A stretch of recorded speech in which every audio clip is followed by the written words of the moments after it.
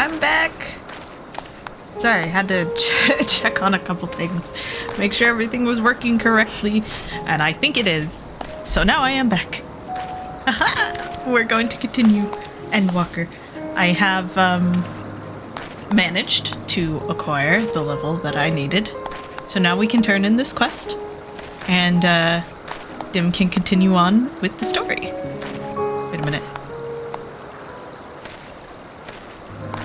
Okay, no, so it's like, if you do pause break, they look at the camera. That's two just watching him in the background, like, what are you doing? Alright, anyways, let's continue.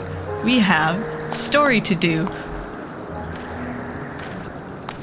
Alright, ready, Dim? Let's deliver the concept crystal to Venom. Our last searcher returns. I'm afraid the Orias no longer had the crystal, nor was they able to find it after I followed in its wake. I don't suppose you fared any better? Concept crystal. A scintillating crystal upon which is stored some manner of esoteric concepts. Also, here's your Endwalker spoiler warning. You know, if that wasn't implied. The crystal. Well done. Wonderful. Now I can focus on your tale without that missing concept nagging at my mind. Have you always had a knack for finding things? Often been asked to do so. Traveling and searching go hand in hand. I've often been asked to find things. I'm a pack rat, you see. Oh, you too. Some of us seem destined to always be searching, for ourselves and for others. Long ago, when I held the seat of Azem, I was forever trekking back and forth across the star in search of answers to people's problems. Naturally, the need for such journeys has lessened considerably since I entrusted the position to my whimsical successor. I did not swap to ninja, did I? Ah, dang it! Yet I am still eager to continue running should an old acquaintance or new interest require my personal attention. That is what brings me to Elpis, in fact. Many times has my presence been requested. My opinions sought concerning the habitat of this or that creation. Agreeing to help locate that missing crystal was a minor distraction, which now promises to become a major revelation. How strange and wonderful it is, the way one thing leads to another. Wouldn't you agree? Oh, I am on ninja. I'm not panicking, you're panicking. Almost lost a 500,000 XP. That would have been terrible. Thank you again for your timely help. Now then, 'tis time I returned this stolen property. If you would go on ahead to my accommodation, I will join you as soon as I have attended to that task. Follow the path straight ahead to the building at the top of the slope. I have the entire place to myself, so we can speak without fear of being disturbed or overheard. Jeez. So many things in my head. I was just like, ah, no! We should uncover this. We're gonna lose it! So yeah, I went ahead and did one roulette on ninja, and I got 87. There we go. And then I was good to go. So now I can do the quests as desired. And then I also have a backup, so if ninja doesn't keep at the level it needs to, and we get to level 88 quests and ninja's not 88, I do have Dragoon to swap back to as well, so we can continue leveling that. Welcome to my temporary abode. Please make yourself at home while I put on some tea. I've been thinking about doing screenshots for thumbnails. I haven't done that, but I might do that.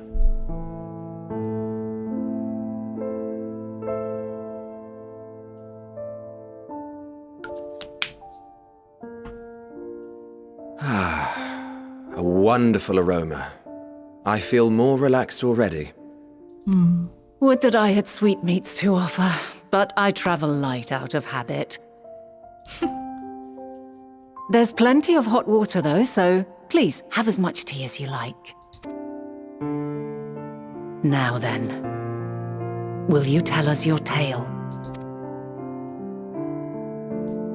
The tale of Dema Louis, the warrior of light.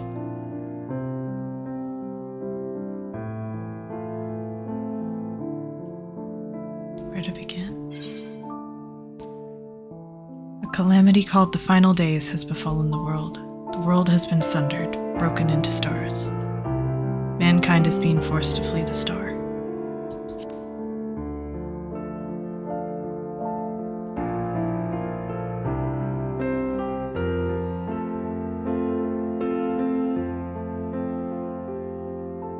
Why don't you start from the beginning?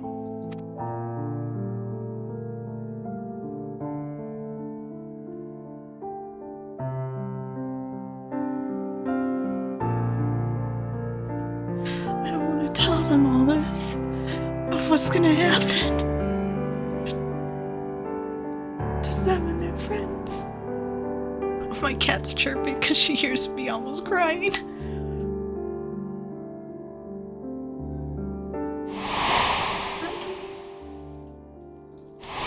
Crystal Eidolon.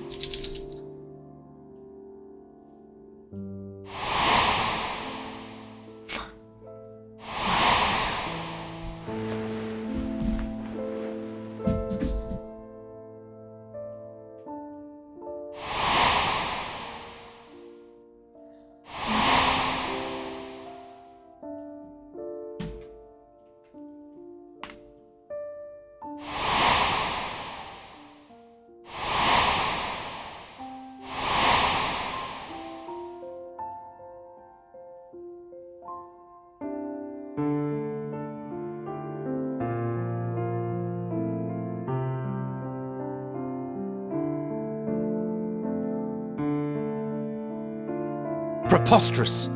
Utterly preposterous. While not the words I would have chosen, I too have my doubts. Much of it borders on the incredulous. What of you, Vanar?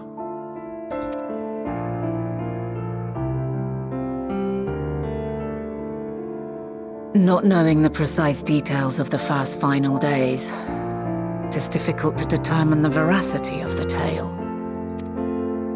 Supposing it is all true, I must ask myself why I would do what I did. Why would I feel I had no recourse but to oppose the 14 and create this Eidolon? Circumstances change, of course, but it would not have been an easy decision regardless. No, there must have been a reason. One compelling enough to force me to take such drastic measures. Then there is the Elpis flower, which I said would serve as a guide. That it's of import to your mission is plain, but your presence here leads me to believe that this place also holds significance. But what could it be? What are we meant to accomplish? Might it not be simply thus? In the future whence he came, the final days could not be averted. Mankind has no choice but to flee the star. By alerting us to that eventuality, perhaps you wish to pave the way for other futures. Theoretically speaking, it is a possibility. Yet if that were my primary objective, I see no reason to guide our friend to Elpis specifically. The capital on Amarot, or even my own home would be more logical destinations.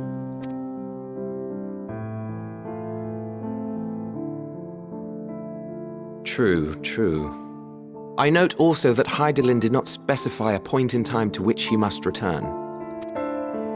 By this, it may be inferred that it was not critical that we should meet. Alternately, she had reason to believe that our paths would converge, coincidental though it may seem. This is quite a puzzle, and we do not have all the pieces. Hardly any, but we do have one immutable fact. If the final days are indeed as described, they will bring death to all that I hold dear. Yet despite being afforded long years of preparation, the only provisions I could make were for flight. Nay, my first and foremost endeavor would be to find a way to forestall the coming doom. Given that even the 14 failed, mayhap you deemed it impossible. Nothing is impossible. This I have always believed. And if Hydaelyn is indeed me, she would believe the same. Listen to yourself. Are you seriously entertaining the notion that you are a messianic figure in some far-fetched tale?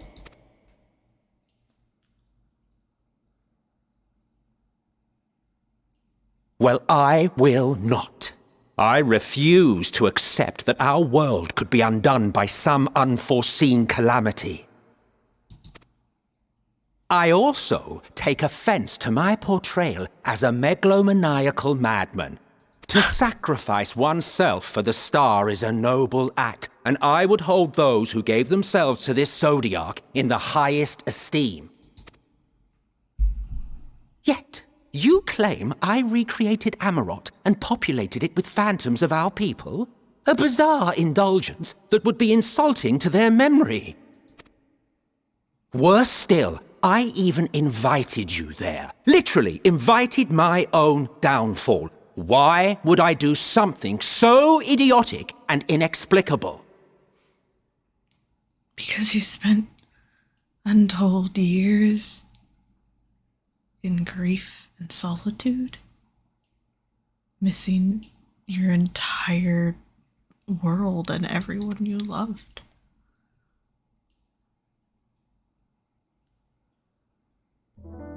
Now, I will allow that the hypothetical task of restoring our world would be daunting in the extreme.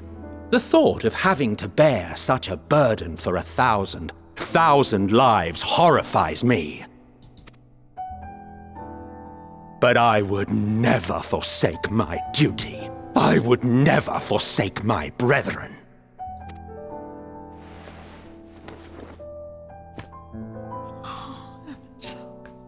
You do not know me.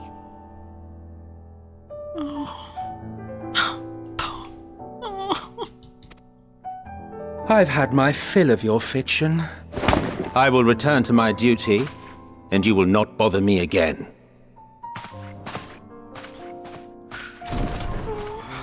Emmett Selk! Wait!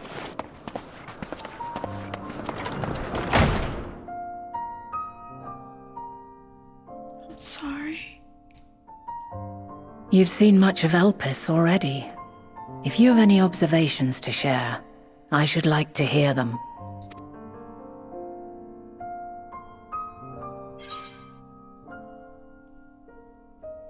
Dynamis is the key to all of this. Hermes and Medion are somehow involved. I'm still trying to make sense of it all.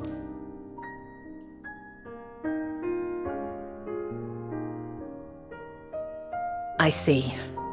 Then for now, it might be best that we follow your lead and investigate he who will become Fandaniel. And if Dynamis is the selfsame energy as Akasha, as it likely seems, we would do well to learn more about it.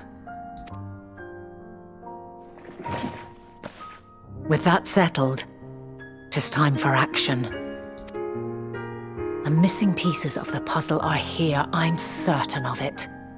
And when you find them, the picture my future self has painted will be complete, and you will have your answer. And suffice it to say, I will aid you in your quest.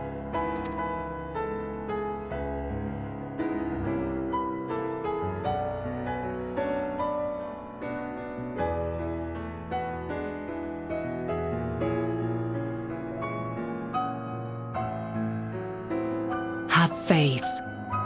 If Emmett Selk is the man Azum described to me, we've not seen the last of him. I hope not.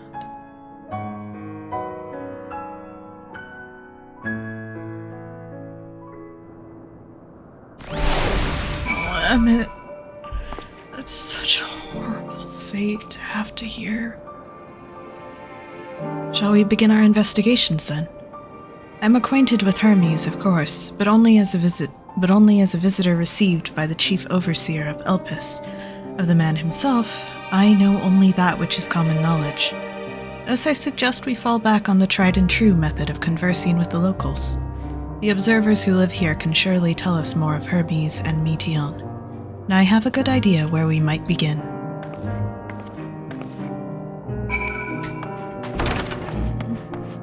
My heart. All of this hurts.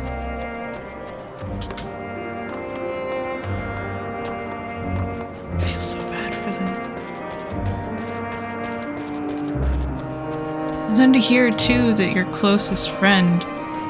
Because obviously we told him, like, yeah, you made shadows, including your friend Hythlodaeus. And then I have to realize your friend is one of the people you lost in that. It's all horrible. See you the woman standing in front of yonder building. Her name is Ismene. She is the one who made arrangements for my stay in Elpis, and from what I recall, she has held her position here for quite some time. Chances are she can provide us with some insights. Go and ask your questions. I will help with drawing out answers if need be, but I leave the choice of topic up to you. Hello. Questions? For me? Well, I suppose I have no other pressing duties at the moment. The following event cannot be skipped. You may wish to cancel any pending duty finder registrations. Ask questions. Oh. Greetings, Ismene. My friend here is desperately curious about Chief Hermes, and I was wondering if you might indulge him. Certainly, Mistress Vana. Anything to be of service. I like her hair. What do you wish to know? What kind of person is Hermes? What are Hermes' interests? What kind of person is he? Well, I can only answer from my own experience, but I would describe him as a quiet man, reserved, you might say, and occasionally somewhat poor with his choice of words. His reticent nature, however, does not prevent him from carrying out his duties as chief overseer. The man is a walking archive when it comes to life forms. He can discuss any species in incredible detail, and is a leading authority on concepts with the power of flight. I hope that answers your question. Was there anything else? How long has Meteion been here? Do you know of Meteion's abilities? It's no secret that she is a highly unusual familiar. Of late, the chief often makes his rounds with her, like a mother hen raising her chick. I understand that she is able to read emotions and communicate directly with one's mind. Exactly how she was created with that talent, however, is a mystery to me. My apologies, I wish I could explain her nature in more depth, but I have not had occasion to discuss it with Chief Hermes.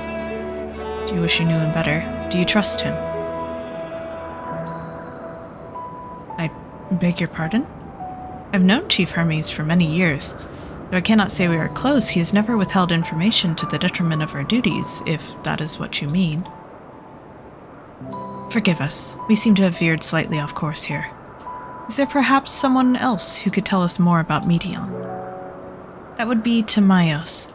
He has a similar expertise with flying concepts, and is more than eager to discuss the subject. You'll find him conducting his observations on the bank of the stream, somewhere to the east. Oh, and unless you take a particular joy in rambling discourse, I suggest you keep your questions concise. We shall keep that in mind. Thank you for your patience and your insight. Think nothing of it. If there is aught else you need during your stay, please do not hesitate to ask. Come, Dima. I think we've taken enough of Esmene's time.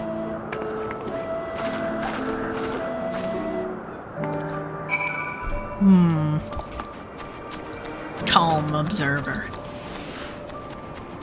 Oh, there she is. Hi, Vana. Our investigation is off to a fine start, wouldn't you agree? From here, I propose that we split up. I shall continue making inquiries with the resident observers if you could track down the colleague Ismene mentioned. While I did feel compelled to interject once or twice during that previous conversation, you seem more than capable of drawing forth the answers you seek. All I ask is that you watch your footing around the stream. We can meet back here once you finish speaking with Timaeus. I don't think I'm pronouncing his name right. But that's what I got. Also, hello Lalafell. This is freaking adorable. Look at the tiny little Lalafell with the cook. That's so cute.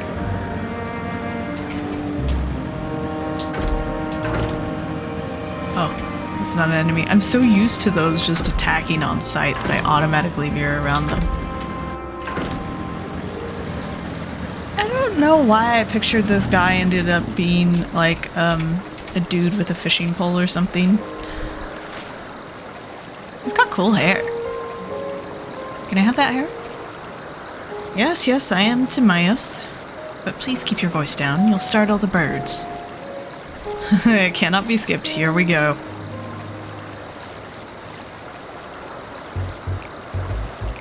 So, what is it you wish to speak about? Is it true you're an expert in flying creations? What do you think of Chief Hermes' flying creations? Chief Hermes' work, a worthy subject indeed. Those beings which soar through the clouds, majestic and graceful, are ever a favorite of creators. Even now, with so many varieties in existence, the flood of newly imagined concepts continues unabated. What sets the Chief's creations apart, however, is how they benefit from his boundless knowledge of the celestial realm. Birds that climb so high that they disappear from view. Others which traverse the boundless sky in moments, and all without riding the currents. I know of none save he who can conceive of such marvels. Even we who prize elegance of form above all else are dumbfounded by his genius. Why not mimic his process? Meteon too is a marvel, then. My opinion on that matter would be superficial at best. Despite my admiration of Meteon as a concept, I have never delved too deeply into the inner workings of her nature. I know that she has a gift for communicating via emotions, but otherwise her abilities are a mystery to me. If Chief Hermes should choose to submit Meteon's concept to the Bureau of the Architect, then will the design be registered for public scrutiny. Analyzing a colleague's creation before that step is frowned upon, to say the least. Of course, if he came to me, a fellow artisan, looking for advice, that would be an entirely different story. Do you know of Dynamis and the Entelekes? Could you tell me? I could tell you more of Meteon's true nature if you like. Tell me about Dynamis. Dynamis and Entelekes. Those terms do sound vaguely familiar. Was there not a flower made here in Elpis which exhibited properties of one or the other? It must have been centuries since I last heard anyone speak of such things. Has there been a resurgence in interest? Yes. No, yes, it's mine. It's my resurgence. Then why bring up the subject? I'm flattered that you sought my insight, but I cannot afford to neglect my duties for the sake of idle chatter. Now I really must return to my observations. Surely you have your own tasks to attend to. I did it! I did it! He didn't ramble! Oh, I'm so good at talking. I'm so good. Definitely don't stumble over my words in reading ever. Not once. Ninja for returning and eat egg. There's Venom! Back already? That was quick work. You were obviously clever enough to head off any of that rambling as Mean mentioned. So, have you any new findings to share? You see, even an expert in the field had little understanding of Meteon's capabilities, let alone an awareness of Dynamis. My questions resulted in much the same answers. Hermes' colleagues view Meteon as his personal project and could provide no details beyond those which you just told me. Which leads me to believe that the only person with any significant knowledge of Dynamis is Hermes himself. Yes, we've made some progress here, but more information is needed if we are to reach any definitive conclusions.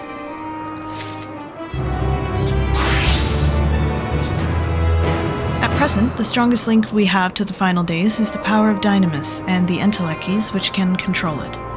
Yet most scholars are only vaguely aware of these terms, let alone study them in any that... except for Hermes, it seems. Thus I am inclined to stay our current course and learn all we can about the Chief Overseer and his familiar. And on that subject, was there aught else of note you can tell me about Meteon, aside from her unorthodox method of communication? Or more like her, she has sisters. She and her sisters were created to journey to the stars in search of it for intelligent life. Dem's very simple, man. I rather wish you had mentioned that earlier. In any event, would you care to elaborate?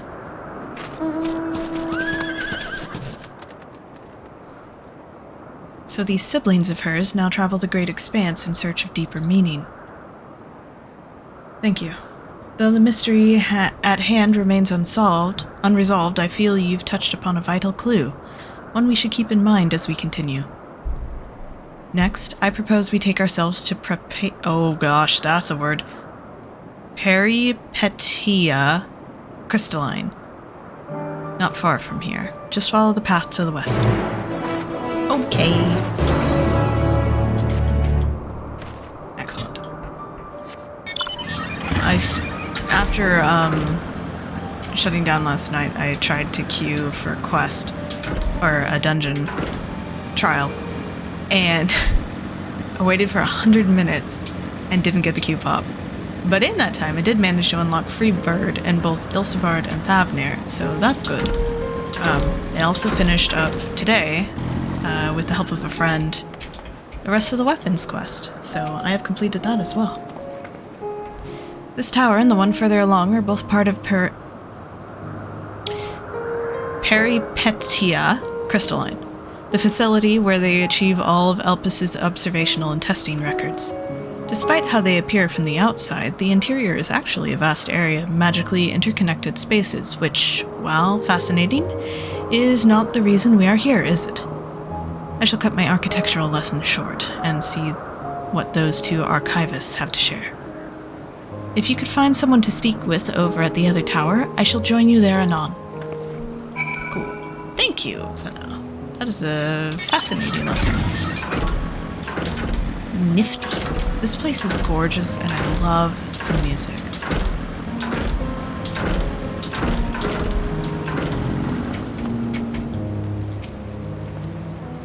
You have questions for me? Certainly.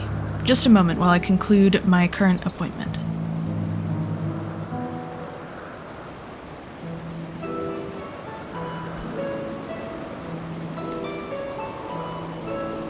And Dim stands over here. Indeed. So if you could provide a comprehensive log of those behaviors, we should then have sufficient data for our official records.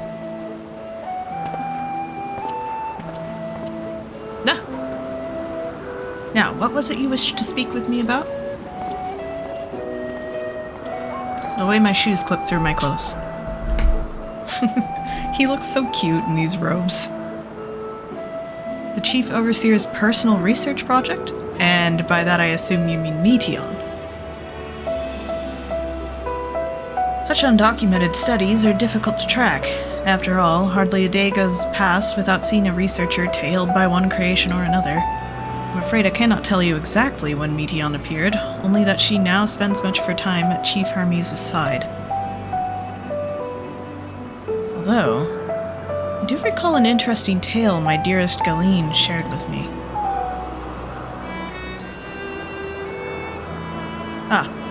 Galeen is my partner, and a fellow researcher here in Elpis. She was returning late one night when she caught sight of Chief Hermes sending Meteon heavensward, a host of them. For several days she would speak about that scene with wonder, describing it as one of the most beautiful spectacles she had ever witnessed. Sounds like a story I should like to hear.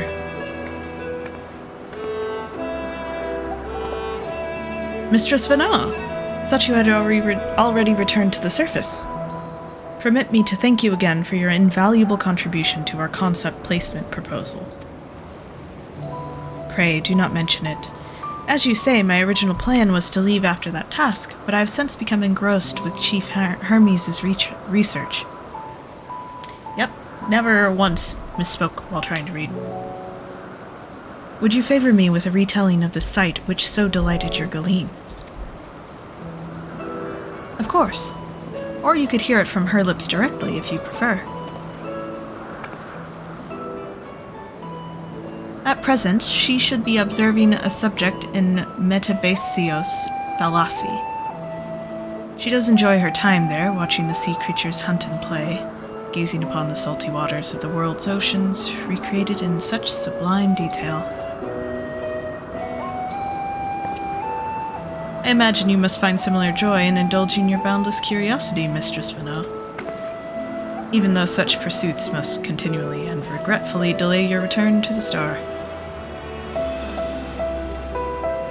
Indeed they do.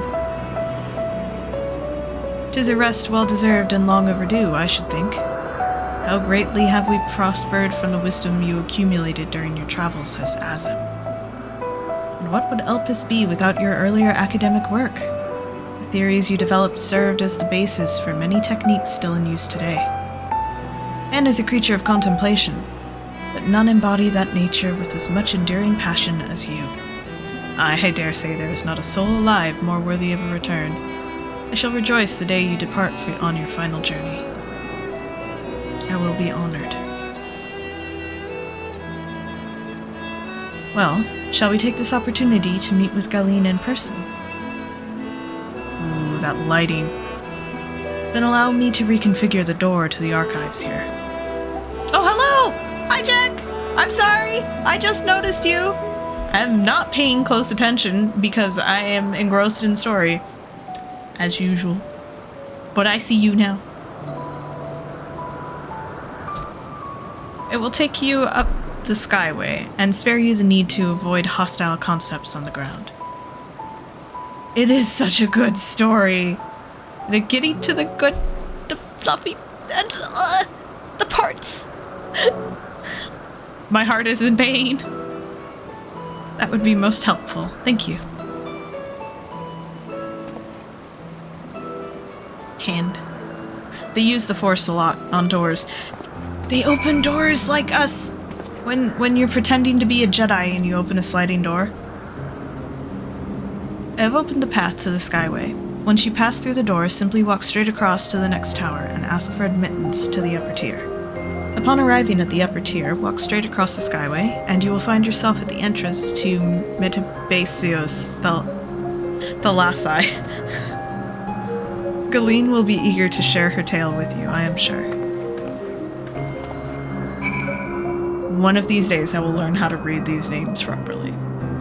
It is not this day.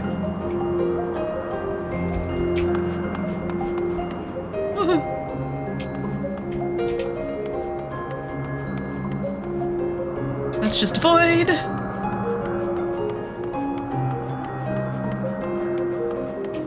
I want to see this ocean thing there he was talking about. It's like, yeah, she likes hanging out where the recreation of the oceans are. Approachable archivist. Mistress Vana, just passing through? Then allow me to prepare the path. If you need further assistance, there is always an observer or two on the upper Skyway.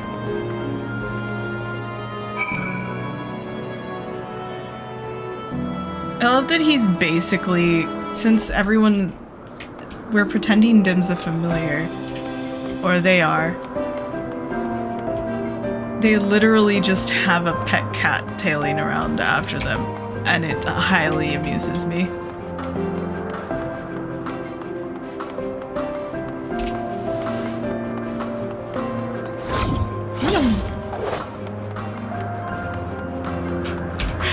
And he's still got the leather pants and the boots underneath his robes. I guess this is my MSQ buddy for now. This little Lalafell here.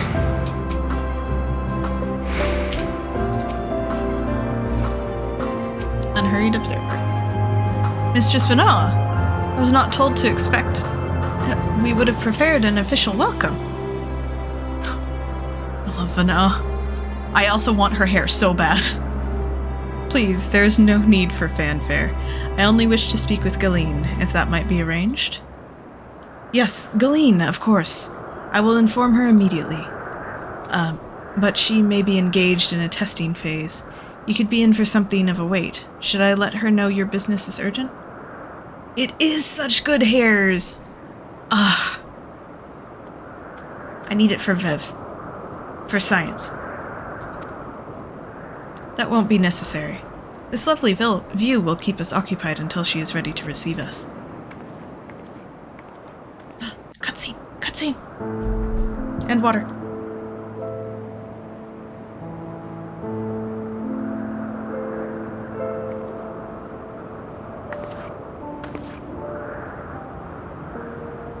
A delightful breeze and a breathtaking view.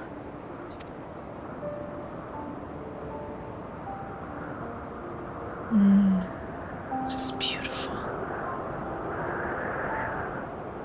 What is it like in the future? Is the world still a beautiful place? As beautiful as ever. Some parts, yes, others not so much. It's more beautiful here.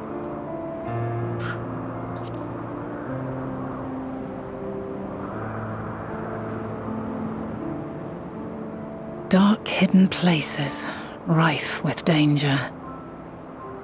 Those have an altogether different, but no less powerful sort of appeal. While we wait, will you not tell me about your adventures? Well, not the portentous events which led you here, but the simple delights all your own. By learning about the future world, I may gain insight into future me's plans. But more than that, I have an interest simply as a fellow traveller. Short of going somewhere oneself, there's naught more stirring than hearing another's account.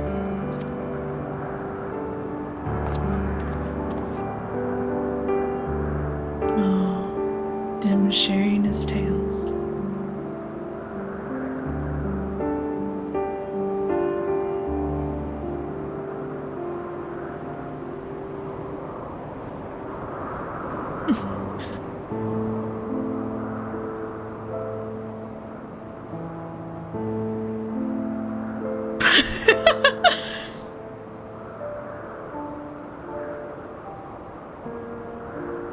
Oh, that's beautiful.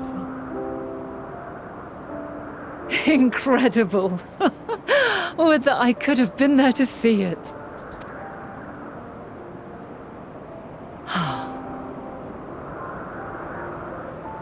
Yours is a harsh and unforgiving world.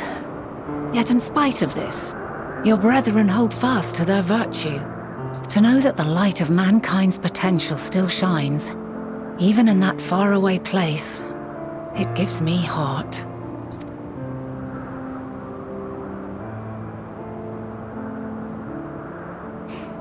Thank you for regaling me with your tales. I will treasure every word. As you know, I was once a scholar, and among other things, I sought to understand the workings of the world. What exactly is ether? How formed the laws of nature? Whence sprung mankind? Riddles and mysteries beyond counting. Over the years, I have managed to find answers to some few of them. Yet rather than attain a sense of mastery, the more I understood, the more I came to hold the world and its miracles in awe.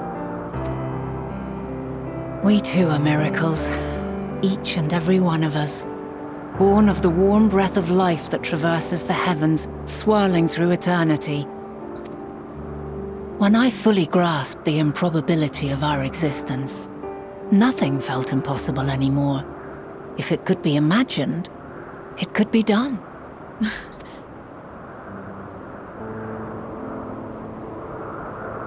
A passion swelled within me, an epiphany dispelling all preconceptions of what was natural and true, and a presence without.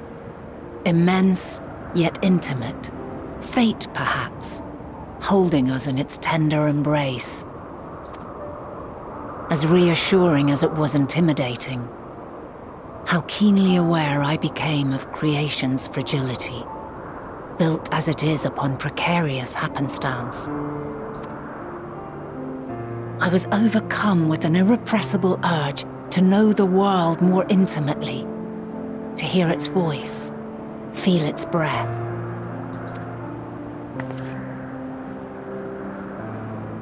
I ventured forth on a journey that very day, so very long ago now. Freed from presumption and prejudice, I saw the world through a newborn's eyes. Everything fresh and new, and so beautiful. Lands that stretched on forever. Skies one could drown in. The heartbeat of nature, silent yet strong. And amidst it all a people. Beacons of light and life. Laughter that warmed my heart like naught else before. They are my meaning, and my purpose, my love. And so long as they need help, I cannot return to the star. Perhaps my future self is still waiting for it. A moment she can let go and walk unto the end. Safe in the knowledge that man will find his own way.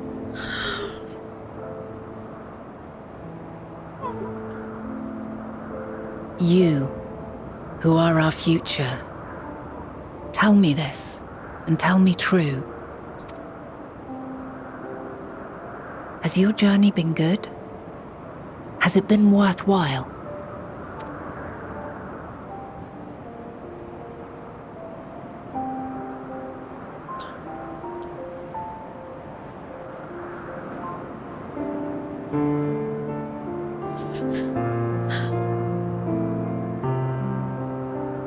Pray forgive my lateness.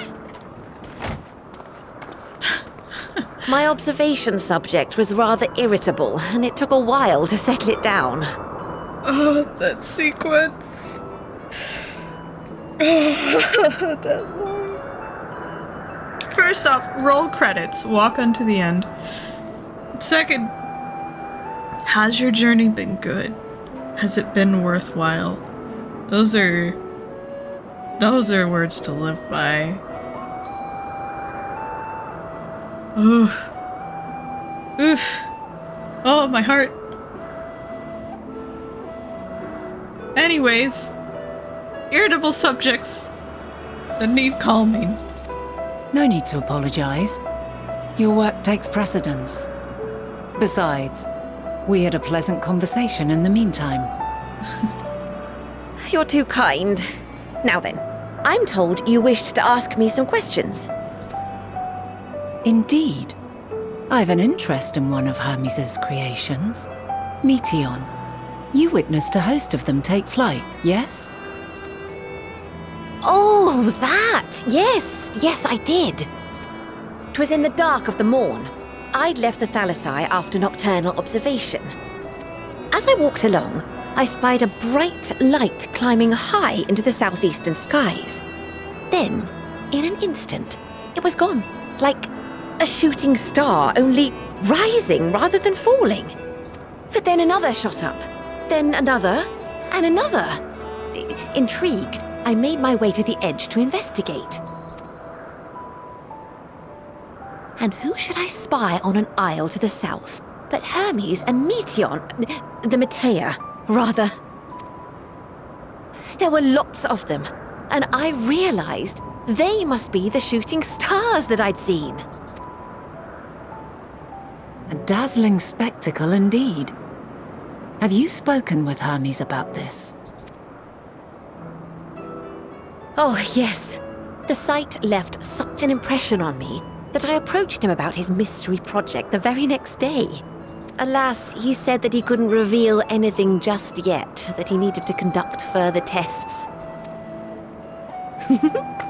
It shouldn't be long now, though. He often returns to that isle, and I have a feeling he's nearing a breakthrough.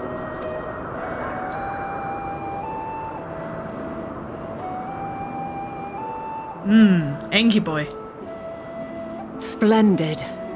We are likewise eager for the details. Have you noticed the way Dim's dress billows out at the side there? Imagine if it was just like his knees, and that's how he was standing.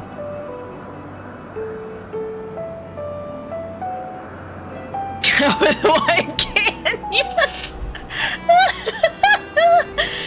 Exactly. Well, that is all we wish to ask. Thank you for taking the time to indulge our curiosity. You're very welcome. It's always a pleasure to speak with other inquisitive souls. Oh, and will you be descending now? If so, I shall link the doors for you. Please.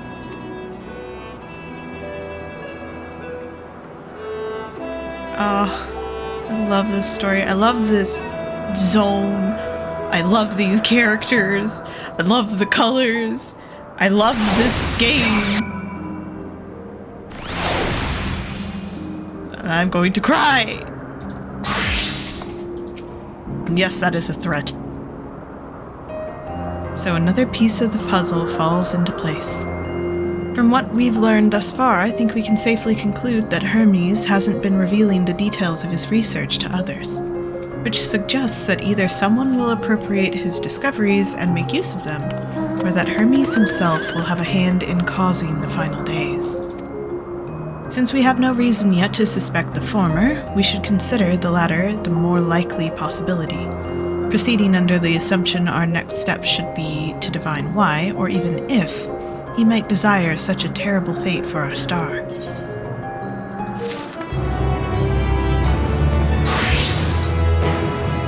Excellent. Worthy of his back. I should like to visit the site from which Hermes set forth with the Matea. If we are fortunate, we might find some hint of what drives this research of his. Galeen said she spotted them in the southeast, rising from an isle she could see from the edge. If we stand at that same vantage point, it should not prove too difficult to locate the isle in question. Let's take a look, shall we? Everything is so beautiful.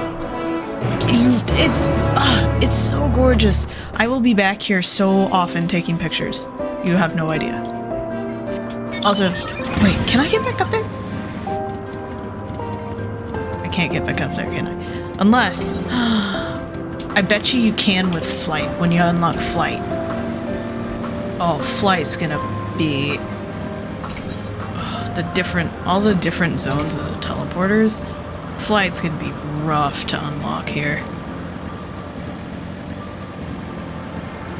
So I had a really dumb thought today while I was running around in Mare Elementorum. I was doing that, looking for aether currents, and all of a sudden I was like, man, this would be so much easier to do if you had flight. And I had to pause for a second. I was like, yeah, it would. It's almost as if that's why we're doing aether currents, to unlock flight. I know. I never said I was a genius. I'm just existing. And I have a cranberry ginger ale. Let's see if it sprays all over me. Yes. You are a wonderful derp. You're not derp though. But there do be the brain. The brain go brrr sometimes. Yes, cranberry! Here. ASMR. I tried recording some stuff on my mic today and discovered how much clicking it has. So I do have a pop filter in the mail. Imagine braining. Couldn't be me. Yeah, this is ASMR. Final Fantasy. We whisper. I think my favorite ASMR video is beating you unconscious to help you sleep ASMR.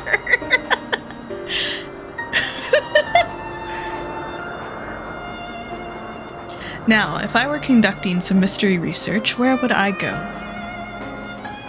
At Gentle Furby. No! That's terrible! Oh, I would... Oh, could you imagine pulling up an ASMR, like, intentionally, and it just turns into that? That would be terrible. Like, if you were doing it for the humor and you were watching it for the laughs, that'd be fine. But if you're, like, actually trying to go to sleep and you're legitimately looking for real ASMR and you get whispering, drinking ginger ale, gentle burping...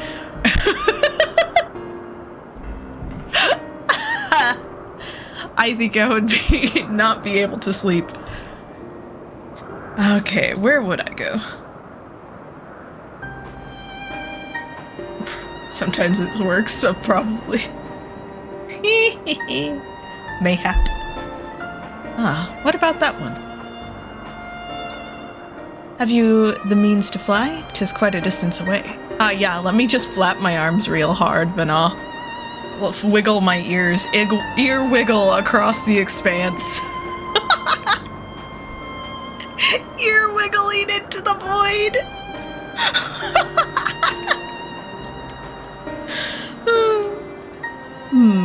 Inconvenient, but hardly an insurmountable problem. To me, Argos.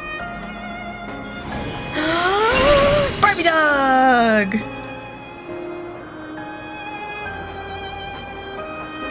My friend, would you mind creating a double to carry Dimma here over to that island?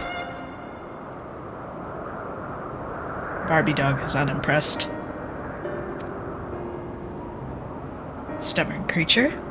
There is no place on this great star we have not together traveled, and still he remains obstinate in the presence of strangers. Argos has rather exacting standards, I'm afraid.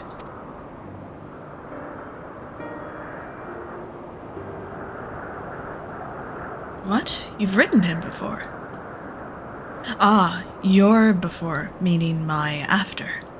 Not at all confusing, that. Time travel. I love time travel. I don't know why, but I've always loved it. Interesting. 'Tis certainly not unthinkable. But speaking of the here and now, the quick solution is for us to face off in a sparring match. Oh, I did not realize this was that point. Demonstrate to him that you are capable of holding your own against me in a battle, and you should convince Argos that you are worthy of his back. And besides, I might even teach you a thing or two into the bargain.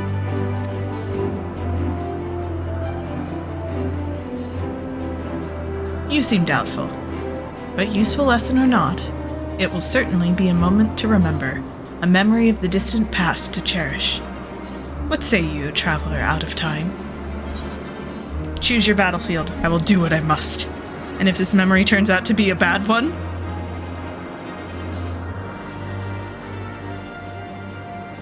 that's up to you, isn't it? If a loss would sting, then you had better win. Clear your mind and prepare your weapons. I will await you at the clearing over yonder. Oh, here we go. We're gonna fight for now. Gonna fight for now. Yes! It's so great. I feel conflicted. I keep realizing how bad my memory is recently. And I guess it's not bad. It takes a couple seconds for my memory to be jogged sometimes. And there are like things I remember, but I don't remember the specifics surrounding them sometimes. Like this. I remember that you battle Venom, but I didn't realize it was this point.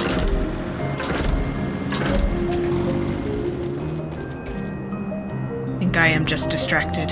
Very mistracted today. Yes. Details.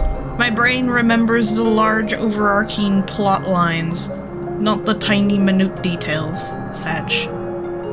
Fair Sag. Shall we begin? Be warned, I will not go easy on you.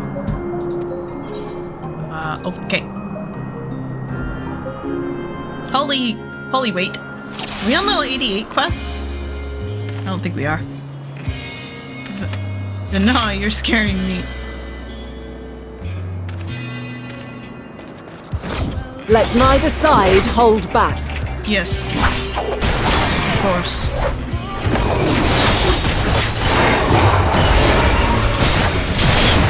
Ow!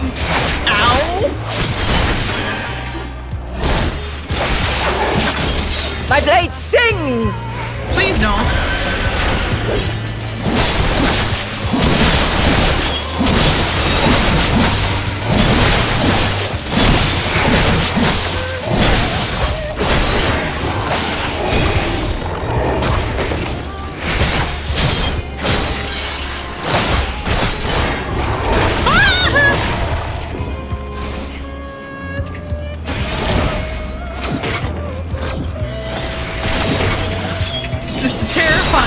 decapitated.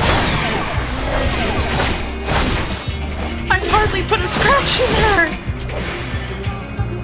Nope. Nope. Nope. Nope. No. No. No. No. No. Nope. Nope. Nope. Go away! No! My blade sings! Stop singing! Stop singing calming vanilla theme songs!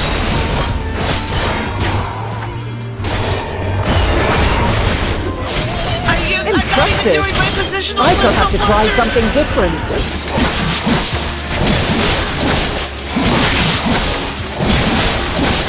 You should ask Amelia, why is it not working? I don't know what I'm doing. No quarter! No! Can I have a dime?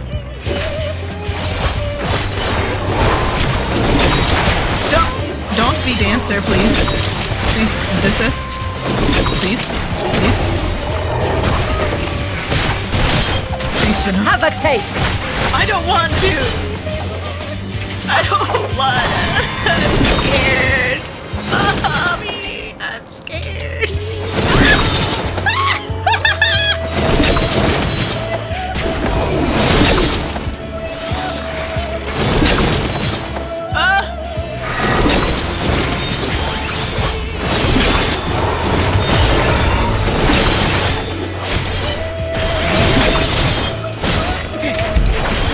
I can do this. I see you won't be easily overcome, but neither will I. Could you please maybe change that decision?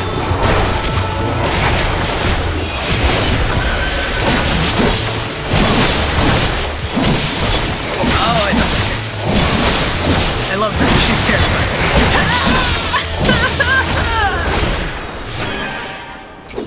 What are the wind doing? I don't like the Endermans. I have nightmares about hunting down Endermans. Prepare yourself. Explode on them.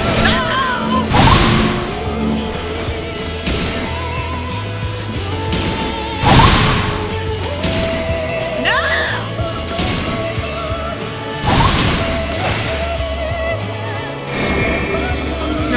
No. Arms like.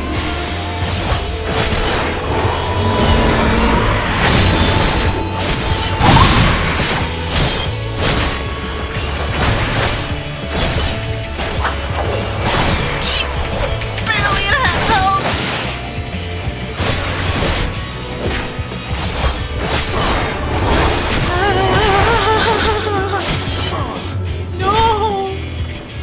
No, please, be nice. Be nice to me. I've been innocent, kitty. Never done something wrong that was bad, please. Very well.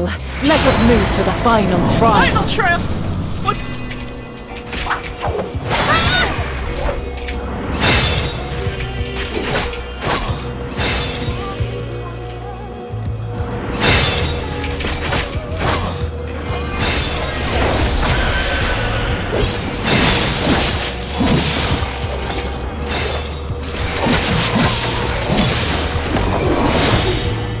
Wrong button.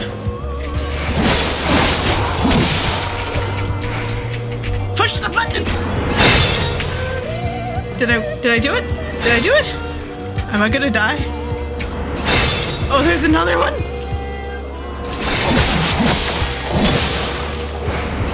Ow. Come on, dude. Come on.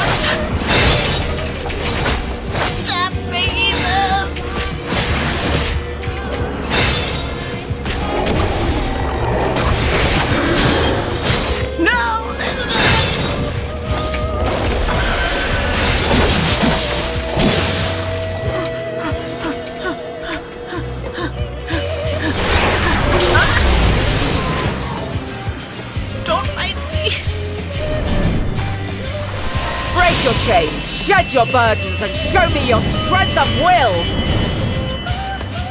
The habit of using the yeet. Oh no!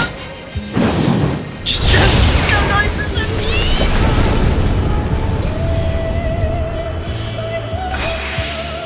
Ow! You still stand. The people of your time are more resilient than I had dared hope. I have seen enough.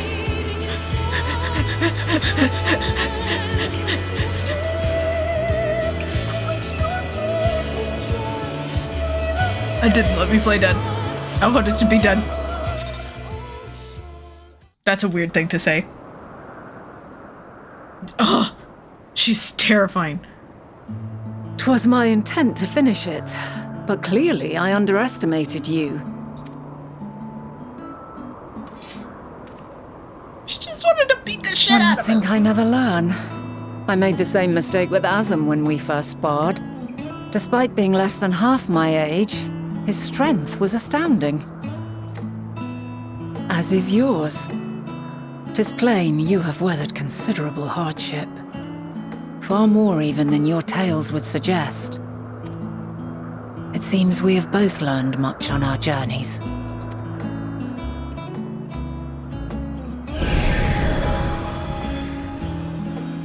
Barbie Dog approves. Barbie Dog approves. What? That face. Well now, I dare say he has warmed to you.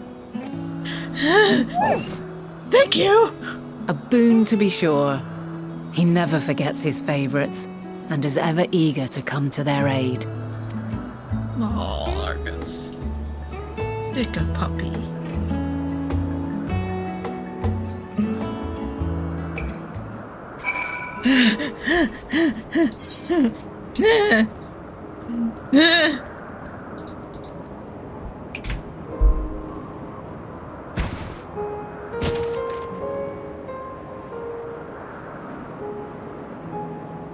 That was very stressful.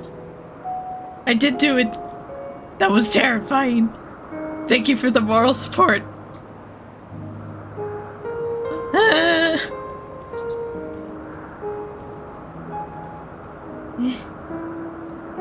Oh. I can set your messages to be highlighted.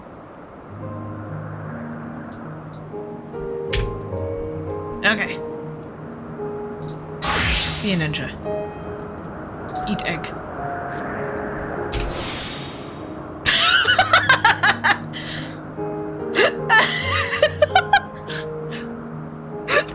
The stand and flop down will never not make me crack up. He rises.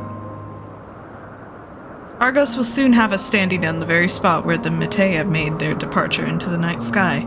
With luck, we will learn something of Hermes' intentions.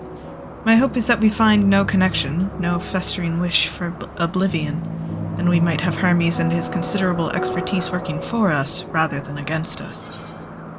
That would be ideal, yes. Plus, he is nice.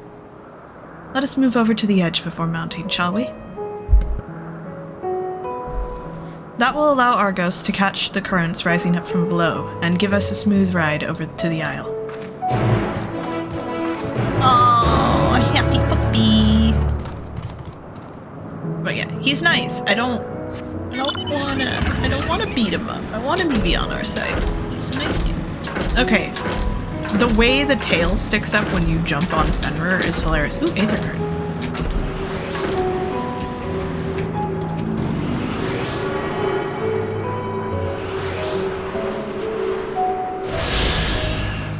Ah, my MSQ Lala companion. I do kind of love how when you're doing MSQ, you'll sometimes run into other players who are doing it at the same time as you. Argos motions to his back with his muzzle. You've been given the go-ahead to hop on. Ride Argos to the Isle. Yes. Argos launches into the air with a powerful leap. Isn't this pleasant? Argos certainly seems to think so.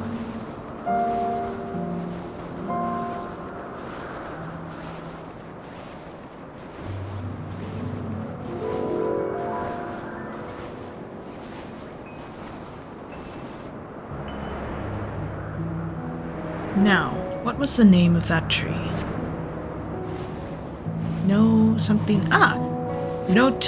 what? Notiforop something. Notiforophion. Quite a striking specimen, is it not?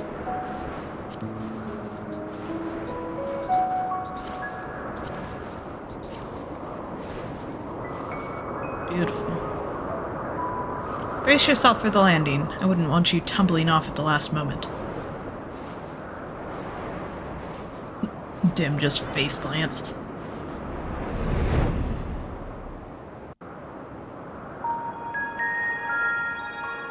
Oh.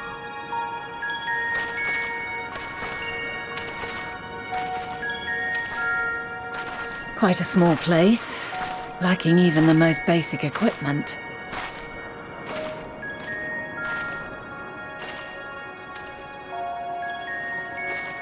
The present may yield no clues, but we may yet try perusing the past. Have you done this before? The echo. So you cannot control the power freely. Worry not. I shall assist you. Come and stand before me.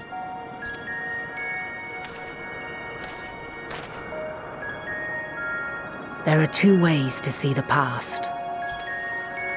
The first entails peering through the walls of the soul in the moment a subject is recalling a memory. The second requires no subject, and is instead a process of piecing together an event from ripples left in the ambient ether. As memories are etched upon the ether of the soul, so too are they etched upon the ether of the world. In this way can history be preserved. Such memories are given to fading, however, and can prove challenging to visit. But come, let us try. Close your eyes.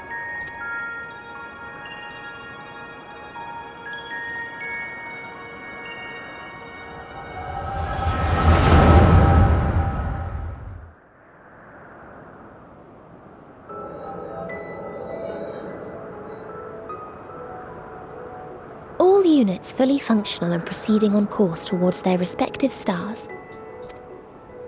Estimated time to completion of survey is 108 cycles. End of status report. Severing connection with shared consciousness. Did you hear that, Hermes? All is well.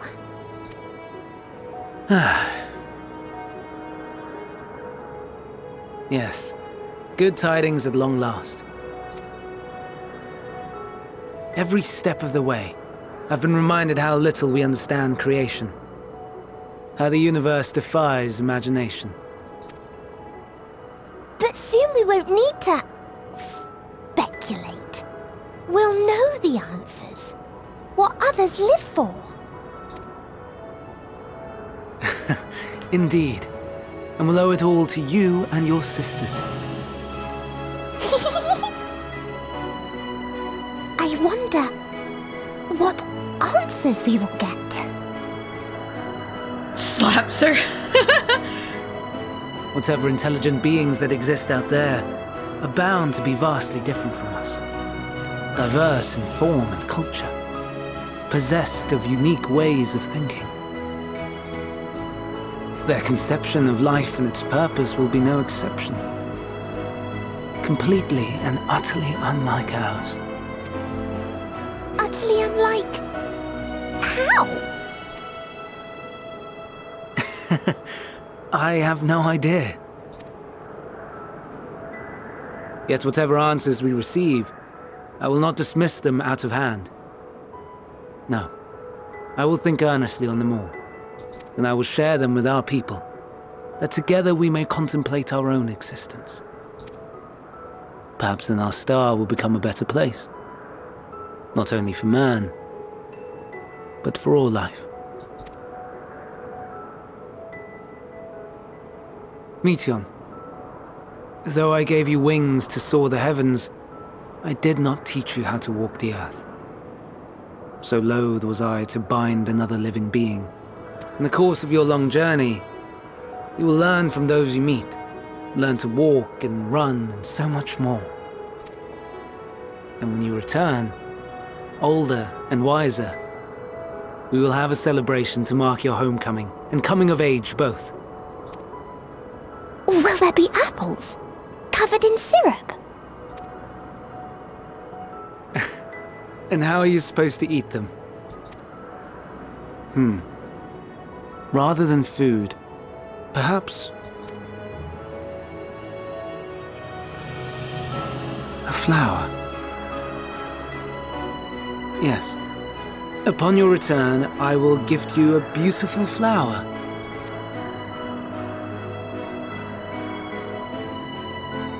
Oh, it's so precious.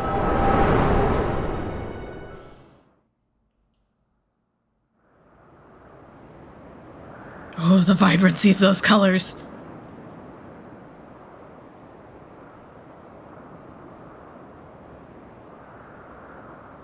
So, what is your opinion? Hermes wouldn't wish for the final days. Hermes is a gentle soul, and yet... couldn't say just by this moment alone. He's a gentle soul, and yet...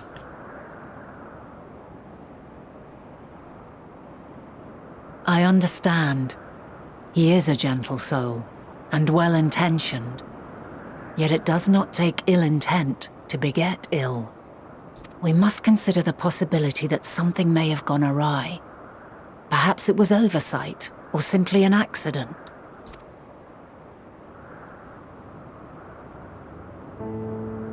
In light of this, I propose that we reveal your tale to Hermes himself. If he does not wish for the final days, as we believe, he may well join us in pursuing a solution.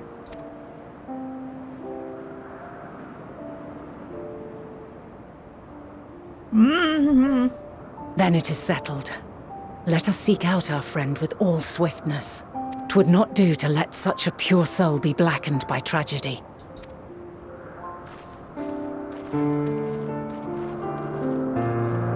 Yeah, but what if announcing this to him causes problems? There are any number of places where Hermes might be in Elpis. But we could do worse than to look in Catissus Hyperborea, the largest facility. It stands in Ethoselecticos Boreas, Northern Isle. I wonder, Dimma, for an institution which claims to studiously research every species destined for release into the world, did you not question how they find room for them all on so few islands? The answer lies within Catissus itself. I touched upon the practice before back at the archives, where a vast area is stitched together out of multiple conceptual spaces. The same holds true for the interior of this facility and its magically constructed environs. 'Tis there, within those sprawling habitats, that the chief overseer and most of Elpis's observers conduct the bulk of their work. Come, the simplest route is via the Neos north of Poiton Oikos. So it's like... I fell. Like a bunch of pocket dimensions. We are going to teleport, because lazy.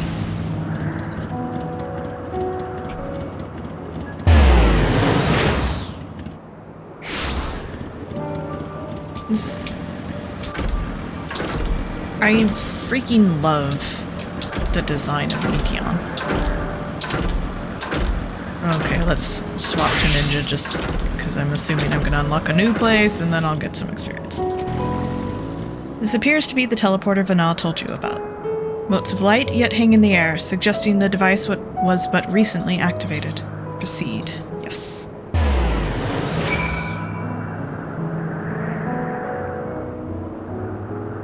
Haha, I did get experience. And if I go this way a slight bit...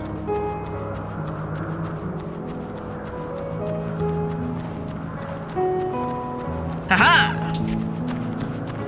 I have unlocked it all. All the experience. Yeet! Ah, good. The Neas acknowledged you as my guest. You should now have the authority to use it as you wish. As for the way to Katis's Hyperborea, we will follow this path, then turn left at the crossroads. One day, maybe I will pronounce things consistently. One day.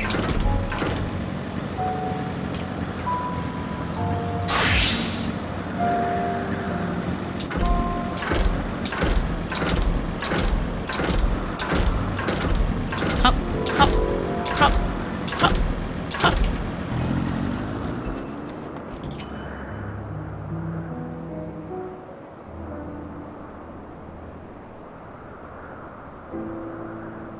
So gorgeous. I love how they do scale in this game.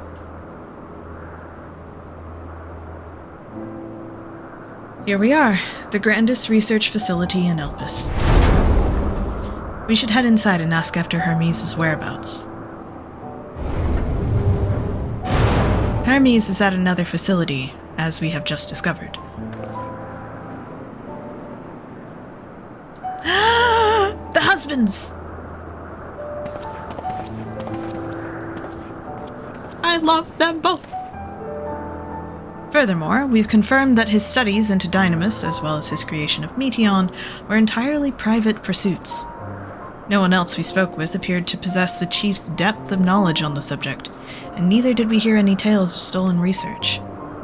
Which means that if Hermes himself harbors no desire to bring down an apocalypse, then he might be recruited to help prevent one.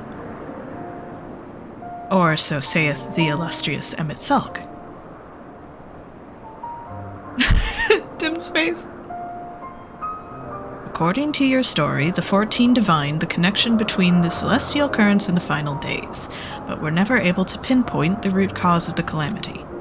With our people's greatest minds, not to mention Hythlodaeus' sharp eyes, committed to the pursuit of a solution, such an outcome seems inconceivable.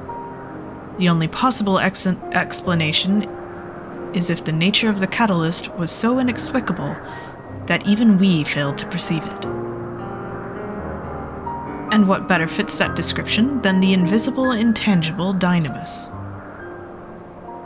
Which in turn leads to our next question. How did Hermes, in his role as Van Daniel, not recognize the subject of his own research? We must assume that he either knew and was unable to help, or that he was otherwise prevented from identifying the cause in the first place. At this juncture, all we can do is speculate. To be clear, the Convocation does not tolerate acts of deception or malice. We are practiced at perceiving truth, and would have known had Van Daniel lied to us. Hermes has no conscious wish for the world to end. Of that I am certain. It seems there is more to the tale after all.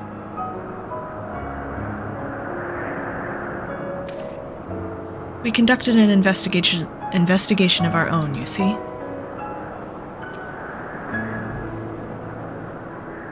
It is so sad seeing this shift between the man that becomes Amon and Van Daniel and Hermes. How comforting. We seem to have reached the exact same conclusion. I see no reason to delay further. 'Tis time we brought Hermes into the fold, as it were. Thank you for understanding. ...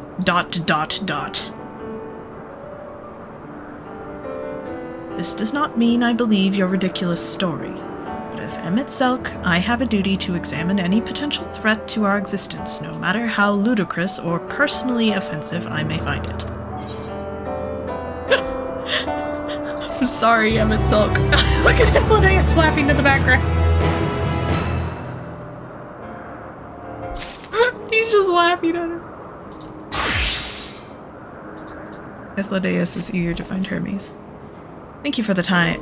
I think the time for leisurely exploration is past.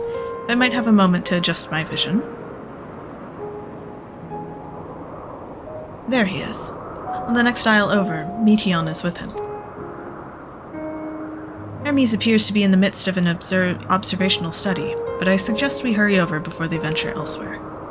Head straight down the path. We can teleport to Misophes Euros from the device at the bottom of the slope.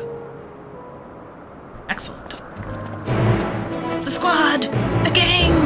The gang's back together again. On our way on an adventure. Oh! Sightseeing. Sightseeing spot right here. Oh, I think I'm getting attacked. I'm going to keep running. We'll get that when we get flight. Big E. E. Okay, have escaped. Time to ninja. Appears to be a teleporter to Misophes Euros.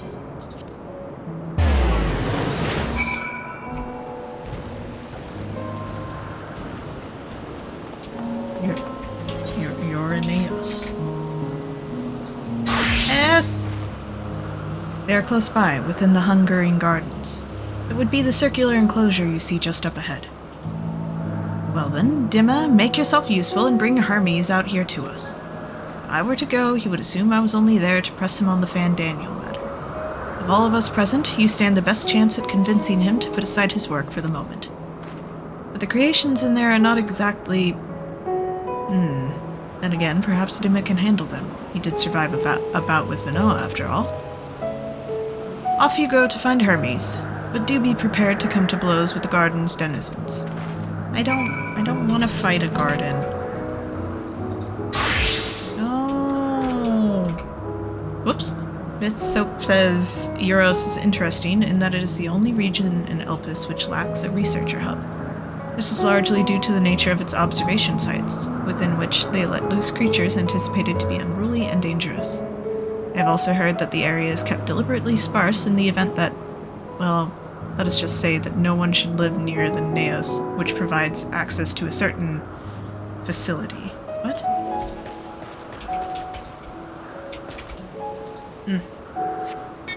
Curious. So how do you like having a big square around your name? Okay, I've unlocked it, and... No!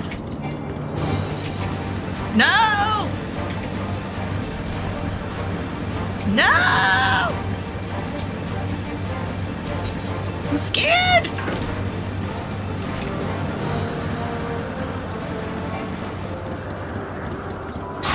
There we go. Not that I think it'll help much, but I don't want to fight those. No! Oh, I have to fight it. Okay, never mind.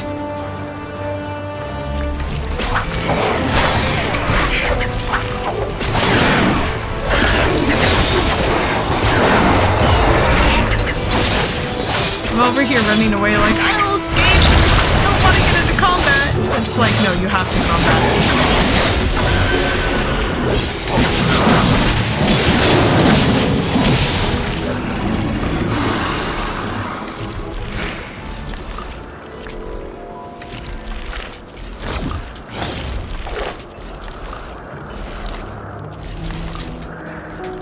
Okay. No!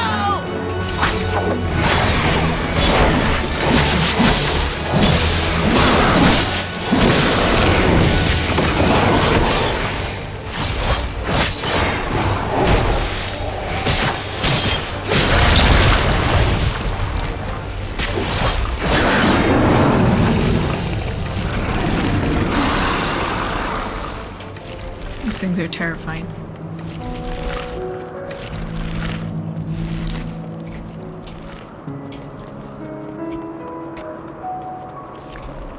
No! Stop bearing down on me with ravenous intent!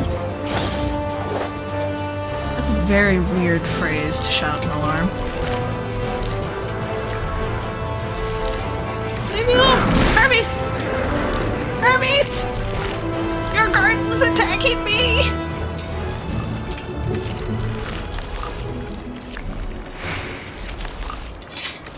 I don't have a giant scythe. Dimma, what are you doing here? I thought you were keeping Hythlodaeus and Emmett Silk company.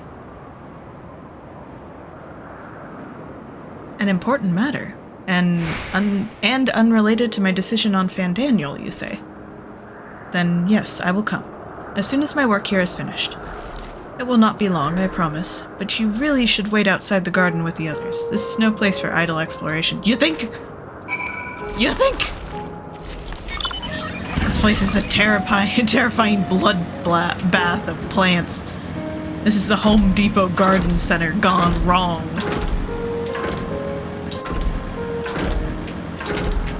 Ah. It was terrifying. I don't like it there. Hypnodius! What if he pronounced his name Hypnodius? I would, if I didn't know how to pronounce it already. You spoke with Hermes, then? And were briefly entangled with the denizens of the Hungering Gardens as well, I see. Or should I say, smell? I cannot speak for certain Convocation members, but I, for one, am impressed with your fortitude, and well done indeed. Now that you convinced Hermes to confer with us, let us pray that things will soon take a turn for the better. As for as fascinating as it would be to meet Emmett Selk, who would recreate Amarant in the depths of the ocean, I think it best for all concerned if such tragic events never came to pass. Be it in our future or your past, assuming yours is not truly written in stone. Naive hope that is. I don't want to. I want to save them all. But if we save them, then the will never exist. Hermes said that he would not be long, yes? Then we shall wait here until he emerges.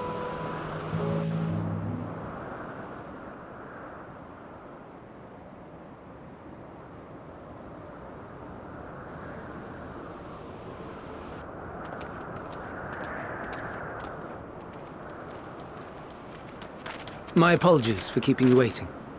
I understand there is a matter you wish to discuss. Aye. A matter of the utmost gravity. If one can suspend disbelief. Go on then. Tell him what you told us. Who you are and why you came.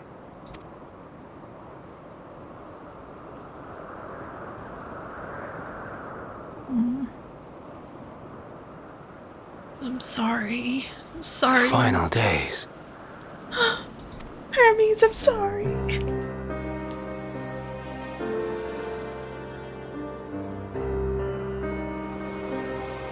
The phenomena observed during these star-encompassing calamities is likely the product of a dynamis reaction, and none is more versed in the applications of this energy than you, Hermes. I must stress that we do not believe you would desire such destruction. We come not to lodge accusations, but to beg your wisdom. And so, distressing though the exercise may be, I ask that you share with us your opinion on the matter, on the assumption that our visitor's tale is true. Even you, Vana.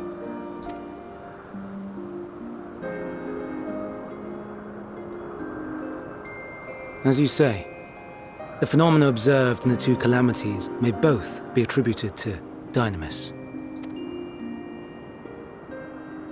Of note is the difference in its effect. In the first final days, it warped creation magics.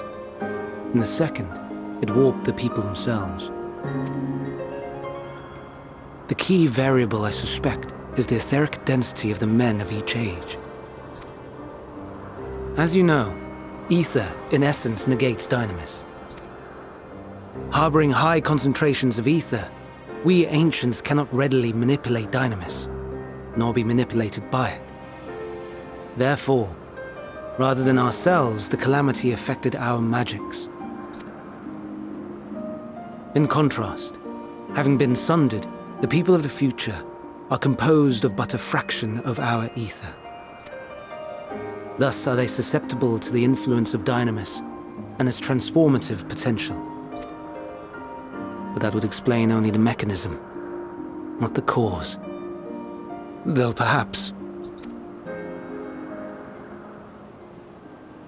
What is it? Even should it be a hypothesis, we would hear it. Dynamis is an energy put in motion by feelings. Feelings for which there must first exist a source. The source to which the victims must be attuned. One that harbors the selfsame negative emotions. Elsewise, it could not be the agent of such extreme change.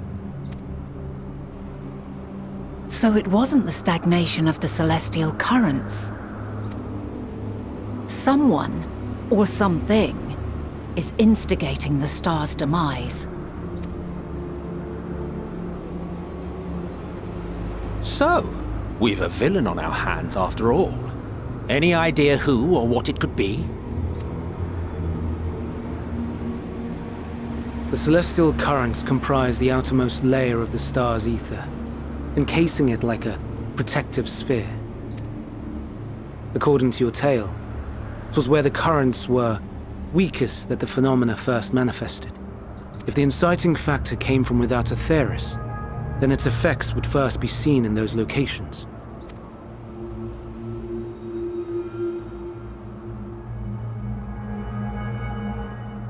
Greetings. Can you hear me?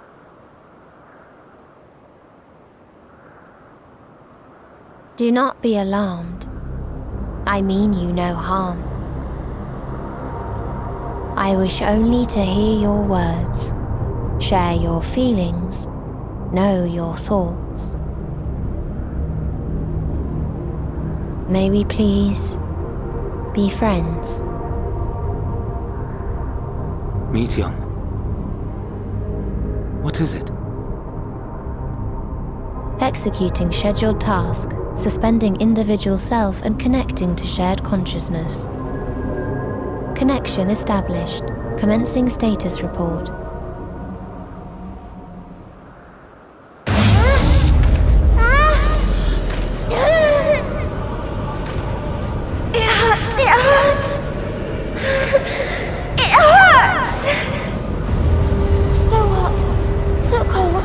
So sad. I don't understand. Make it stop. Please, make it stop. Steady, Meteion. Steady. So scared. So lonely. The pain. It's too much. Why? Why do we... They hurt. Hate. This is wrong. All wrong. She's gone? But how? She has altered her etheric density in order to blend in with her surroundings, an ability for avoiding confrontation. Most effective. Frustratingly so. I can't see her either. Not even a trace. Stay away. Please. This is wrong. My mistake. So please. Are you all right? No, just thrashing about in agony. Perfectly fine. In your mind? No. We only heard her speak the instant before she vanished. Of course. When communicating without words, Meteion also employs dynamis. That would explain why you were able to hear her, when we could not. Then you are our best chance of finding her. Follow her voice and try to track her down. I am a tracking cat. Hindered though we may be, let us split up and search as well.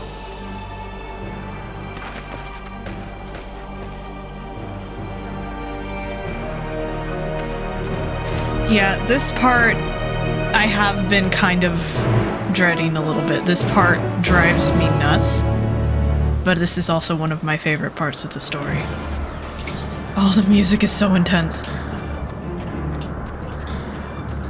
Meteion! And because I can't remember specifics, I don't remember the exact locations to go to. So I can't speedrun this. Calm your mind. You calm your mind. Your senses questing for any hint of Meteion's presence.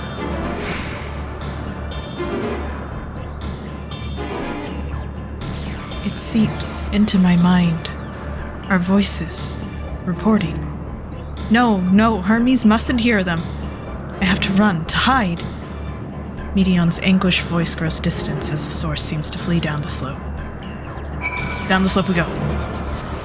We are speed. And I'm gonna just swap to ninja.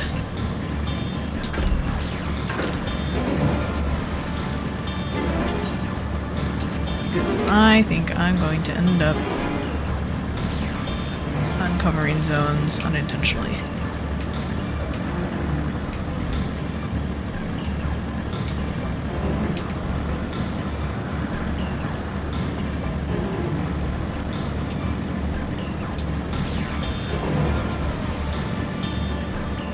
Come on. No, I'm outside of the zone. There's gotta be sparkly things somewhere around here. There it is.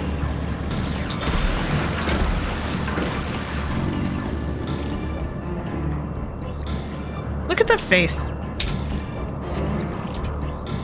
You strain to catch even the faintest whisper, but fail to hear Meteon's voice. She must be elsewhere.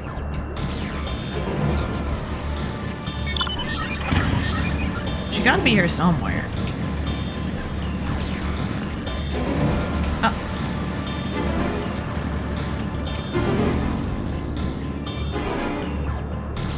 Look at his little face. It's so cute. Strain to catch the faintest whisper, but failed to hear her voice. She must be elsewhere.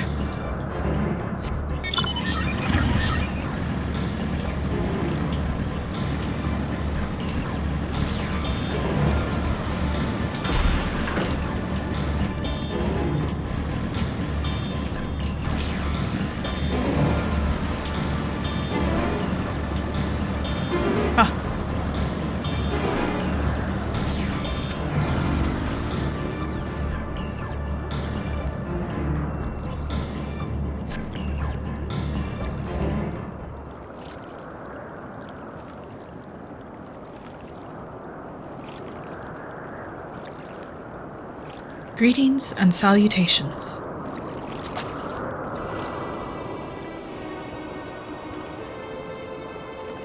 Commencing report. No. Oh no, we can't tell them that. We must run. Run far away. Oh. Come back. Please, don't follow me. I'm going to follow you. Medion's anguished voice fades as you sense her climbing to the top of the ridge. I'm going to follow you, Medion.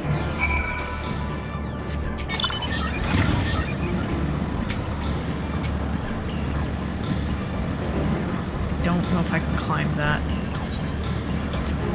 But I can climb this.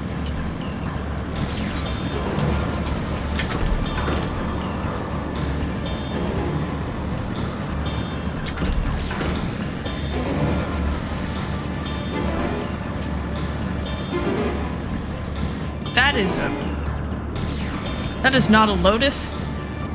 That's a Venus flytrap Hydra. I don't want to fight it. Turn around? Watch it turn around in the moment I skirt around it. Oh.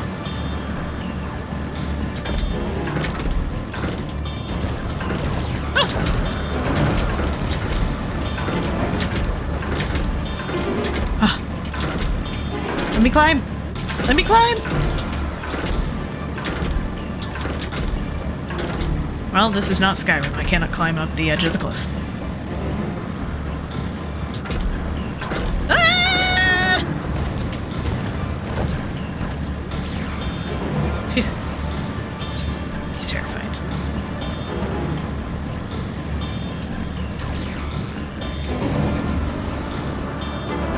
Yes.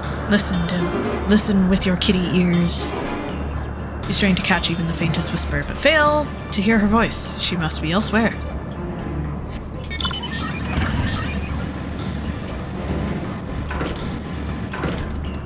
Emmett Silk!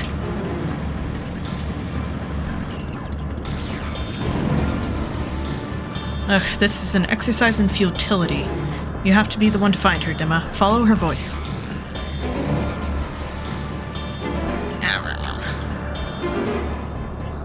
will listen. Strained it. Nope, she's not here. Oh, I see sparklies over by the... I don't like those frog plant things. It's terrifying.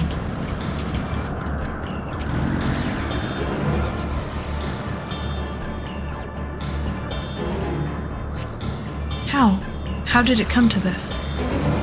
Is this the reason we traveled to the stars? Why we sought out other life forms? Is this it? Is this the answer? No, it cannot be. It cannot be! Medion's anguished voice drifts away to the south. Medion!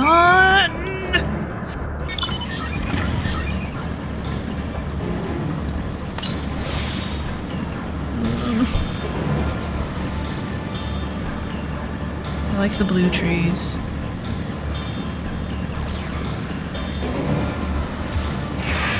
No, no, no, no, no, no, no, no, no, no, no, no, no, no.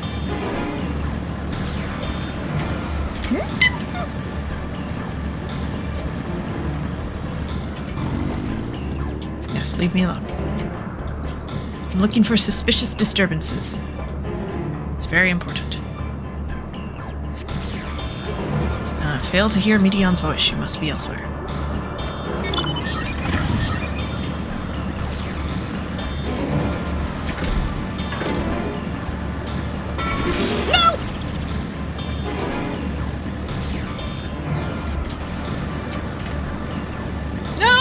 There's a giant plant in a bucket. I can hear it chasing me.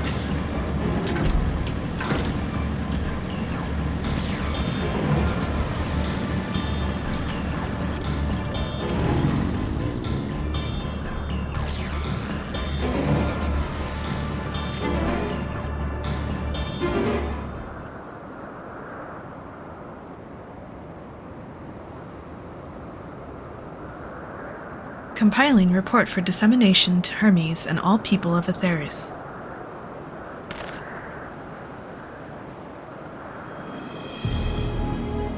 Processing expedition data. Preparing profiles on intelligent civilizations. Formulating answers to the question. Finalizing report. No, Dimma, you mustn't listen. No, let me listen! Come back. This is better the second time through. I will say that. It's wrong. It's all wrong. Medion's anguished voice flees towards the lake. Any sign of Medion? Panicked and confused, which will make it more difficult to predict her movements. Hermes, what do you make of this situation? The Metea are linked to a single mind, a shared consciousness which connects them across any distance. I suspect something has happened which disrupted its usual harmony. How might we access this shared consciousness of theirs? Much as you would approach any sentient being, directly. In the Metea's case, that means speaking to any incarnation within physical reach.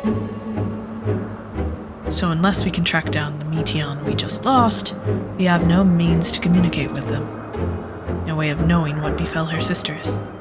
No way to provide directions or guidance.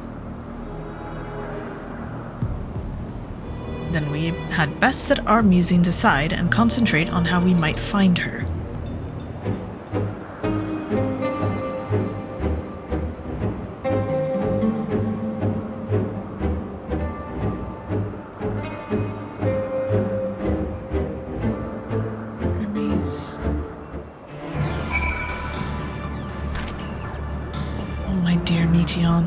What did you witness out there that frightened you so? Why do you seek to keep it from us? How terrible could it possibly be? You didn't see that.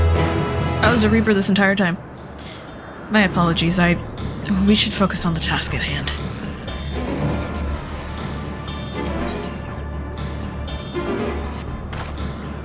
Correct me if I'm wrong, but Meteon renders herself invisible by matching her etheric density to that of her surroundings, does she not? Shh. You saw nothing. If so, could we not then disrupt her concealment with a surfeit of ether? Much how Emmett Selk solidified your presence when we first met you. Don't be absurd. I can hardly channel ether to a recipient whose whereabouts are hidden from me. Which is why we must all work together. Dimma will continue the search in the same manner as before, but this time with you in tow. Once he ascertains Medion's likely location, you proceed to reveal our wayward familiar with a swift ethereal downpour. I think I could a little ear action. Oh, you want the good ASMR that. Ow. Okay, that was unintentional, but now I have soda up my nose.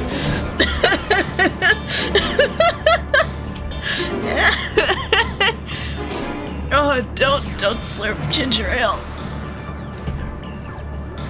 Ow, my nose. Oh, hi, kitty. No, I'm fine. Hello. Ups. Would you like some ups? Yeah, I'm okay. Tawny heard me coughing and came in cooing at me to make sure. Now she's purring in my neck.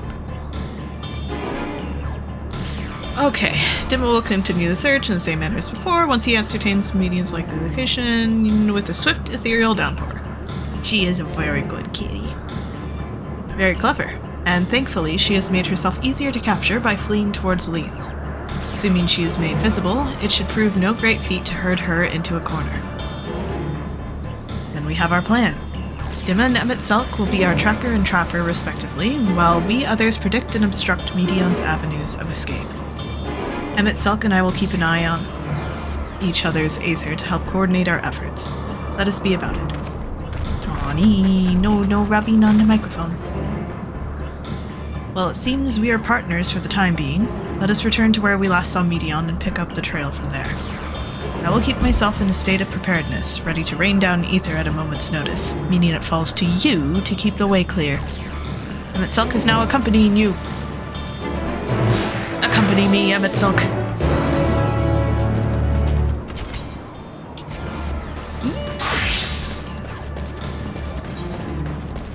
Follow Wonder Stumble. Listen.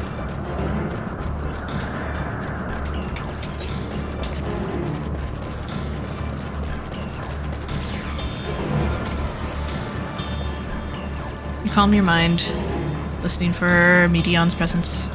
I'm so much shorter than Emmett Selk. But you fail to hear her voice. She must be elsewhere. Nothing this way? We try another route then. Yes, thank you, Emmett Selk. Very wise. Very wisdomous indeed. And see, he appears. Baby, kitty baby. She ran away. Okay, looking for Medion again. So much wisdoms. Why can't I fly? Are my functions being restricted? Hide, yes. I'll just have to hide then, where no one can find me.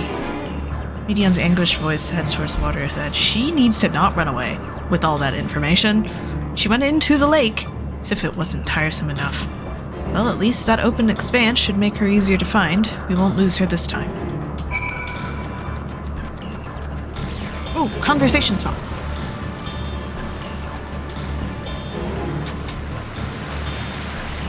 Emmett Selky Selk. Discuss the water's edge. You should be able to reach the bottom of this drop by climbing down the rocks at the water's edge. Do not even think of dragging me over the falls. Final days or no, if I end up drenched from head to toe, I swear I will feed you to a remora.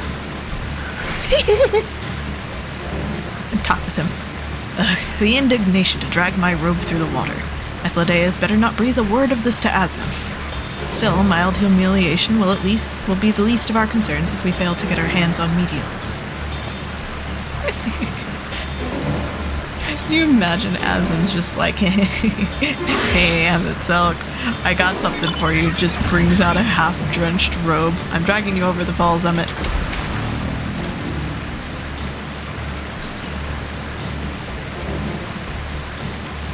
Okay, these things. We go. We go yeet!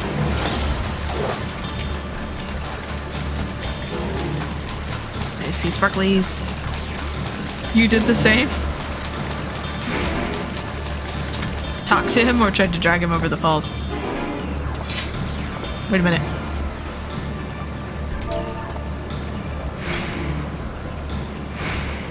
I bequeathed to him the blessed earwiggles. That was very important. Dim is so much shorter than him.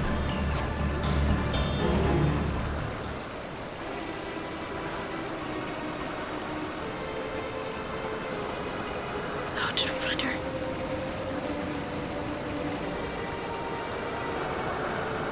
Not here. I'm not here. Please. Yeah, I think you are.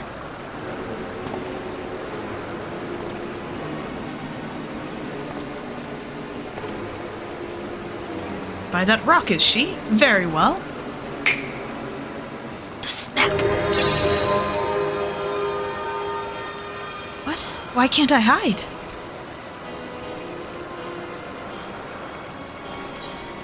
There's no need to run, Medion. We will hear your report, good or bad.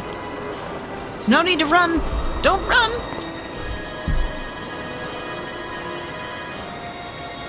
Dimma, what are you saying? Everything is so faint. I'm sorry, I'm not strong enough. Stay away, I'm begging you. Don't make me say it, it will break him. His poor, fragile heart.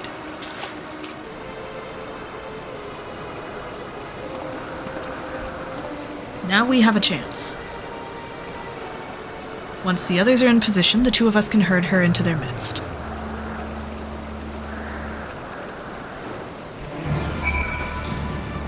Ah!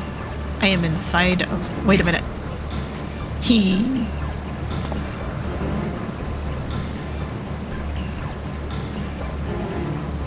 Get a hug from Emmett Silk.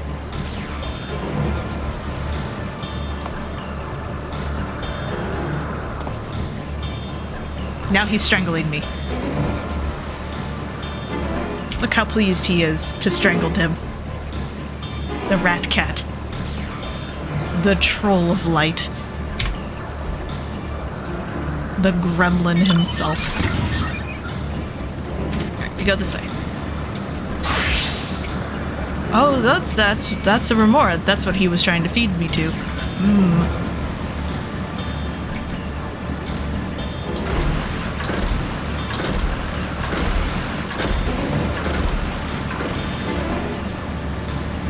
Where's the talkie point? I want to talk to Emmett Silk. Troll of light gremlin, yes! 'Tis he. Hang on. This is Aeneas. Is this Aeneas not in use? It seems to have been left to the mercy of the elements. Either way, it bears no traits of Medion's essence. We move on. What do I have to... Keep after Medion. Hethlodius and I will coordinate our movements. Okay. Oh, it has been left to the elements. It's interesting. Wonder if that'll come into play again. I've never seen, like, paid much attention to that teleporter there.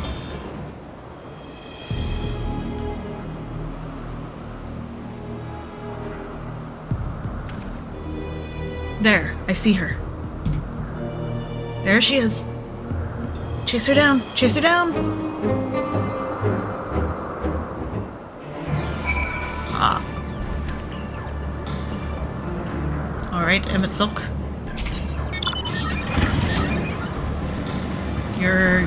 Does this mean he's, like, going into my pocket and he becomes, like, a pocket Silk? Or is he riding on the motorcycle with me? Or is he just, like, flying above and then reappears? Just drops down out of his mouth.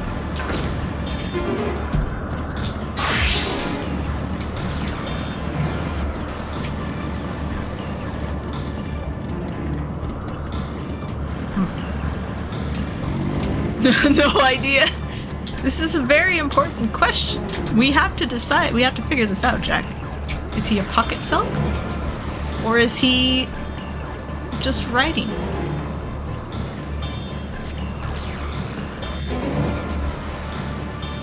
even shrink down to be your little consciousness on your shoulder. Absolutely. He's just... you got an Emmet, Sulk, and a Hythlodaeus, one on each shoulder. Ooh, he grumpy.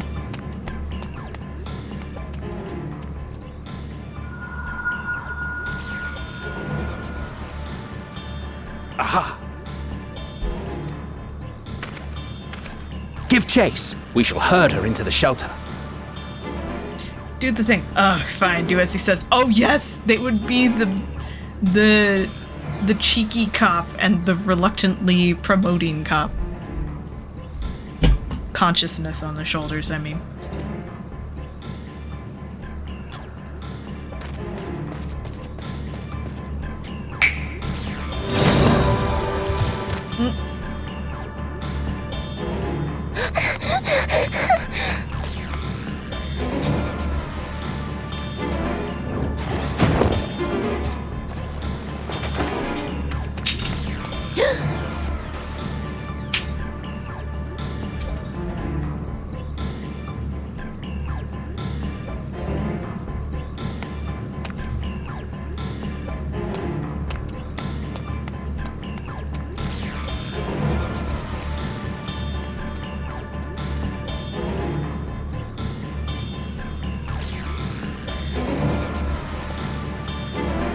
Dun dun dun dun dun dun dun dun.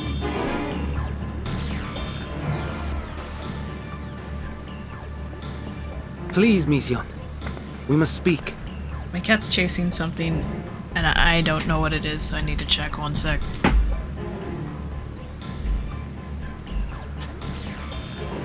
What is it? Okay.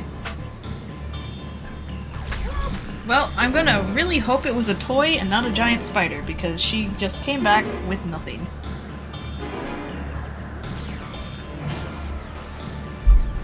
Alright, we continue.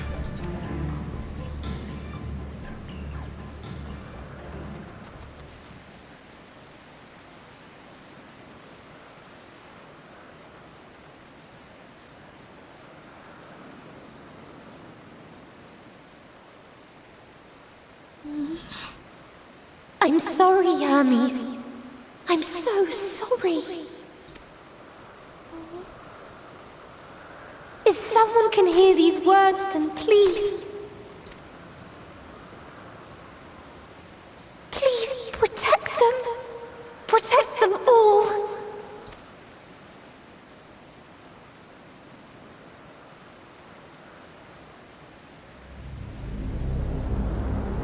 Individual self-suspended. Connection with shared consciousness stable. Our survey is complete. We shall now report our findings.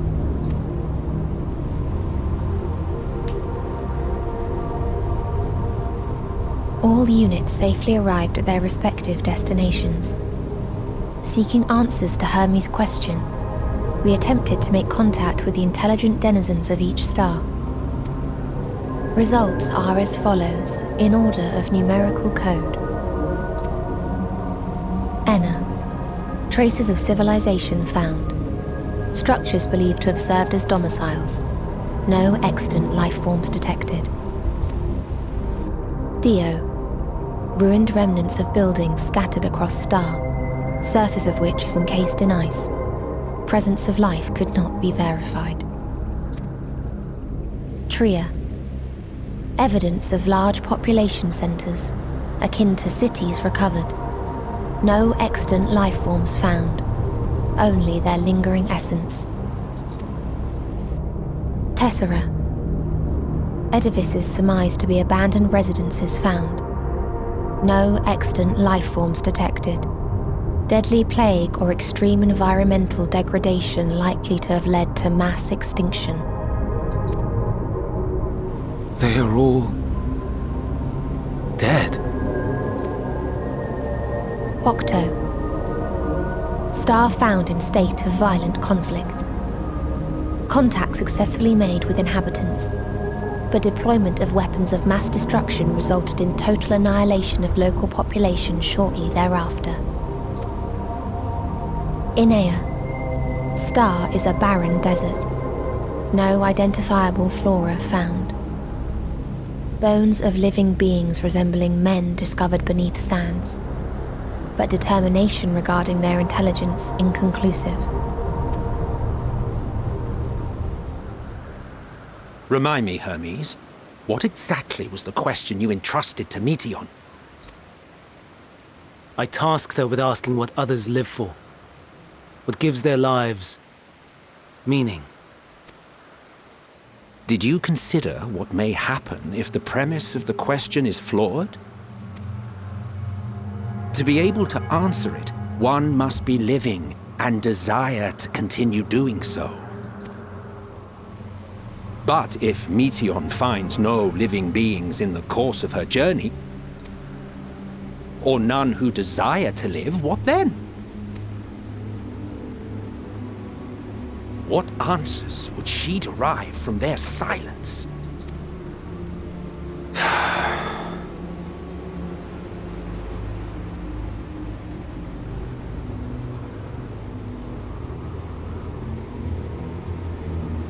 Meteion, enough! Suspend your mission and return hither at once. Decapente. Local civilization once flourished under auspices of higher power. Said power later laid waste to civilization in fit of rage. Upon revealing this to me, entity elected to self-terminate in lieu of providing answer to question. No other intelligent life forms found. Turning a deaf ear, are we?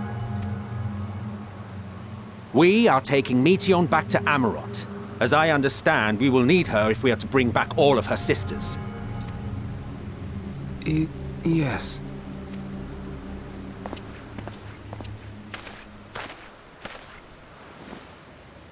Meteion.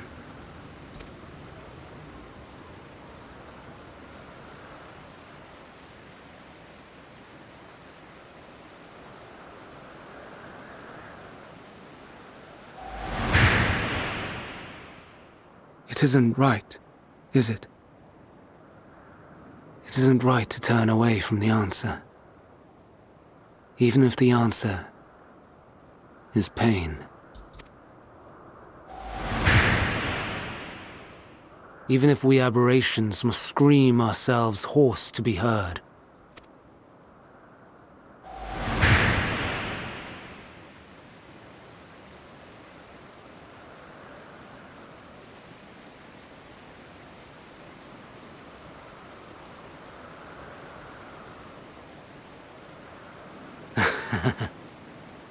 Aye. Whatever answers we find, I will not dismiss them out of hand. These words I said to you, and I will hold myself to them.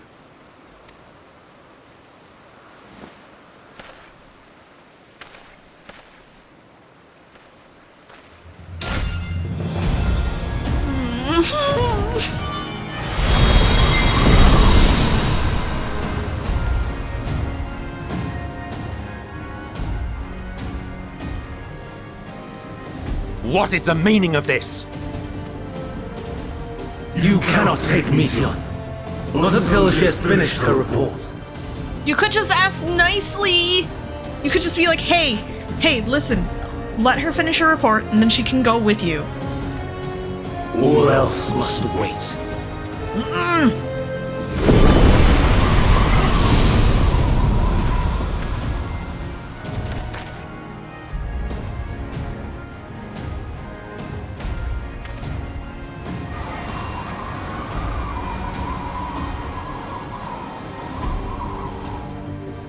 You fool!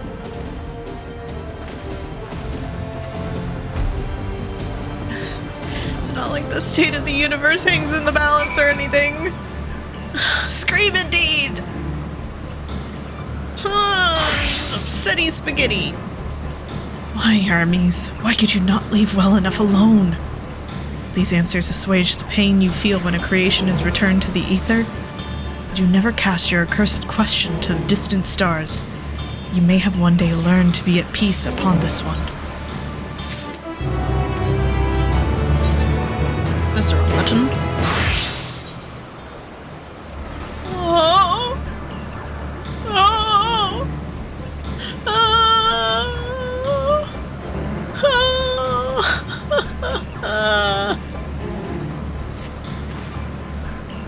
Hermes is headed to Catissus. Considering the expansive dimensions of the place, even we may have a difficult time locating his ether. All I can say is that he entered from the rooftop and likely arrived at the uppermost point in the facility. So, do we pursue him? Of course we pursue him. No matter what Hermes might be thinking, Medion is a potential threat that needs to be brought under our control. The Convocation's duty to safeguard the star takes precedence over any personal stake in the matter. Dana, Dima? 'Tis clear we stand on a precipice. We have yet to determine beyond a shadow of a doubt that Medion is the hand which tips us over the edge. Nevertheless, if we are to learn the truth of the final days, we must give chase. Even if neither Hermes nor Medion is ultimately responsible, we cannot leave them to suffer this torment alone. Agreed on all counts. To Catissus Hyperborea we go.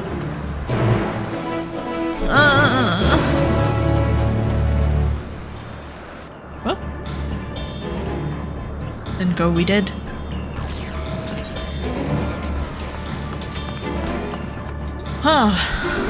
Here we go.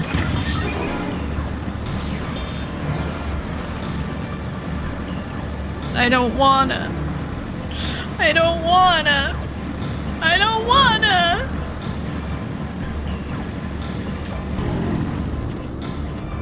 I want to talk to them first. I mislike the look of this. Judging from the crowd, something is afoot. I saw naught out of the ordinary. Does anyone know what caused it?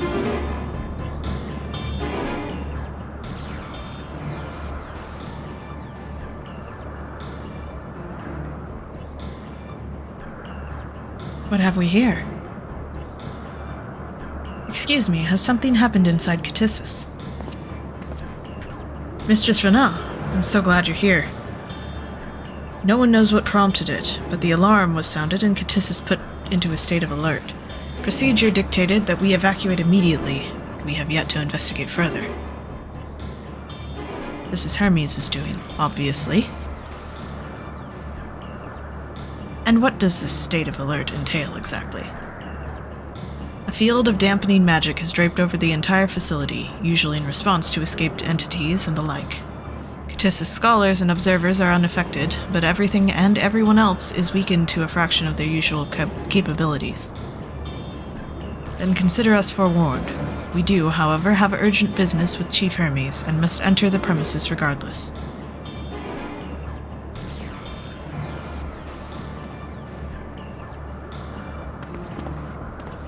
That said, if Hermes is willing to enact such measures, I wonder what other obstacles he has seen fit to drop in our path.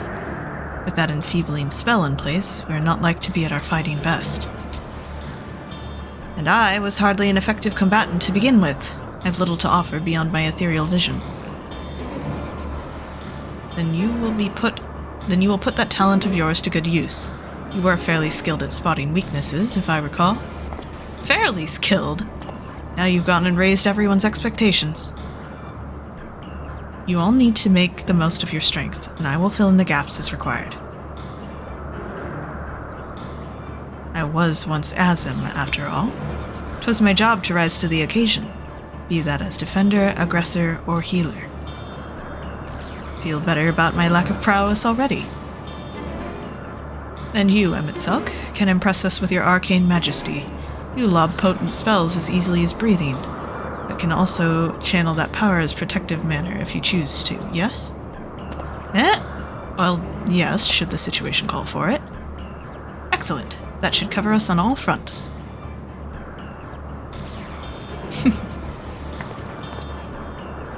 Your tale led us here, Dima, so 'tis only right that you lead us now. No matter what lies ahead, we will win through Hermes and We will win through to Hermes and Medion. and then we will face the future together. Yes, we will fight as one. I'm tempted to do this with the trust system, if I can. Catissus Hyperborea now accessible.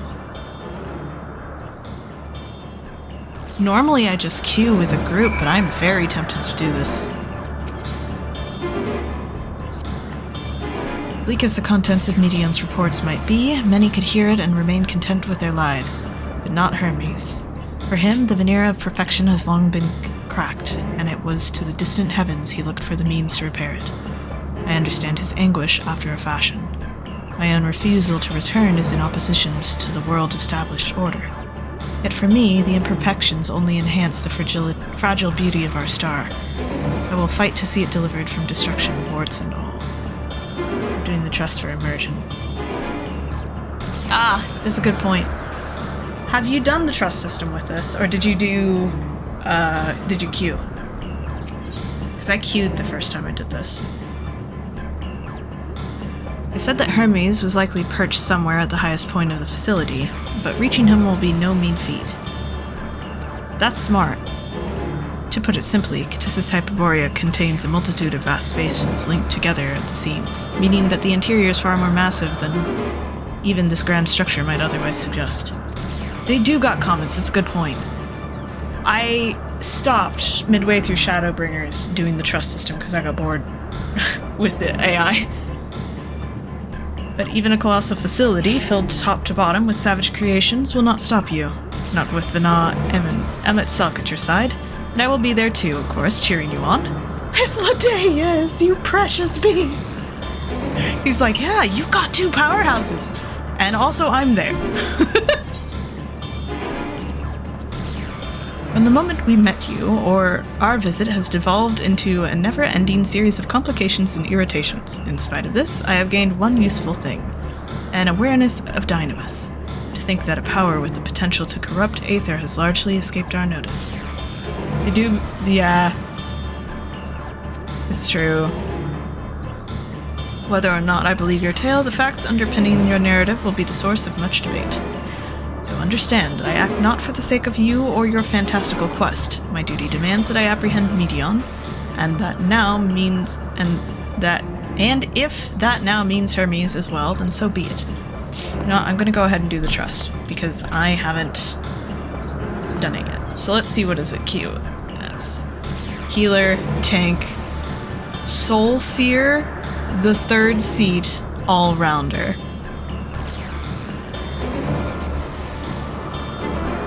So Come, let us be off. Come, let us be off. Come, let us be off. Can scarcely Let's contain get my this excitement. over with. wait a minute, they say things, hang on. Come, let us be off.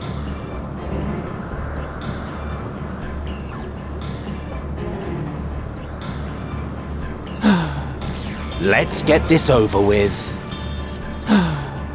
Let's get this over with. That sigh. Can scarcely contain my excitement. Oh my gosh. He sounds so excited for this. Is my average item level too low? No, it's not. So what's wrong with this?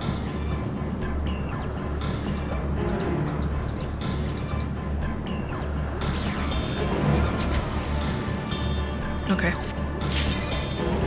Here we go. Not wait. Commence. They are wonderful. I love them all. I want to keep them.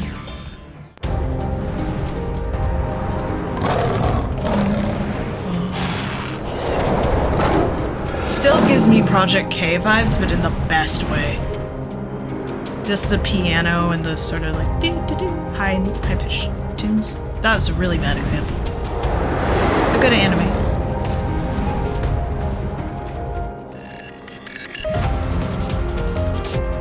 Oh, what a jam! What?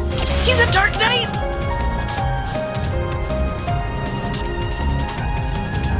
Can't talk. Alright. Oh, look at them! White Mage Dark Knight Bard! Soul Seer, my bad. Please, turn back, else I might be forced to. Sparklies. Oh, a guide. And I can actually read stuff.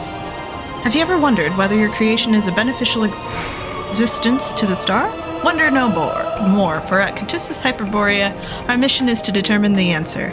From temperate plains to tropical jungles, from smoldering volcanoes to frozen fields, we put creations to the proof in a wide range of meticulously recreated environments. Will your creation be able to survive in the wider world? Or will it threaten the survival of other species? The answers to such questions and more our highly trained staff will uncover. Cut.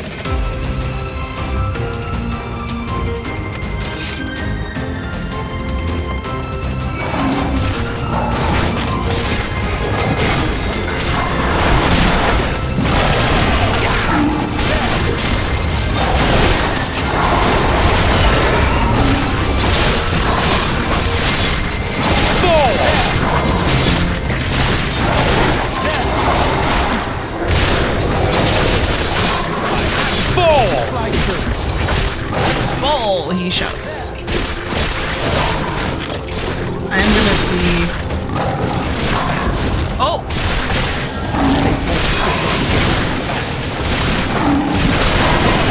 It does have chat in the text box there.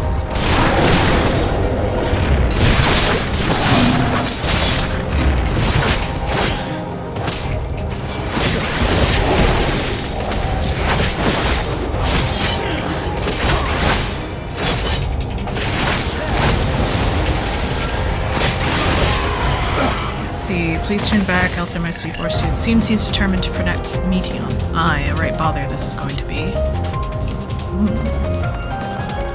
This place is so freaking cool! It's a zoo!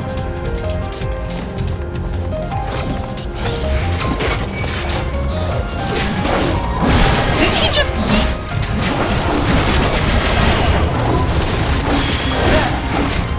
I myself really said yeet.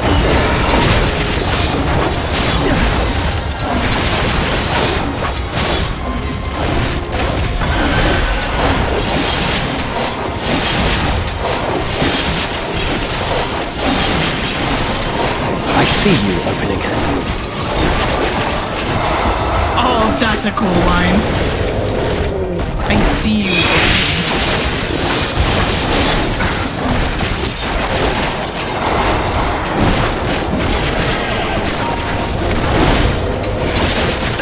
How about you? Fall! I have you. Listen to them yelling. Yikes. So here's the real question. Do you use Alizé?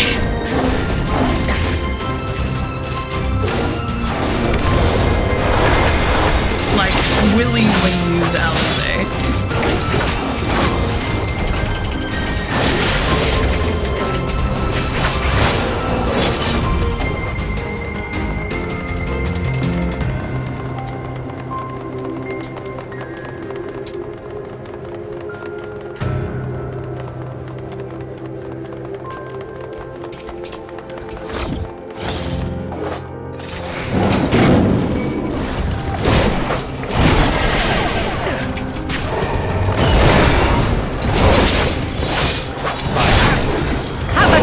Alfie. I see you. Amazing. Love it. But yeah, as your other DPS, because I used her that first time they gave her to you, like, when you had no choice, you were like, you have to use her in the trust system for Shadowbringers, and she stole my limit break, and I have not used her since. It wasn't even an LB2, she used an LB1 on the very first situation.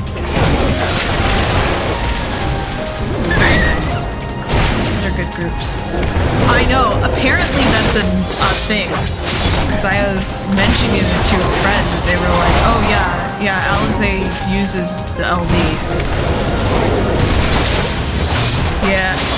Apparently most people's is. It's like, I guess that's just her programming is to use the LB.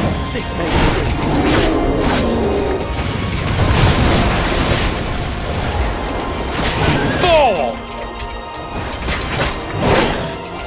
Let us make our way through the frozen sphere.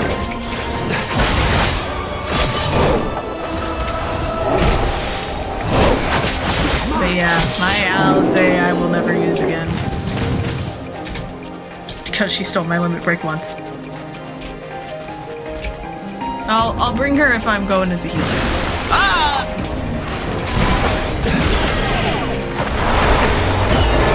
But I don't because I run DPS on them, so.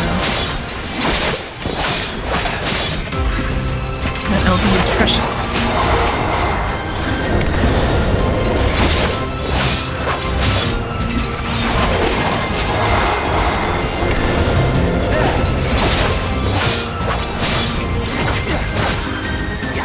This may sting.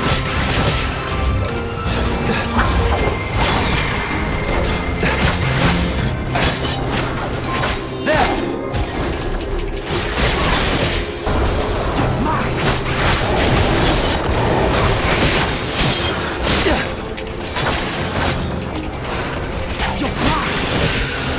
They are his.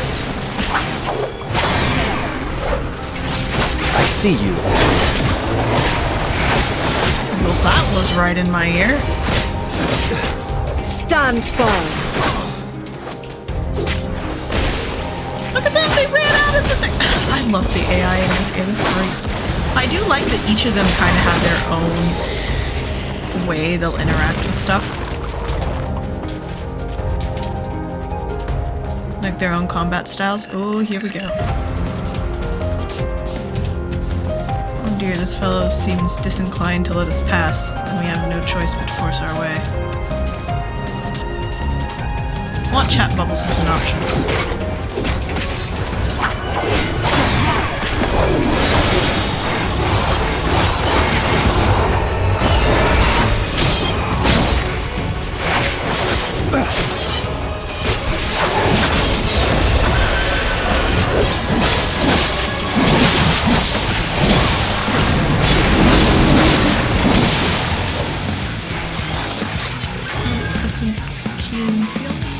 Seriously tried to hide from the power, but ice can be used this way. What? They just please. Since we don't use it on us. Oh my word! They're so sick!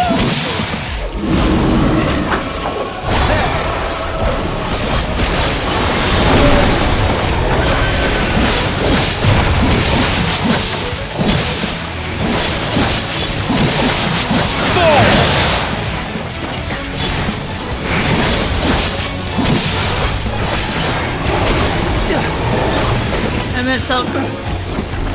You're in the way of my positionals.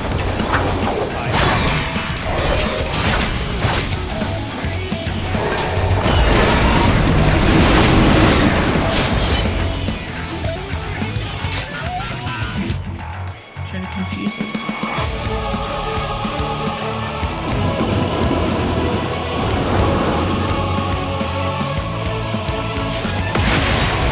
It's nice that the NPCs kind of know where it's gonna pop up, so I can just follow them. Fall!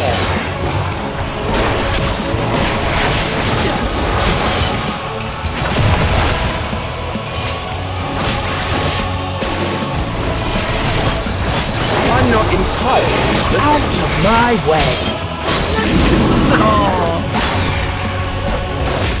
I see you.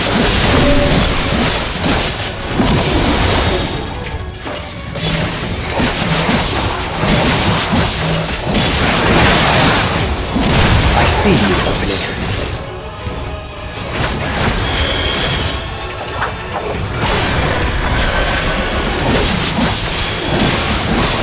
Out of my way!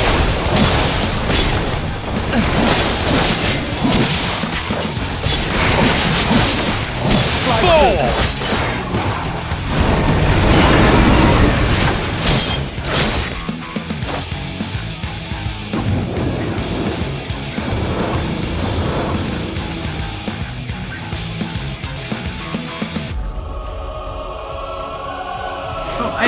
what? You look at the footprints.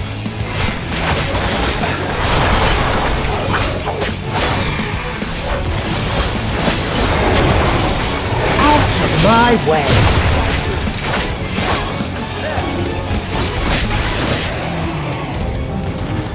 You find peace in the ethereal sea. Listen, Terry.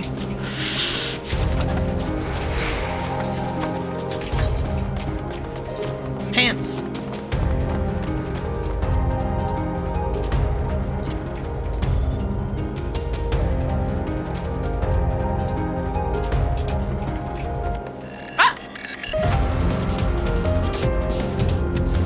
I wasn't paying attention. Alright, pay attention to me. This is not the time to be looking at fashion.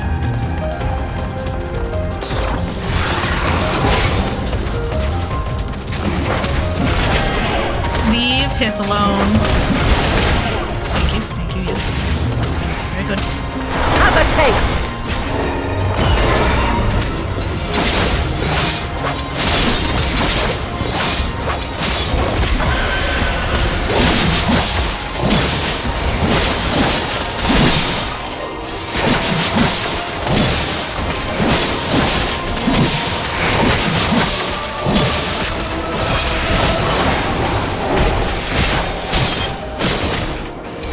I see you opening.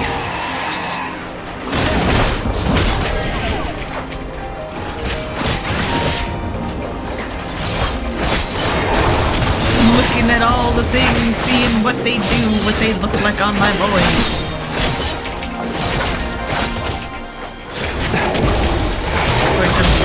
But I was also trying to walk and look at things too, which didn't really work so well. I can't find the pants.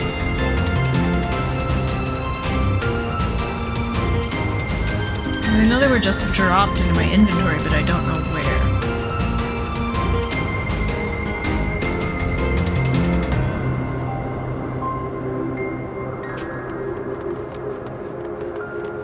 No. Can't find them. This place is so cool. I warn you. Stay away! I see you opening. Bonus all you like, we're coming regardless.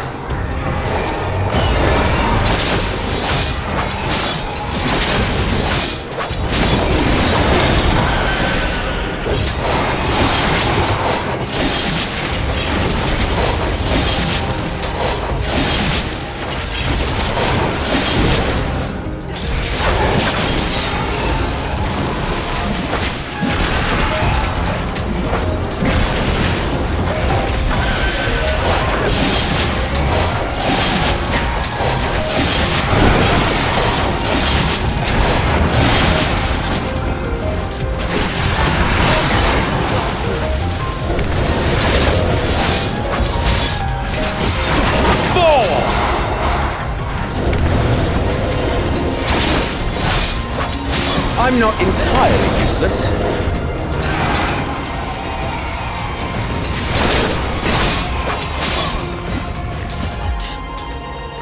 Poor Hith just running. I'm not entirely useless. You're not useless at all, Hith. We love you.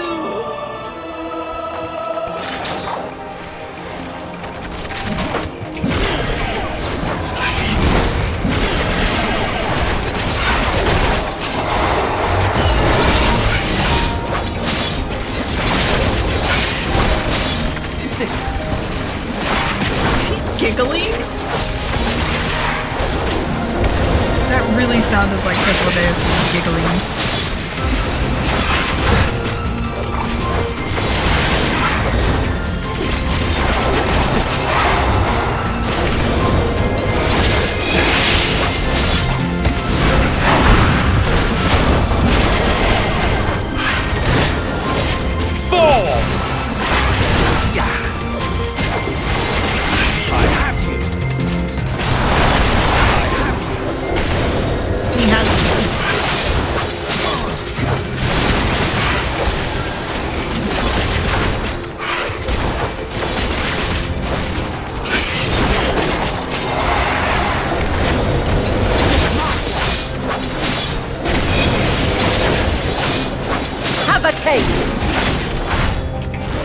I'm not entirely useless.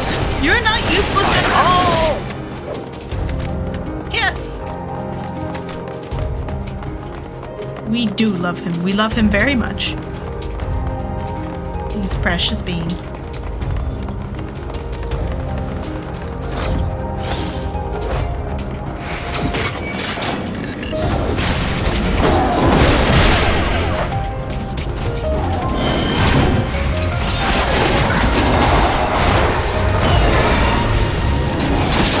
I see you opening.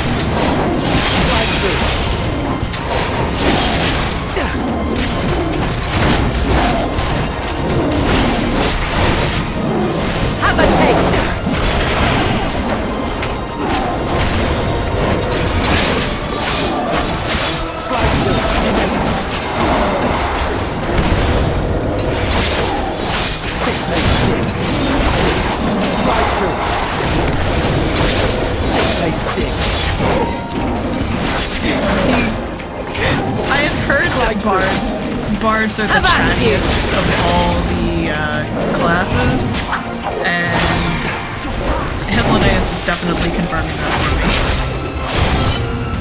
He is definitely the chattiest of the trio in here.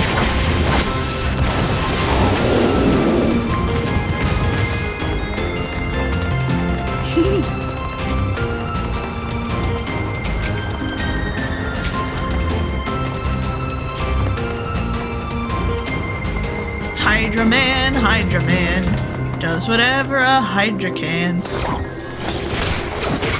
a web from his tail. He's out all night drinking ale. There!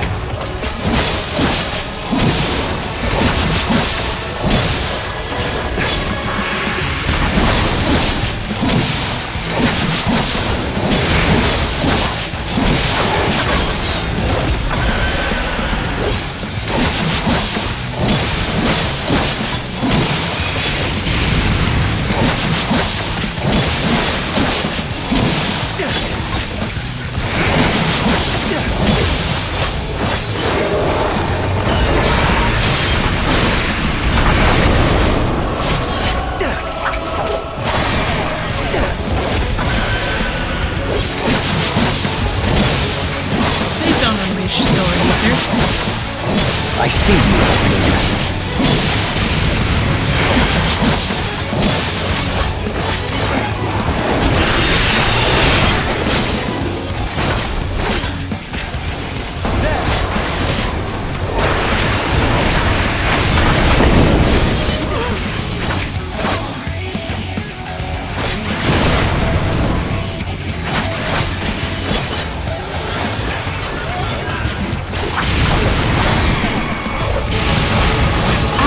My way.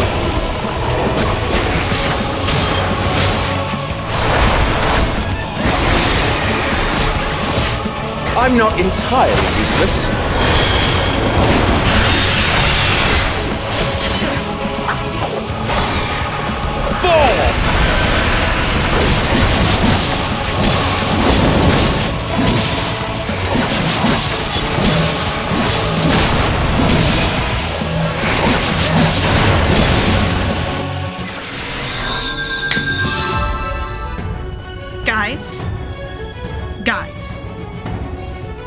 Guys, we need to have a conversation about the fact that you didn't stack on me. I am small. I am cat. I cannot survive. Please stack. Thank you. That concludes my TED Talk.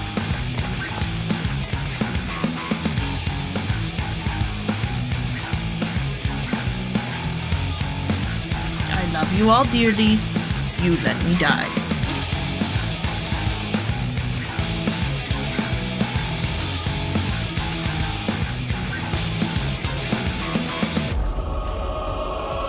Oh my gosh, I just noticed the conversation.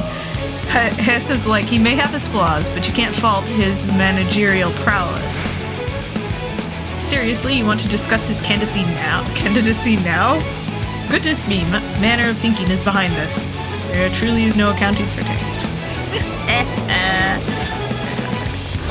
Now don't let me die. They must help the small cat. They abandoned their cat. They adopted him of their own free will. And then they let him out to die. They're like, go kitty, lead us. But we won't stack on you when you need it. Suffer.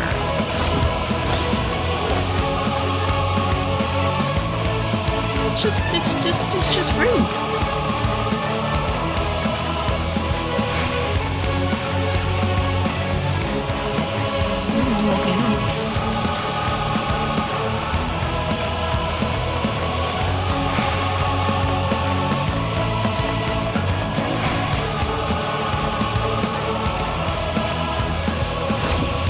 Alright, let's try this again, shall we?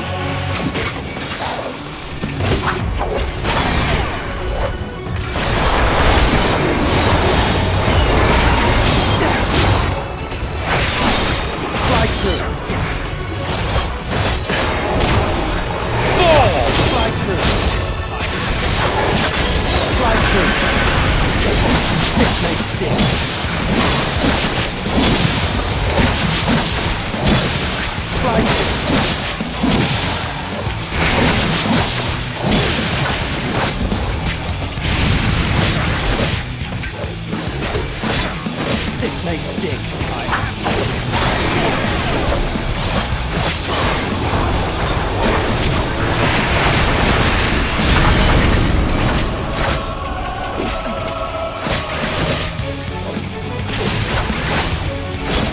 Oh, I see how you tell which side it's gonna come from. It's because his heads get bigger. This may sting.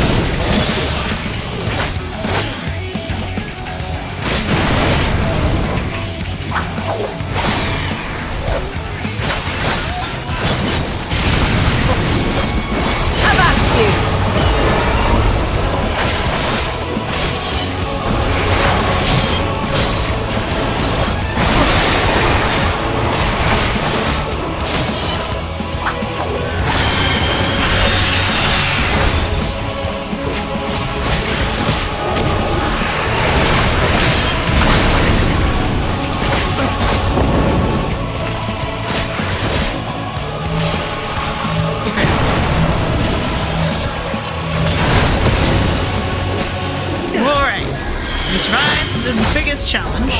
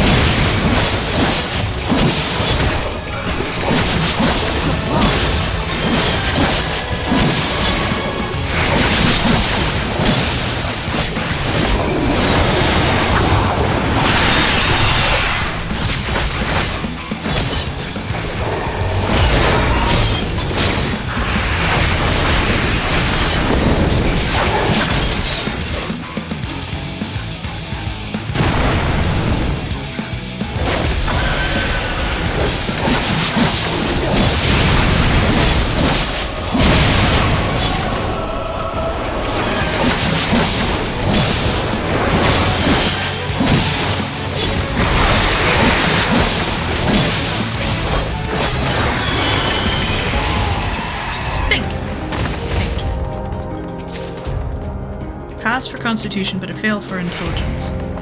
This concept is submitted. I will be sure to reject it. Oh, he's so sassy! I love how sassy he is. Ooh, smoke. I cannot let you take Meteor. Not yet!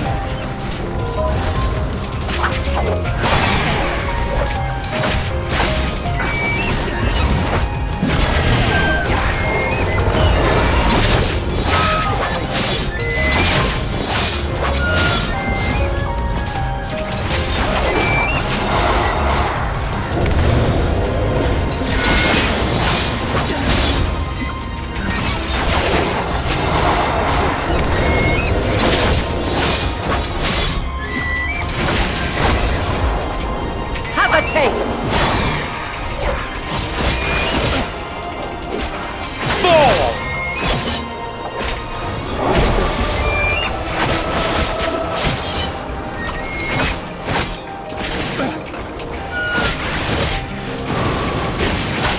Slide through. This may sting. We're close, I can hear it in his voice. Oh, his fluttery little robes!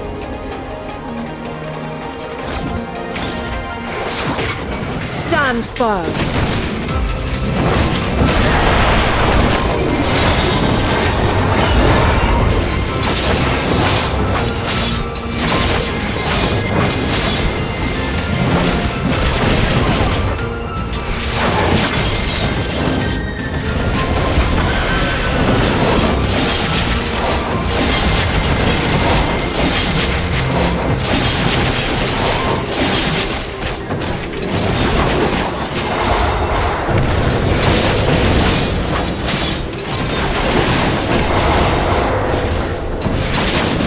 I'm not entirely useless. You're not useless at all here. You're doing more damage than me, I'm fairly certain. Out of my way! Love Have a taste! So gross. You are scum.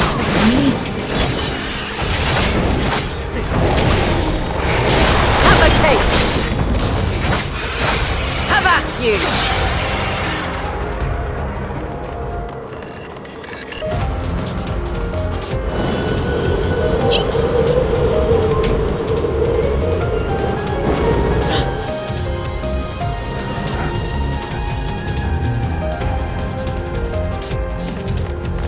I must hear their answers before they're expunged from existence. You didn't say we were going to destroy Mikion. Like, literally, we were like, hey, we need her to bring her sisters Have a back. taste! Slide through.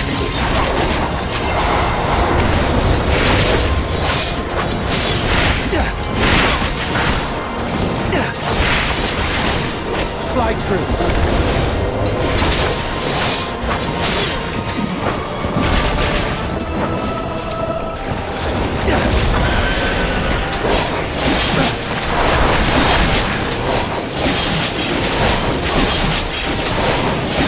Slide through.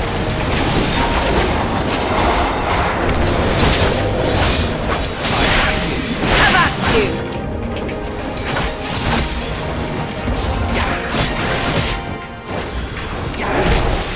I see you, Opening. Speak Have on! at you!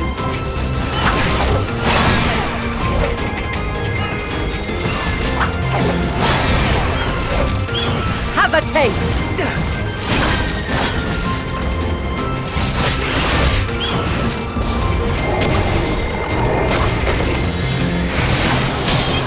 This may sting.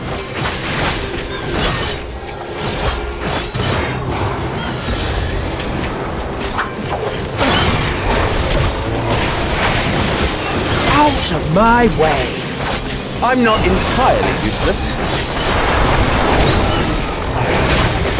Slide through.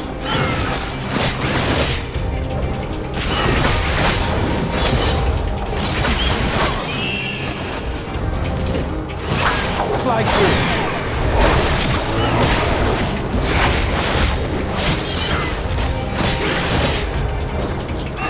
This may sting.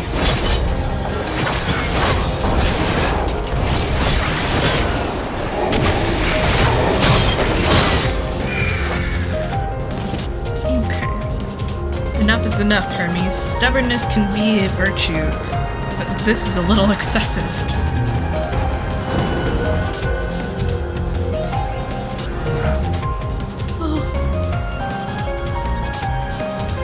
Oh, here we go.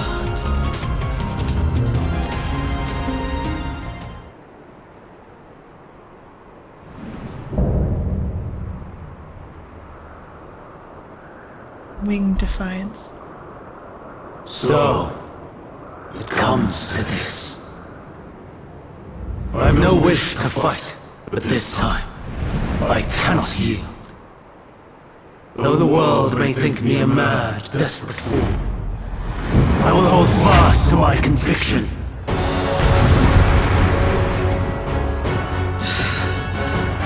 Hermes, there was literally no reason for this. We could have talked this out. We could have had a conversation. To protect Meteon, he would go so far as to transform, so far as to make himself a villain.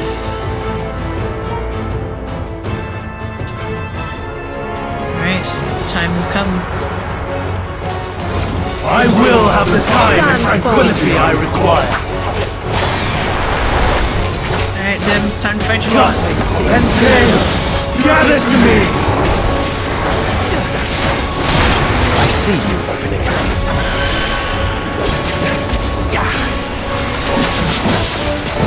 Eat this brand! Unleash your power! Oh.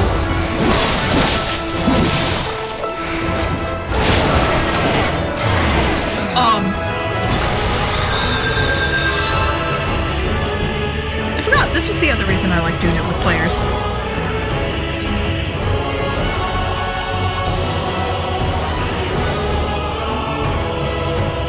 Because I'm stupid.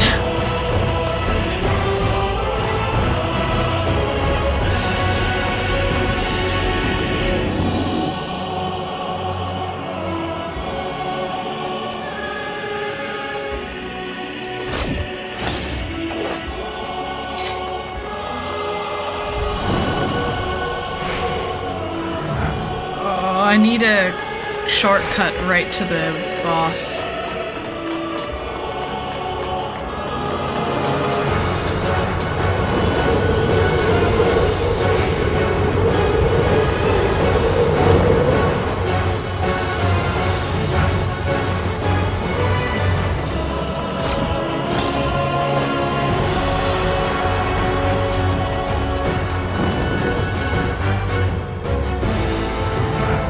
Let's go. I will have the time and tranquility I require. Dust and gale, gather to me!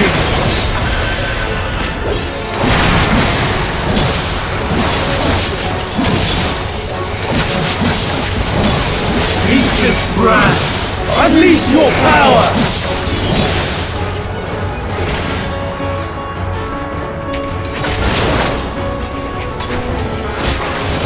Dancing winds, pierce my foe!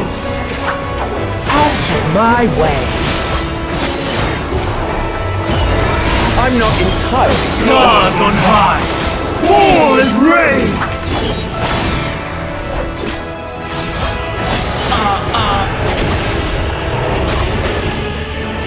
I see you opening.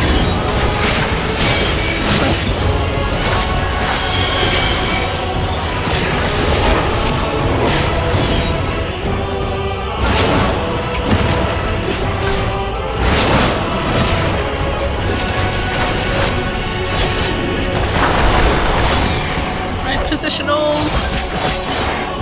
I'm not entirely useless.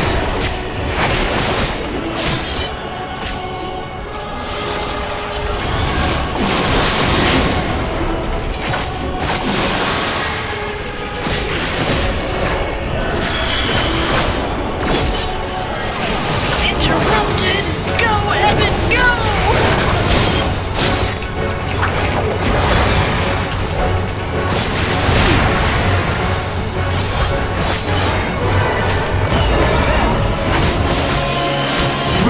Of ether! Surge is one!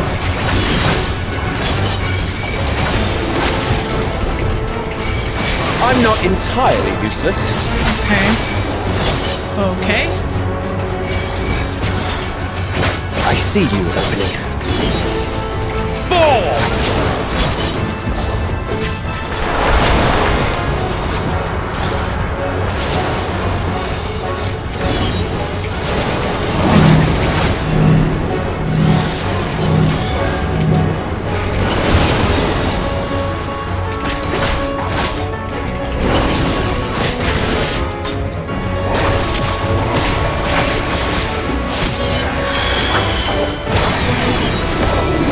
Dancing winds, my foe!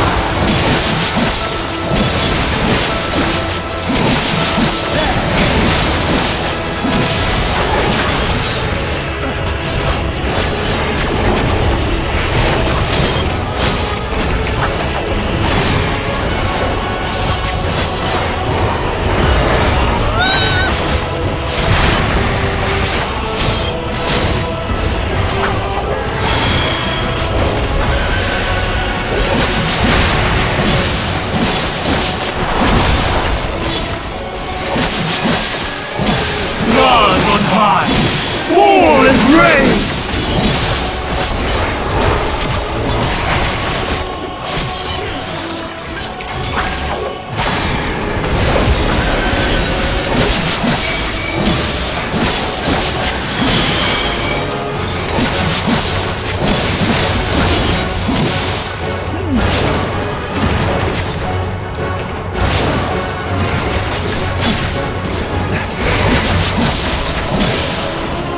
Okay, come here. Even when transformed, but I am not finished yet.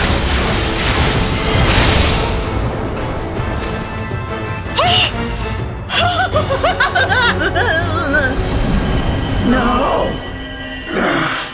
My power!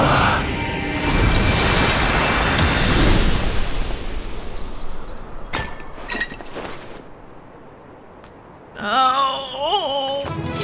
Jim beat himself up! I don't know. I know, like, the wolves, Asm and everything, and all that, but...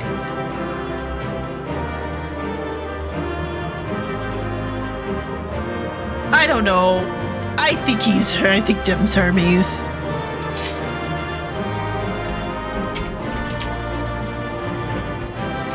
Look at this. You can't look at these two and tell me that he's not Hermes. This is very weird. I just realized how weird that angle looks. We're gonna run over this way. And we're going to leave. Sunder. Yes. Yes. Oh, here we go. Oh, here we go.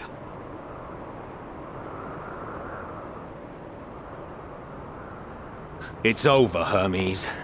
In the name of the Convocation, I hereby take Meteion into custody.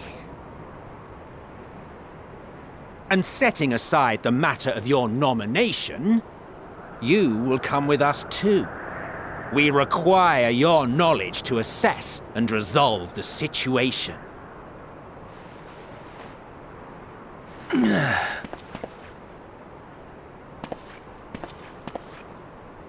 Meteion, I am so sorry. With that, I could have listened to your report in full. You could have just asked. Reflected upon its meaning and conveyed it to others. That they might reconsider their chosen course.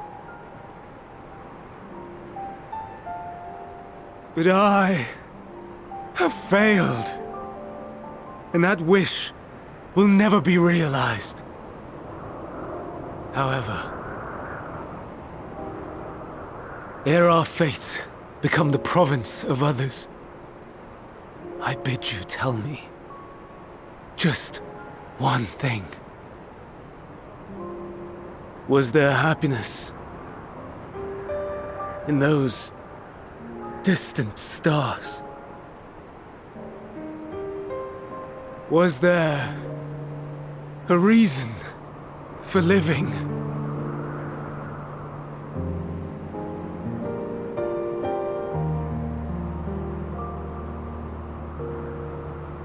We conducted our search as per your instructions. We scoured historical records, communed with the spirits of the deceased, heard the final testaments of the dying, welcomed their shadowed hearts into our own. One race had striven to create a world bereft of animosity. They renounced relationships to avoid interpersonal strife, and in so doing brought about societal collapse. One race had renounced war and devoted itself to the enrichment of its people. They were conquered. Though they destroyed the enemy in reprisal, they could not regain their former glory. One race had concluded that finite time was the root of all woes. Aspiring to shatter its shackles, they went in search of infinity. They discovered nothing is infinite, and that neither time or death can be cheated. Disillusioned, they gave up on the future and themselves. One race had discarded all things that gave rise to sorrow, hoping to have only joy. They found joy lost its savour in the absence of sorrow, and lost their will to live. Though worlds apart, these peoples shared a belief. The belief that they had tried their best. That they had tried to fulfill their potential with every step and success. In the course of which, they learned the truth. That they would never be free of fear and sorrow, anger and despair, of loneliness, so long as they yet lived. Even now their souls cry out for oblivion. And to this song of anguish, I lend my voice. We lend our voice. Oh, beloved mankind, shimmering jewels of beautiful Etheris, rejoice, for we will free you from the cruel yoke of existence. There is no need to struggle in vain, for in nihility awaits salvation. You will know peace and serenity, and it will be beautiful. We will make our nest at the edge of the universe, and there in the dark of dead worlds hoard sorrow and suffering. There we will sing, our chorus ever louder and ever clearer, that our song may reach even this ether-shrouded star. Such is the answer we have found in the stars. Such is the gift we now offer to Etheris.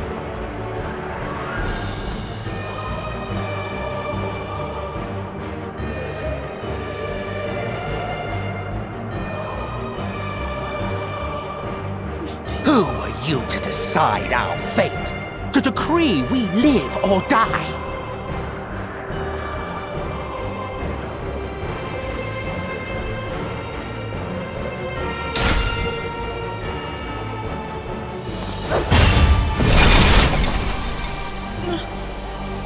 Have you lost your mind?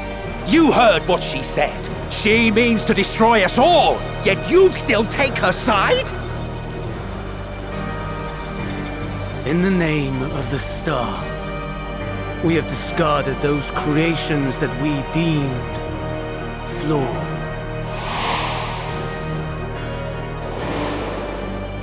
If we ourselves are flawed, does it not stand to reason that we too should be discarded?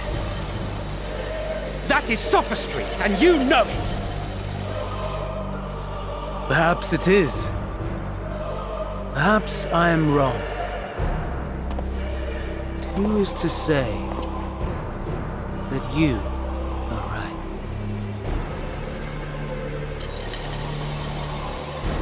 Let us settle this with a determination.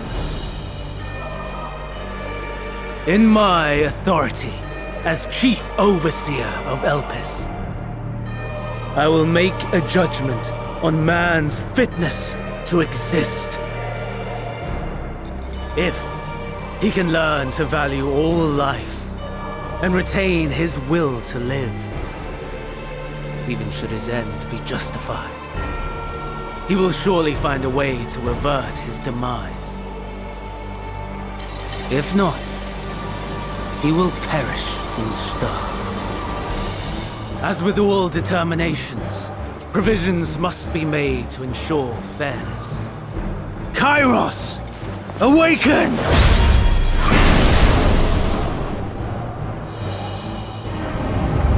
Memory reconfiguration system Kairos activated. Awaiting instruction. Command. Universal memory alteration. Target area. Katisis Hyperborea. Starting point. Arrival of Emmett Selk of the Convocation at Propylion. Endpoint. The present. Erase the memories of all events and replace with a vague recollection of the following. I was here, preparing to demonstrate the functionality of Kairos to Emmett Selk and Hithodaeus. Meteon's shared consciousness became unstable. She and her sisters could not sustain their existence, and all dissipated with a burst. The resultant shockwave accidentally triggered Kairos, which erased several days of memories from all present. Execute. Command acknowledged. Initializing. 3 processes remaining to execution. Bravo. I dare say one would be hard-pressed to make it fairer. Everything that you told us, everything that has happened, the fact we've even met, it will all be gone.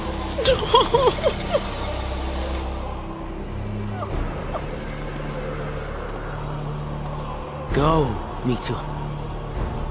To the edge of the universe, where none can reach you. Hermes, won't you come with me? If you were to shed your flesh, I should be able to carry you.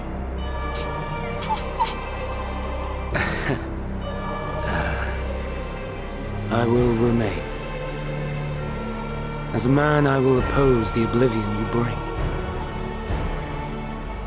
Silly fool. Had you said yes, I would have granted you the gentlest end.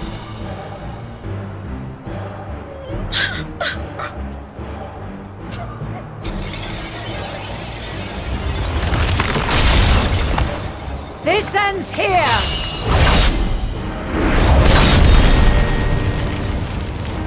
Fly, Meteon!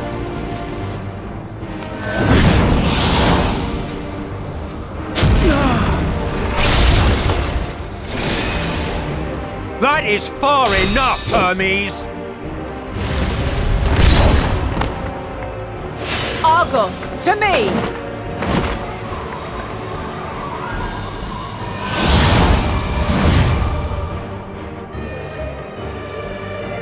First process complete.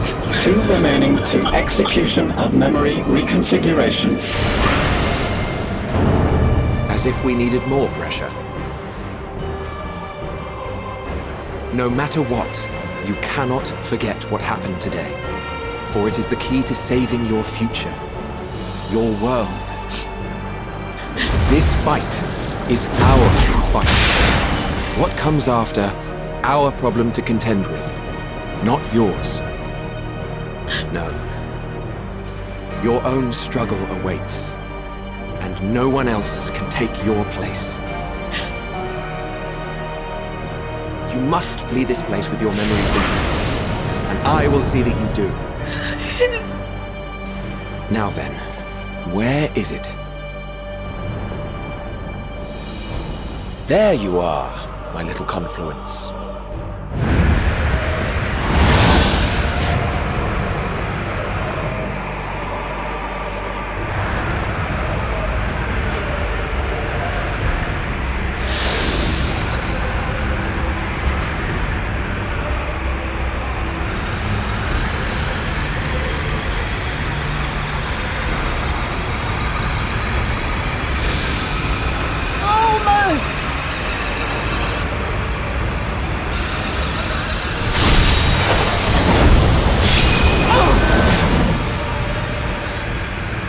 Very well, then. You may elude us this day, but not forever.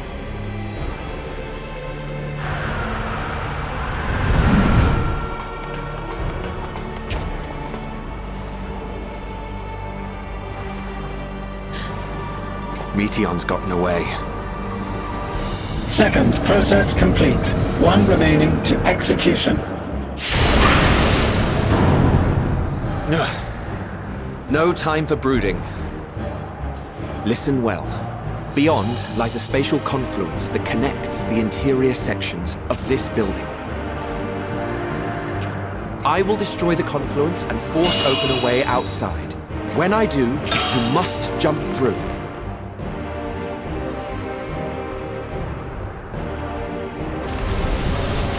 I cannot tell you how sorry I am. You're not sorry, you asshole! But neither can I let you escape! Don't you touch him!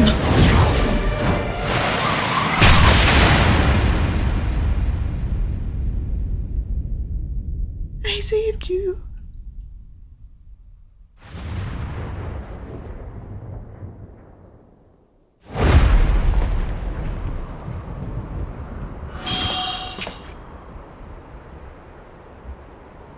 Too brave by half.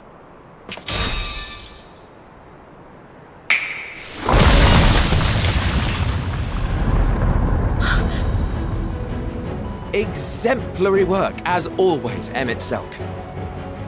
What? But how? I thought the confluence was... over... Over there? Yes. We were rather hoping you would. It was never anywhere but where it is now. He's so cool. The instant those two began making their way towards nothing, 'twas clear the plan was a diversion. I'm quite incapable of destroying a confluence, I must confess. A gambit brazen beyond words. Though we've grown accustomed to reckless improvision due to the antics of an incorrigible associate. Though, in the case of certain present company, incorrigible is an understatement. Honestly, I'm beginning to suspect it's a requirement for every Azen.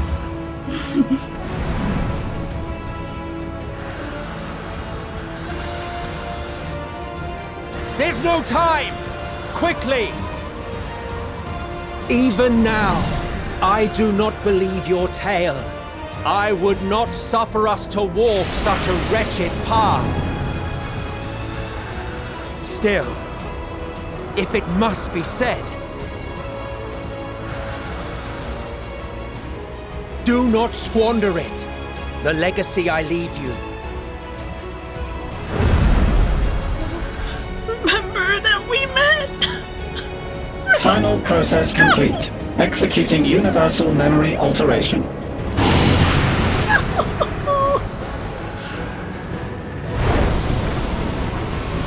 Go, Argos!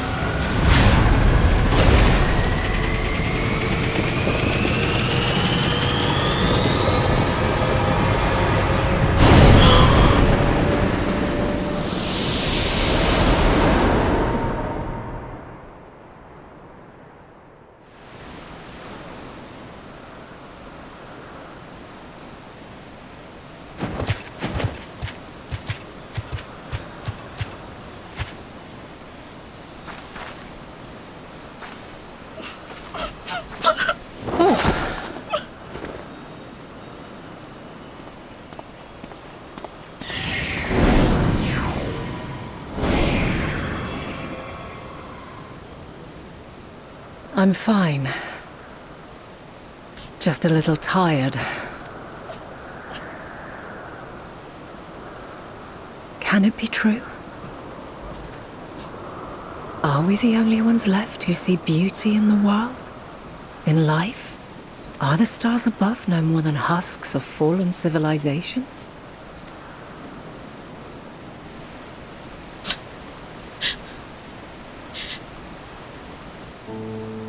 And yet,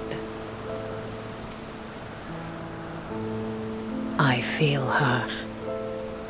Though she is unimaginably distant, I feel Meteon's presence, and the place where to we must go.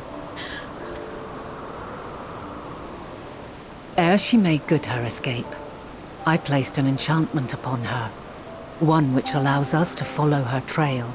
She has already left the outermost bounds of Aetheris, and continues on her way.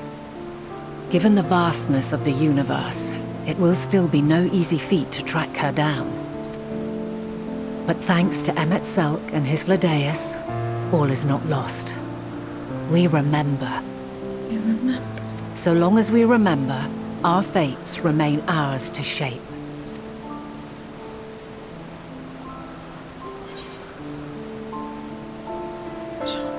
The other side.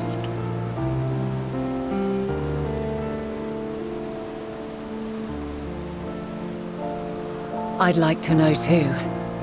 Let us ascertain the situation at Cutisis Hyperborea, where they should still be.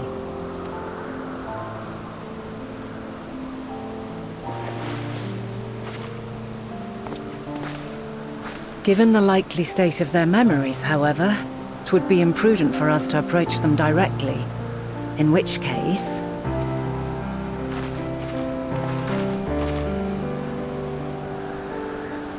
I am sorry, my friend. I've asked much of you this day. But may I trouble you one last time?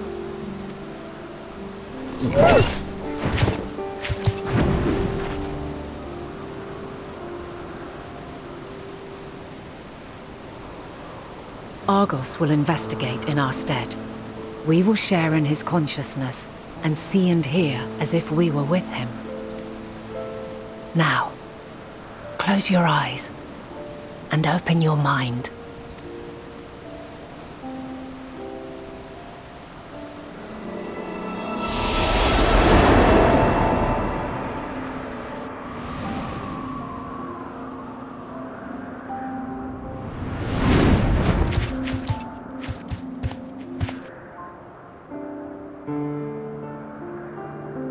Thank goodness you are unharmed.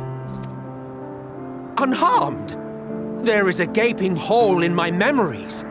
I can scarcely remember arriving here in Elpis. Forgive me. I was preparing to demonstrate the functionality of Kairos to our guests. But Meteon, her shared consciousness became unstable. And she... So, that's what prompted the state of alert. And when you went to investigate, you were caught in Kairos's accidental operation. So it would seem. It's all a blur to me. Such an unfortunate accident. Oh, and what of Venar and your other companion? You went inside together, as I recall. We did? If Venar was with us, I have no recollection of it. But that there is her familiar, is it not? The fellow seems happy enough, so I think it's safe to assume his mistress as well.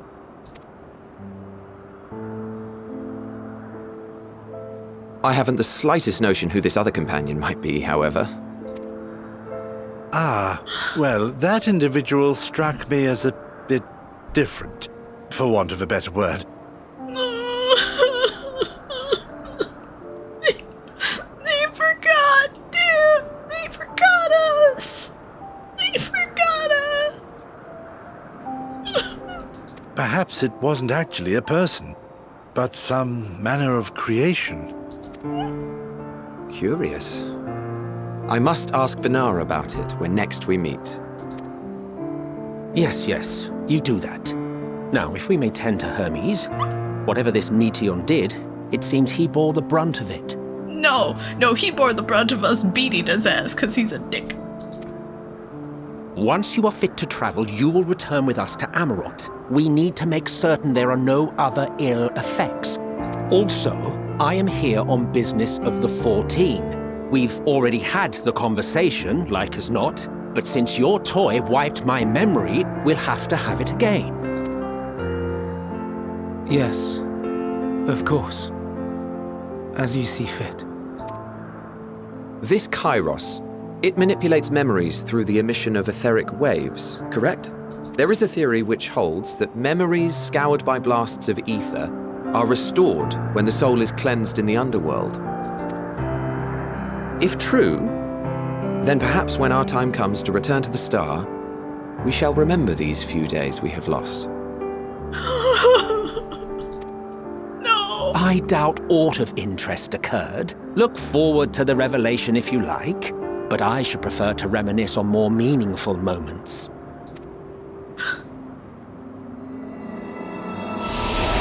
I'm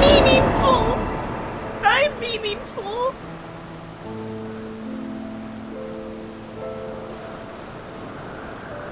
Let us rest.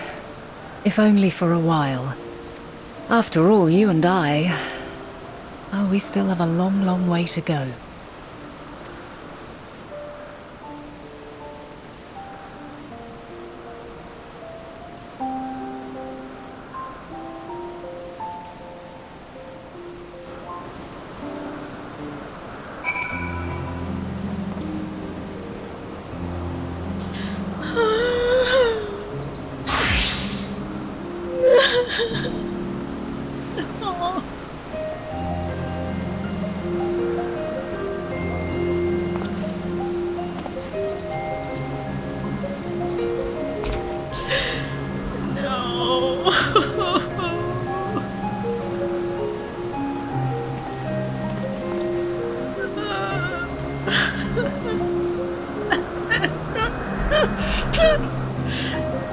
I don't want to do it. I don't want to click it.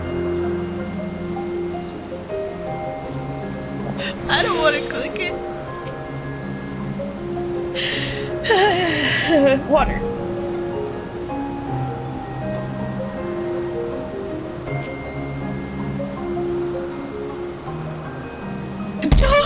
Don't say that. It's not okay. I don't want them to die. Oh, we fixed the future. We altered it. And they have an alternate timeline and they survive and they live and it's happy. It's happy. And they're all happy.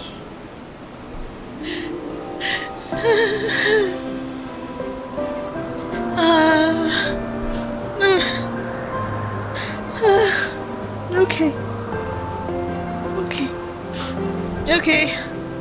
We can suffer more. Are you feeling at all recovered? I understand that your exertions were more than purely physical, but resting one's body, if only for a moment, is never without merit. As for Hermes, I think it unlikely he will create more Endwalkers. He poured much of himself into Meteon. Now that she and her sisters are gone, dissipated in his mind, the grief must be unbearable. He will blame himself. He will believe that, had he never acknowledged his dissatisfaction with the world, then the Metea would never have been born to suffer and die. The offer to join the 14 will be a welcome distraction. One day, hence, he will face the advent of the final days in the role of Fandaniel.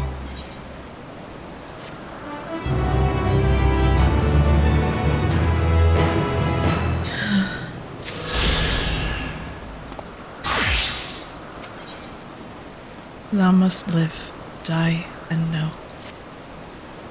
Dima, listen to me. Our duty now is not to denounce Hermes for his misguided determination, or to convince Emet Selk and Hythlodaeus that they have been deceived.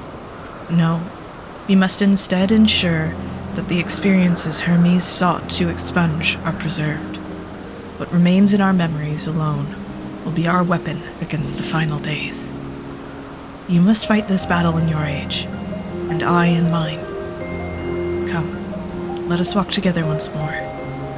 I will see you to the doors of Propylaeon.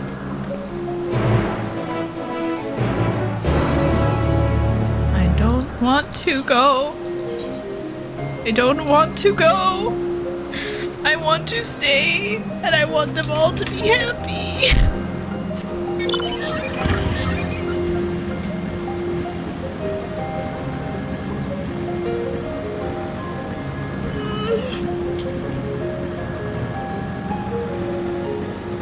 My heart cannot take this.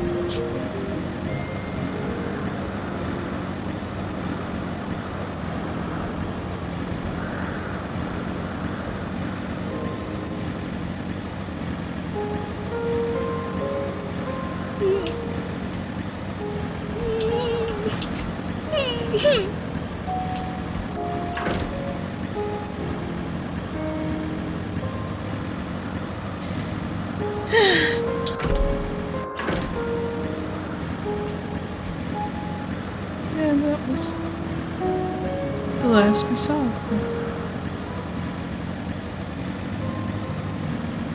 And we have to drive past all the places that we hung out together. And they're not even gonna remember us. They won't remember that we met. They won't remember that we lived.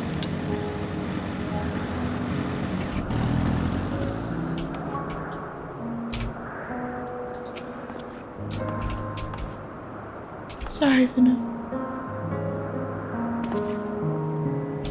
Okay, give me 1 sec. I need to, step away for a minute. I will be right back.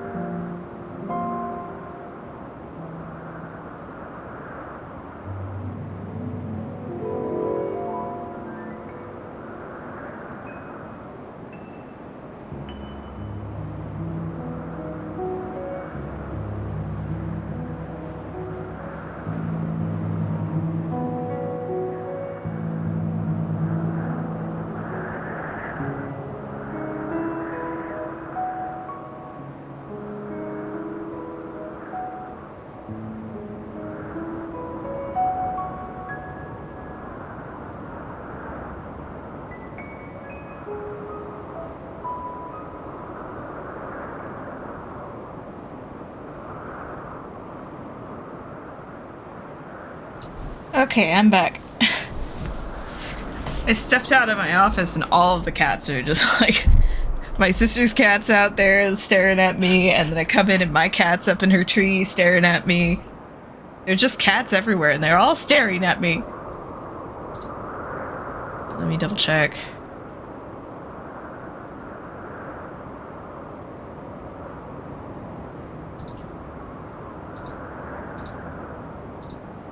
I got a bunch of random messages I gotta check on.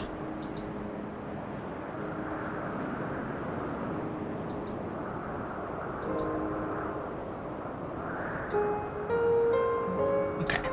We are good. Nothing urgent. Alright. Let's get back to this. You know? Please take care of them. Your time in this age is drawing to an end. Upon speaking to Vana, several cutscenes will play in sequence. It is recommended that you set aside sufficient time to view these scenes in their entirety.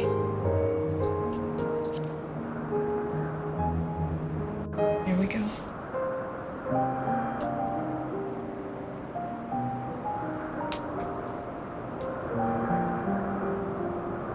So, it is within. The portal that brought you hither, and will take you home.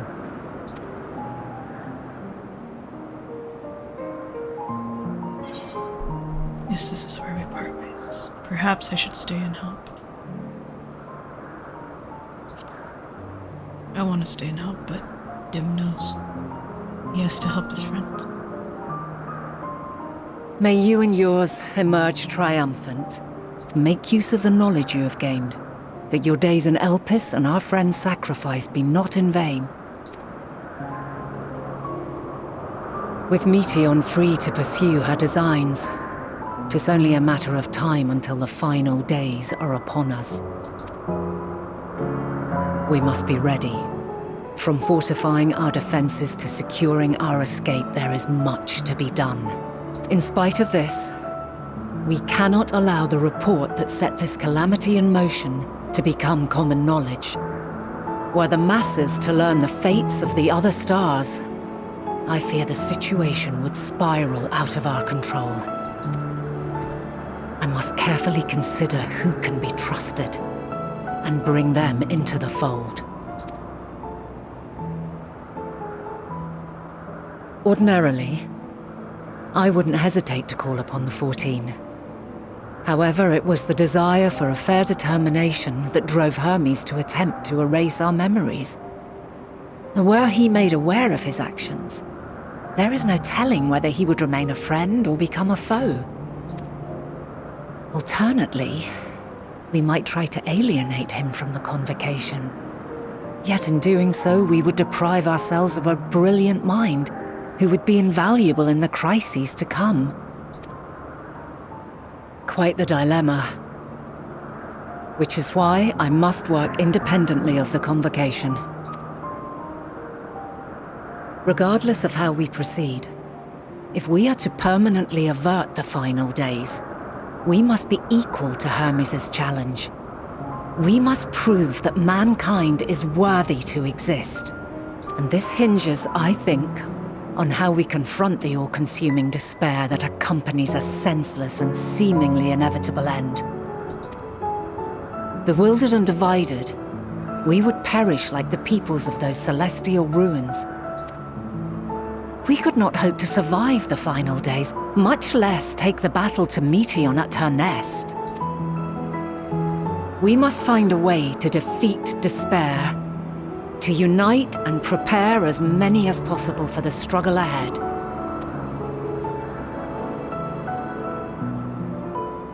Heavy will weigh the burden of guiding this legion of souls. Yet I have faith in mankind's potential. As long as he believes in himself, there is naught he cannot achieve. So I will not give up on him. On us.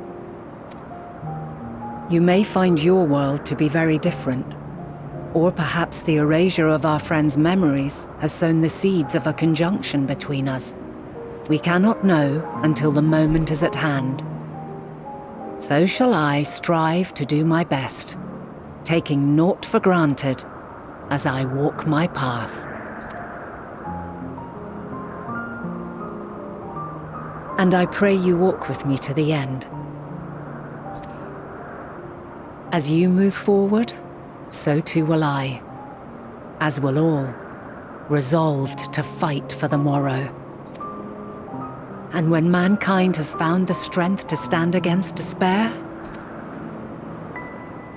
we shall silence the song of oblivion. She who sings it will learn our journey is far from over. This I promise.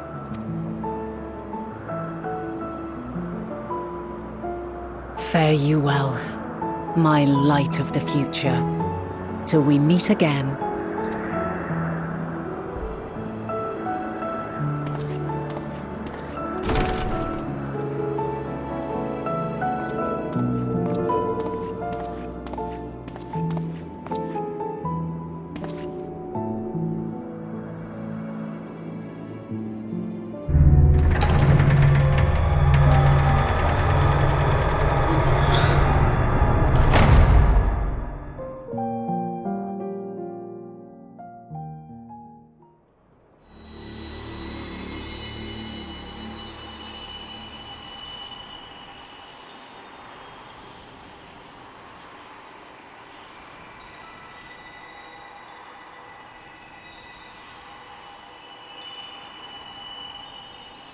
From this day forth, I shall strive to bring honor to the seat of Vandania.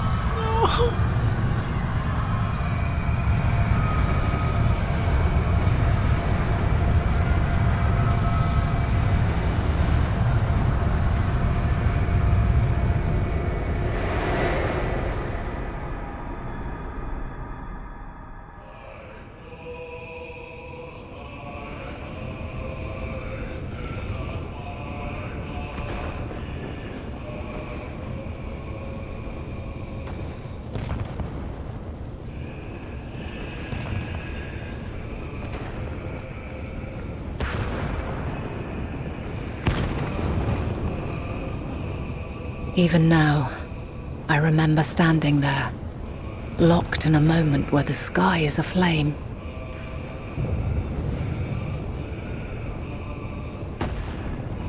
Where stars fall as tears, and screams darken the seas.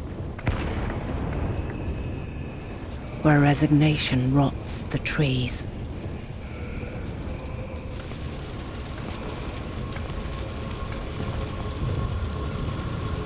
Where terror twists magics into abominations. Such is the lament of they who have gone before. The song of they who tried and failed to create a better world. The song of the end.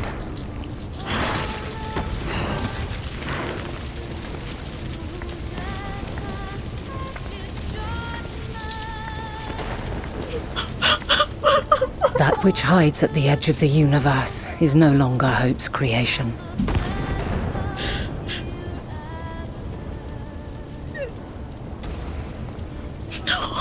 It is hopelessness incarnate.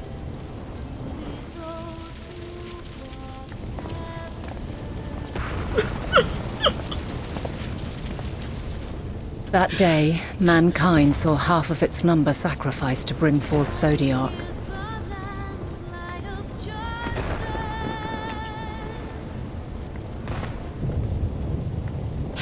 And covering the star in a shroud of ether, we forestalled the final days.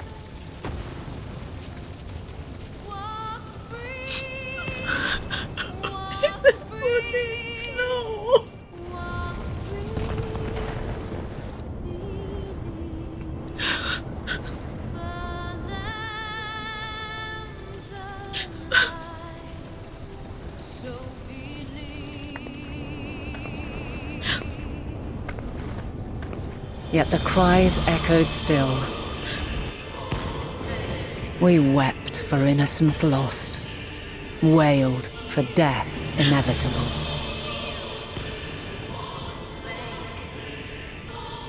A reality too terrible to bear.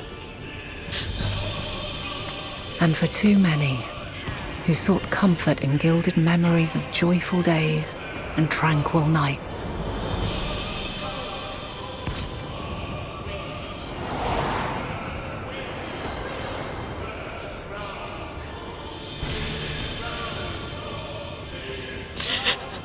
This is all wrong! Why must we suffer so? It needn't be like this. No. There must be a way to restore things to the way they were. To reclaim the perfect paradise we once had. No, my friends. Suffering exists, and we cannot pretend otherwise. No civilization, however great, could eliminate it. If we would live, we must accept it as our constant companion. Let us not seek to forget this tragedy. Let us carry it in our hearts, that we may grow stronger and know true happiness. We can't accept it! We won't accept it! It will be ours again! A world free of sorrow! No, it will not. For there has ever been sorrow. Mankind was but spared its biting sting for a time. So please, open your eyes. To try and reclaim those lives we lost by sacrificing yet more isn't wisdom. It is weakness.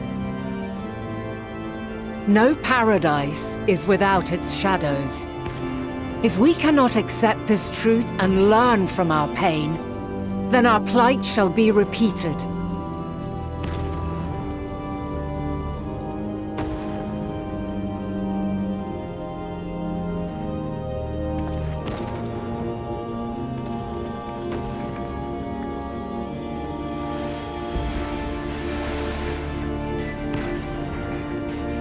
O mighty Zodiac!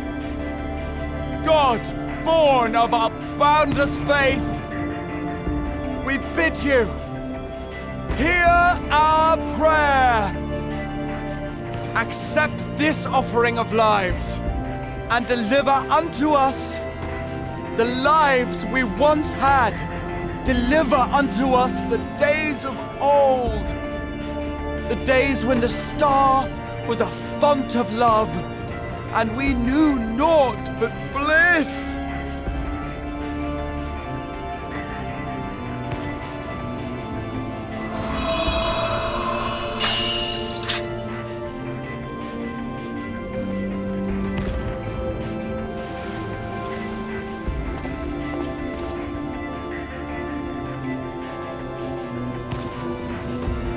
You would destroy it? Our beautiful world?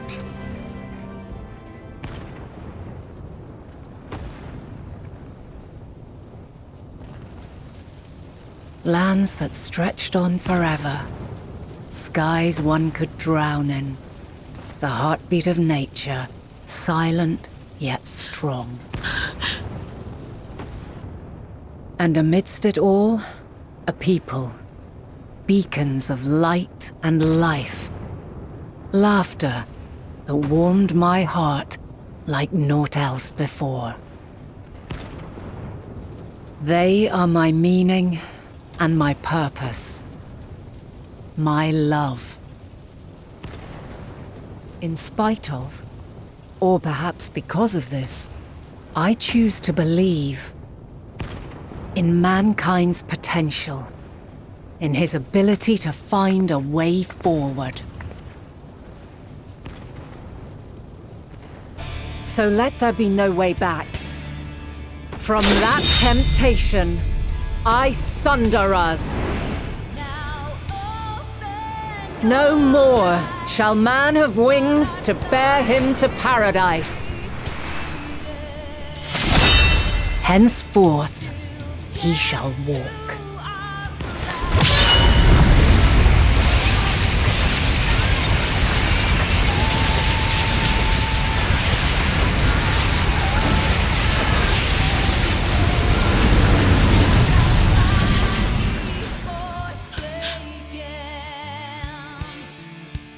Bearing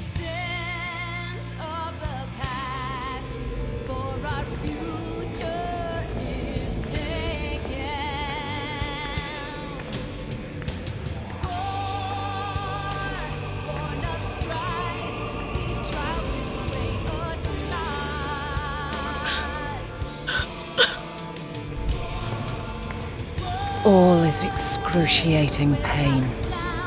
I breathe fire and torment.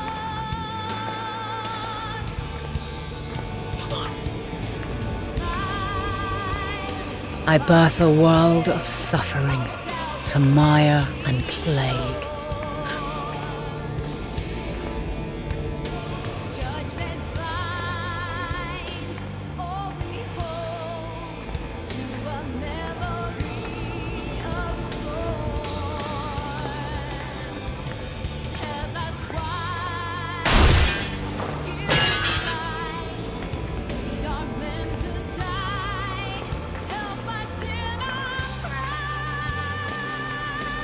In one fleeting moment, lives come and go, ever moving towards the unknown. And in that fleeting moment, they cry for the answer to the question.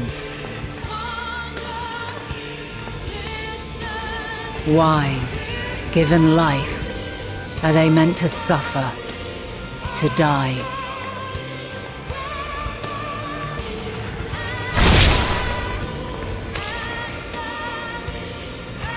As fragmented, imperfect beings, yours is a never-ending quest.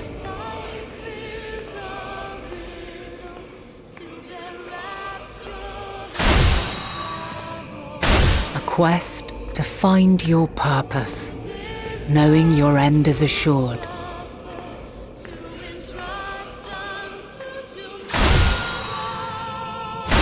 To find the strength to continue when all strength has left you. To find joy even as darkness descends.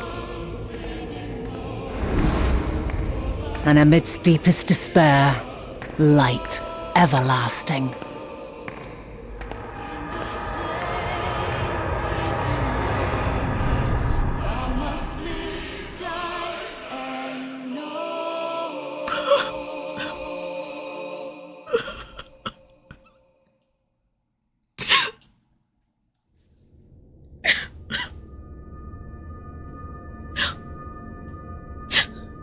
A conjunction has begun to form, an intertwining of your time and mine.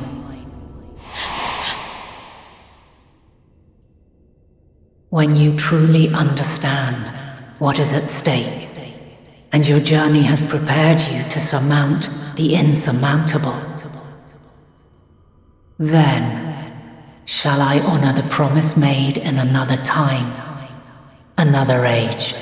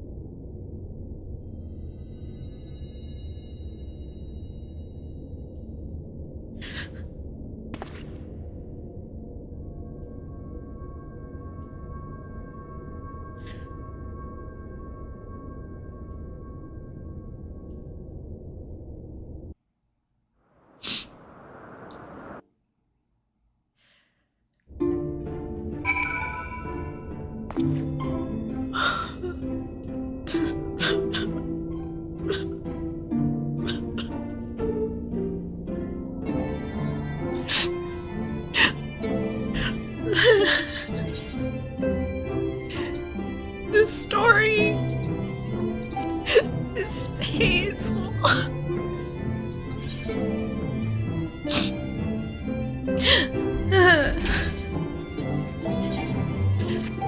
Damn, it's time for your original clothes.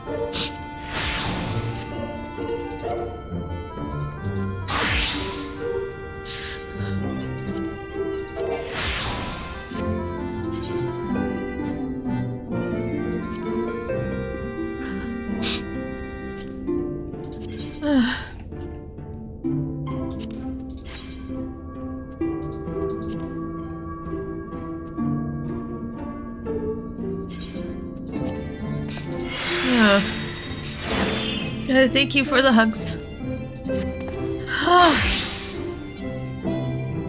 me continue. Thou must live, die, and know. Oh my word. That line of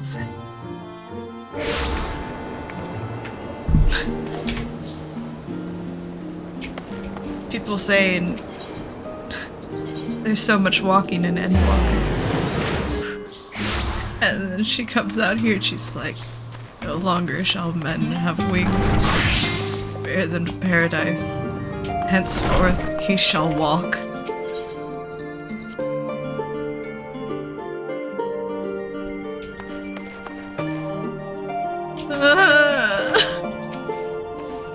Dimma, impeccable timing as always. I'd heard you were off in the first as part of our efforts to investigate the final days. Well, as so often seems to be the case, while you were away, we'd had some few developments, which we can discuss in just a moment. For now, however, I cannot tell you how wonderful it is to have you back. Okay, carrying arms on! So, I would just like to point out that scene where Hythlodaeus waves goodbye to Emmett Silk and walk off. I'm fairly certain that's him going to just become a part of Zodiark, because we know that happens to him. He's gonna go sacrifice himself. And that was their goodbye.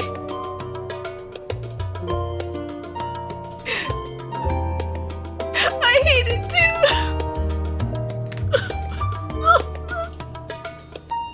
They should have!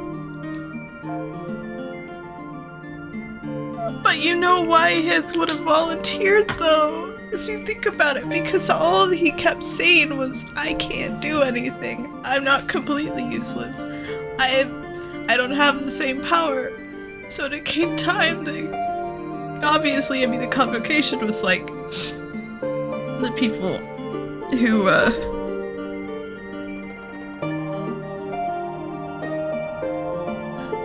were accepting things and like in charge of putting things back together.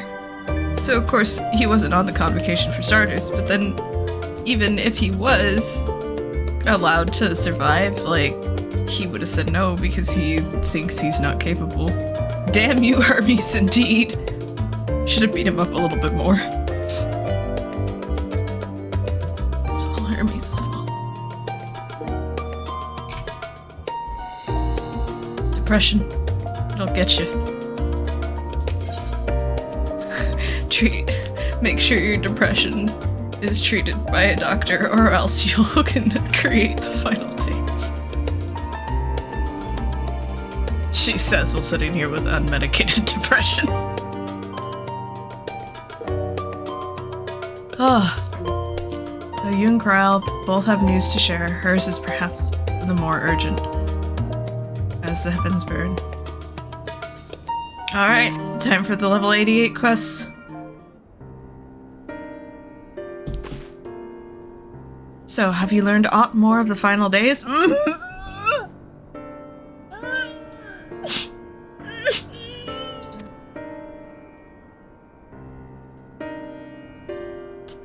I was there when it was written. Then the journey was well worth the risk. No doubt your newfound knowledge will be a great boon to us all. No. Unfortunately, during your time in the first, events here have taken a turn for the worse. Scions are running themselves ragged, trying to contain the spread of blasphemies, but it's a losing battle. To try and ascertain the where and why of it, Alize and Alphanel have begun traveling all over. Of all the regions they've visited, Locus Almaneus is one of the worst affected. Thancred, Estinian, and Graha took a detachment of allied soldiers there to offer aid and succor to those in need. I'm just still sitting here, broken-hearted over the world unsundered. I just keep thinking Elpis is gone. It's gone. It's gone. It's gone.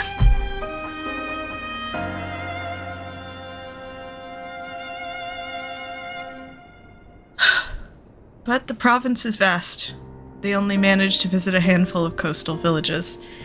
It was an accomplishment worth celebrating, still but a drop in the bucket at best. In the meantime, Y'shtola and Master Matoya have been making a concerted effort to establish contact with Hydaelyn in the Ethereal Sea, but to no avail. As for Tataru and I, we've been keeping a close eye on the Forum. From what we gather, they've been constructing a vessel to ferry people to the moon, an ambitious project that has likely been years, if not decades, in the making. However, since we've seen no sign of it thus far, I suspect it's still incomplete. You will also recall the proposal issued by Master Fortuno to the people of Radz-at-Han. Following their discussion, Vritra declared his support for the plan and urged those who wish to evacuate to accept the Forum's invitation. So far so good, but that's where things get a little strange. Apparently, the Forum caught wind of the lunar teleporter in the Tower of Babel and decided to use it to deliver people to the moon instead of their mysterious ship. Therefore, to secure safe passage for the Hanish refugees to the tower, Alphino, Alize, Estinian, and Graha traveled to Garlemald not long ago. Trouble is, the capital was hardly the safest place to begin with, and now... the final days have come to Garlemald. Shortly after our friends arrived, they were sent to rendezvous with Master Fortuno. Then panic broke out, and our communications were severed. From what fragments we were able to make out before the link shell went completely silent, we can only assume the phenomena has spread to the capital. The others need you, Dima. Please, you must help them.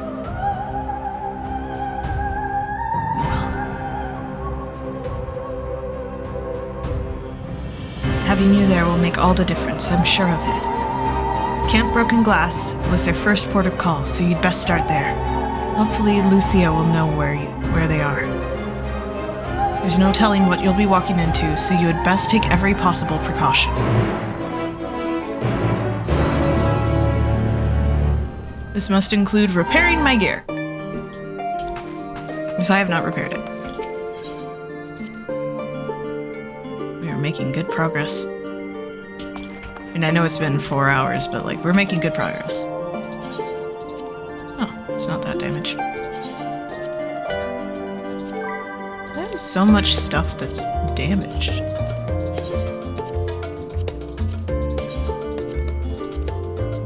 Everything's damaged.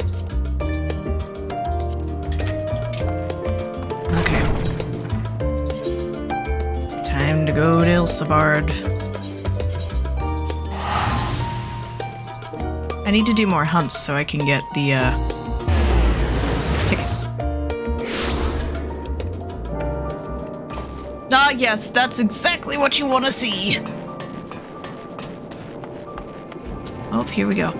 Okay, I'm hungry. I need a little snack before we continue, so...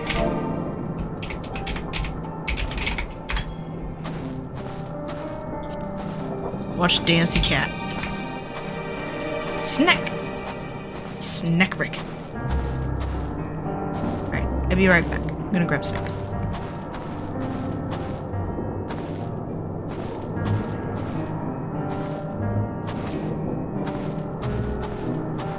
He do be a snack, though.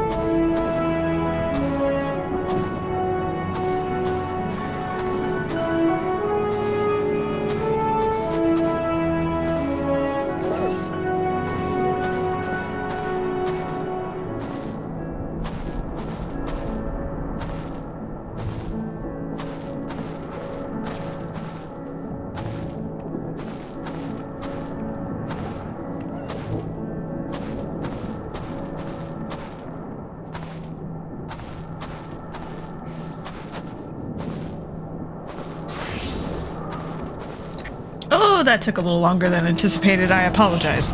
I was very hungry. I may have eaten a pork chop instead of a snack.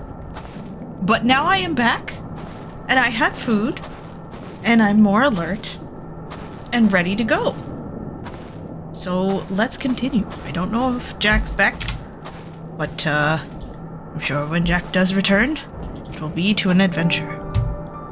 Dimma, and not a moment too soon. The skies over Garlemald are ablaze, but it's events on the ground that concern me. As you will have heard, your fellow scions arrived ahead of you. We cut the customary greetings short after we received word from our troops on the Magna Glacies that the Forum's airship had landed. It was then that the heavens began to burn. I dispatched your friends at once to ensure the refugees come to no harm. I would have you join them immediately. Additional support is en route, but we will discuss them later. I trust you are ready to depart? Upon departing for the Magna Glacies, several cutscenes will play in sequence. In addition, you will be required to participate in battle, and your progress will be saved at certain points. Wait a minute. He's in Cold Land. What am I doing? Which one is his cold attire?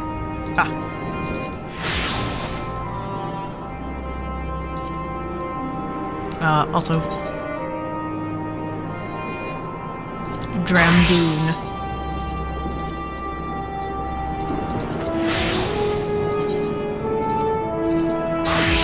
Okay, now we're ready to go.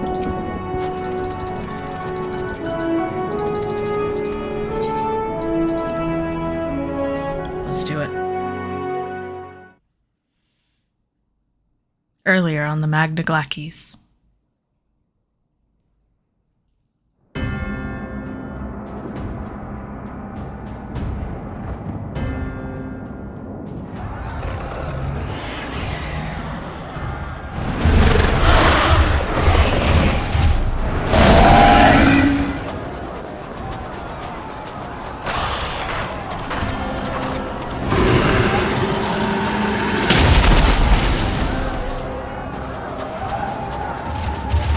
No.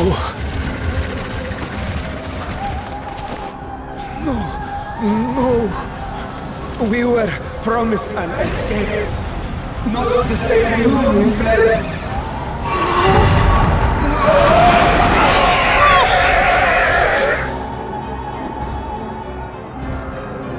I shall not meet my final days here in this blasted waste.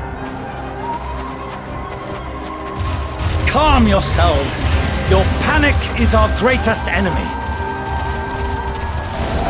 Come, we must build a line of defense.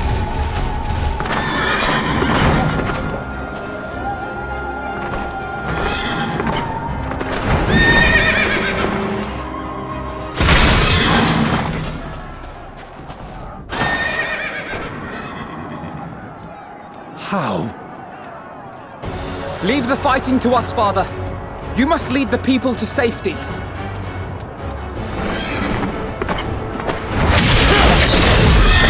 Yes, Gideon, go! Badass.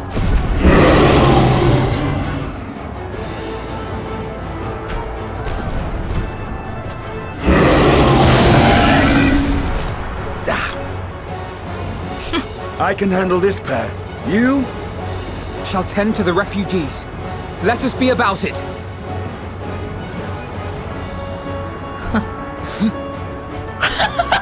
As you wish, my little lord. Gideon and I over here making the same noises. No, I'm channeling my inner Estinian. My inner Glumpy. Ooh. Hello. Our commander beats attention. See to the wounded. Heal them. Help is at hand. Are we? Are they your diagnosis?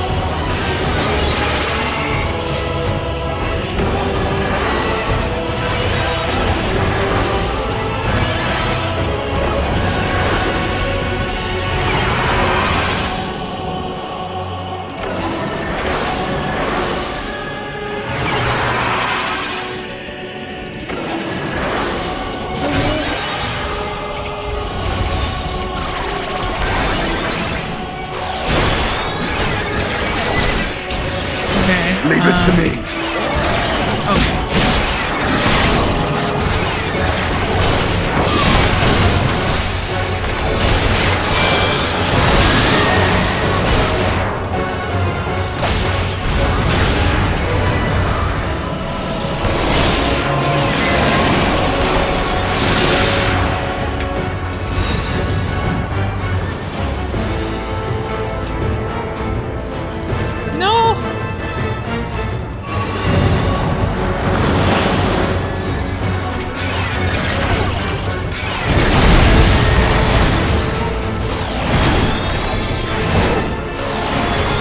Who can stand? Come with me!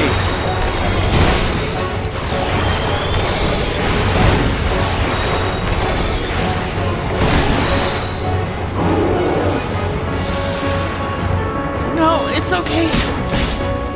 It's okay. You're safe now.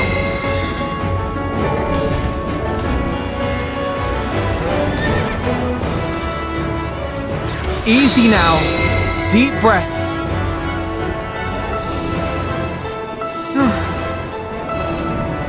Our allies will see you to safety.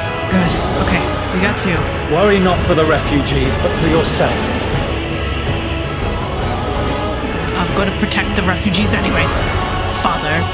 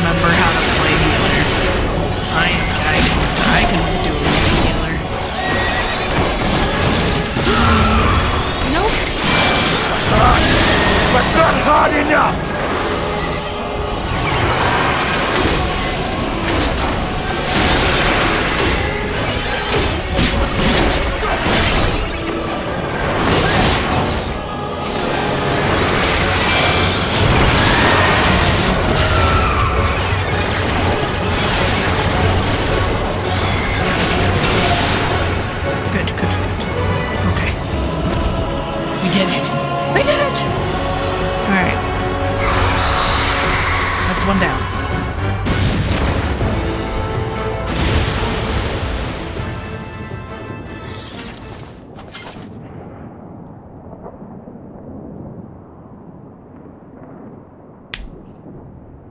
Help!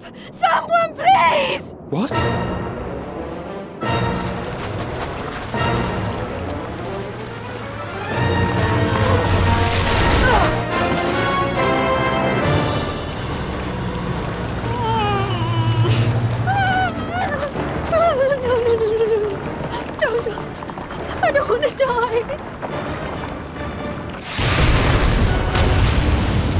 Forward! Let not a single fiend escape! Yeah! Euless!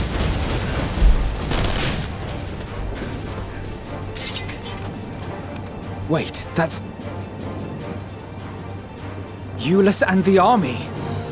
So, you've recovered then? In time enough to be of aid, for once. You did it. You could do it. We can speak of it more later. For now, we must fight! To repay your salvation in kind, or with better! For Garlemald has her pride!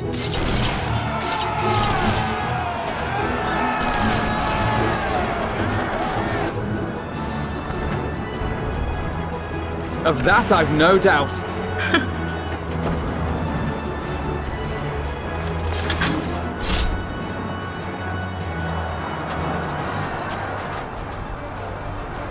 There they go.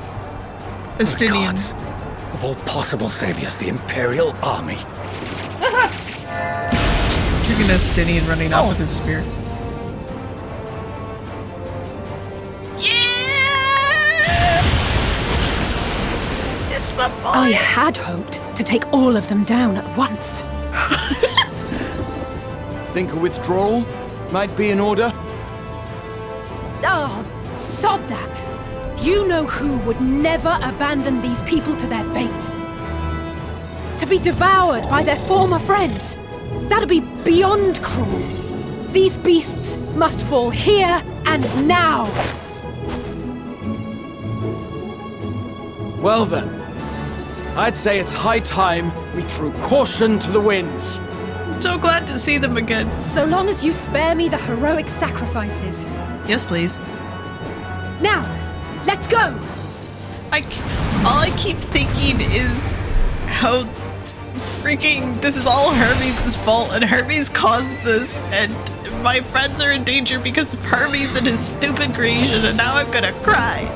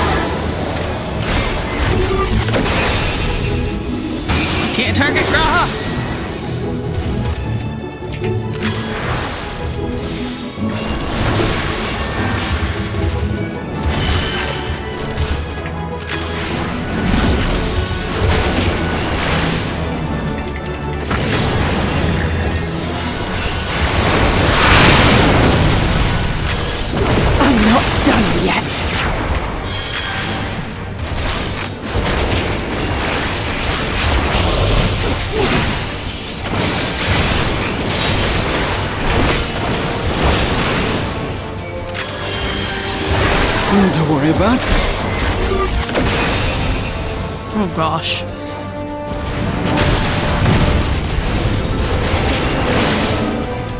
The air crackles with energy. Find cover!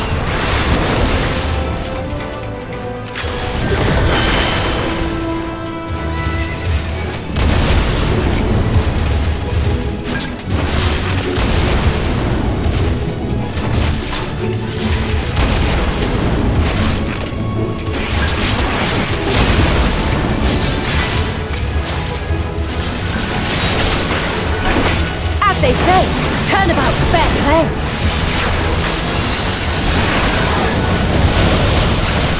On guard!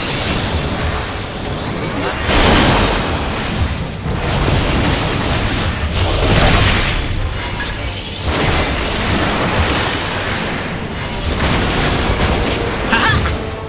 Got it! Thank you, Raha.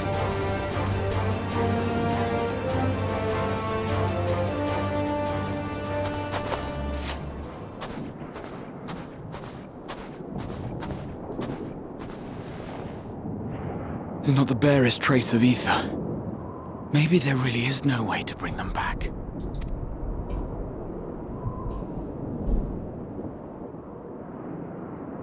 Thank you for saving our lives once again.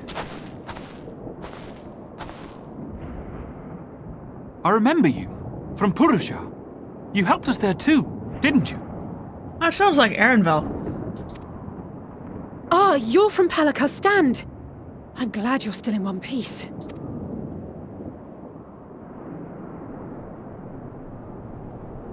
Or you will be, once I see to that injury of yours.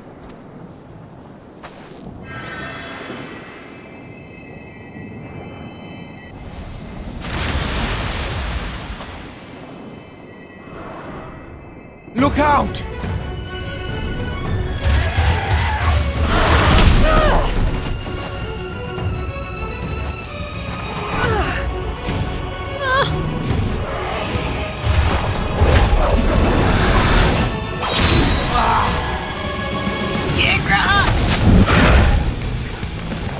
Get out of here! Quickly!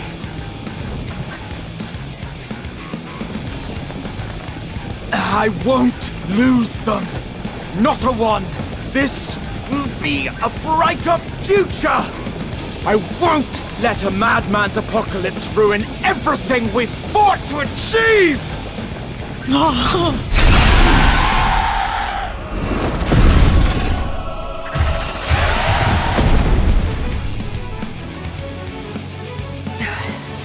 Get it together, Alize. You're embarrassing yourself. And in front of father, no less. You might never measure up to our champion.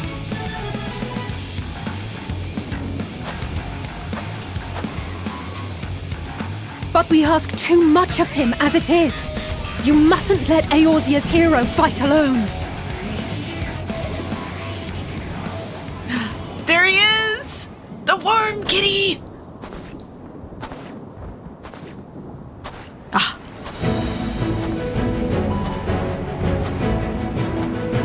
Oh.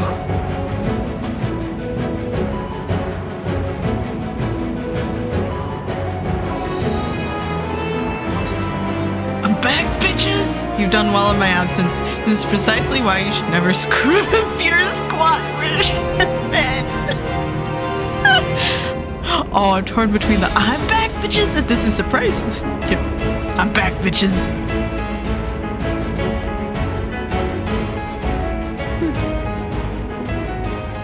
I can look after myself, you know.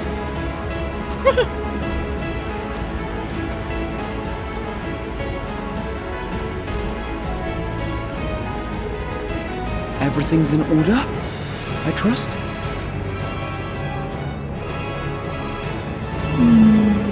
Graha. My boy. I've had enough of this rabble. Come on! Let's get it. Let's kick their asses. My friends, I'm back. Oh, a trio for the ages. That's right.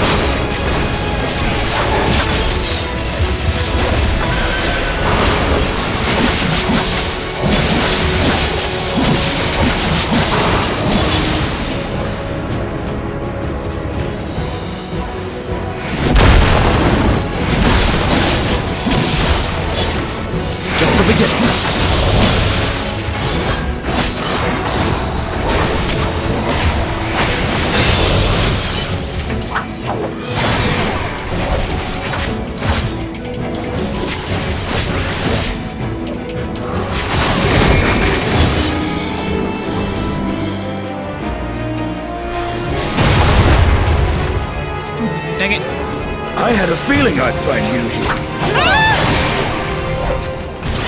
This should be the last of the worst troublemakers. With me!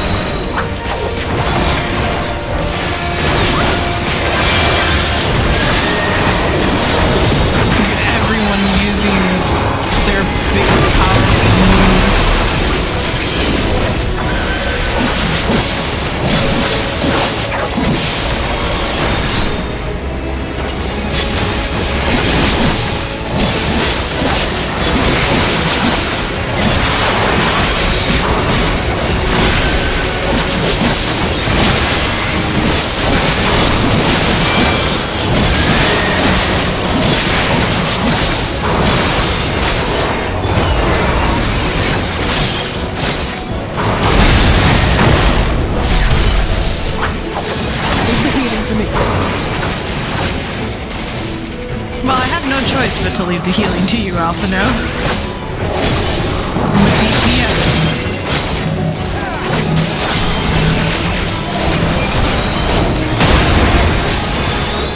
I'm in your debt.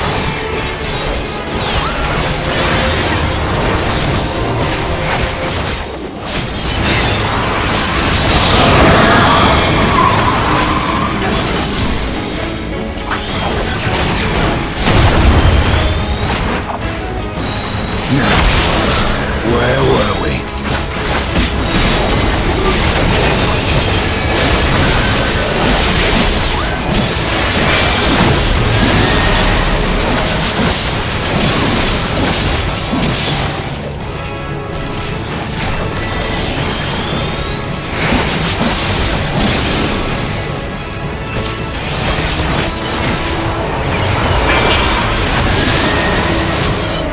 Now is not the best time.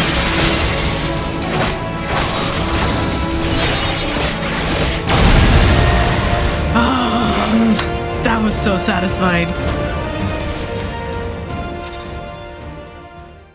Oh, that was a good fight. Let's cheer you up. After all the depression, it's a sad. Okay.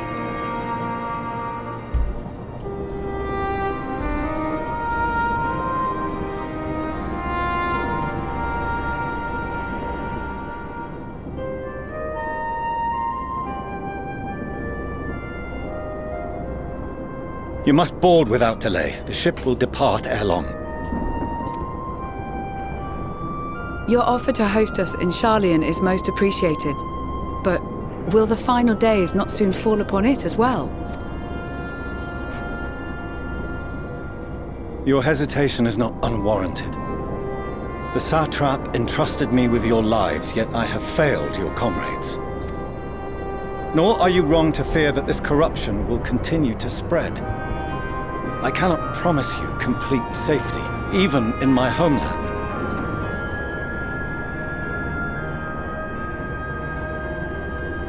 What I can promise is that I will do all in my power to protect you.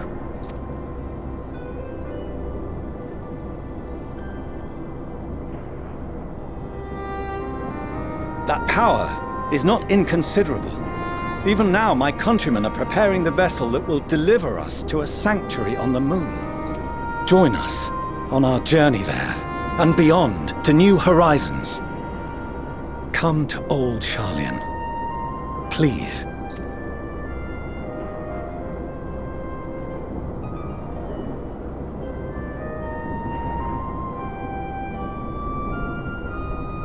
We would be fools to refuse such a generous offer made in earnest.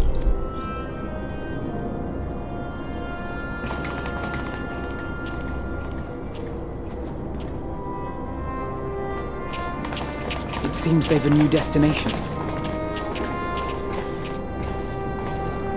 The people of Radzat-Han have known too much suffering. A march to Garlemald will only bring them more, short though it may be. I quite agree. Fortunately, they have you to look after them. Yes. Well.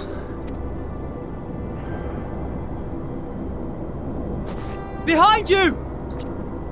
Oh, just there.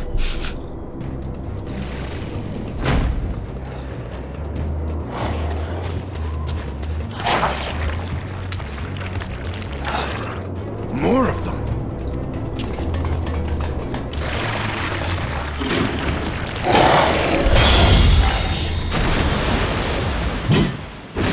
Gosh damn it! Freaking Xenos. Xenos? Here!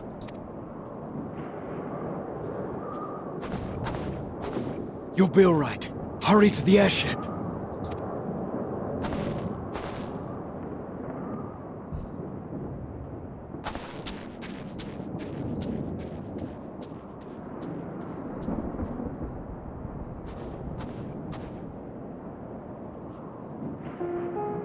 Why have you come? A heretofore unseen beast. 'Twas ripe for the slaying.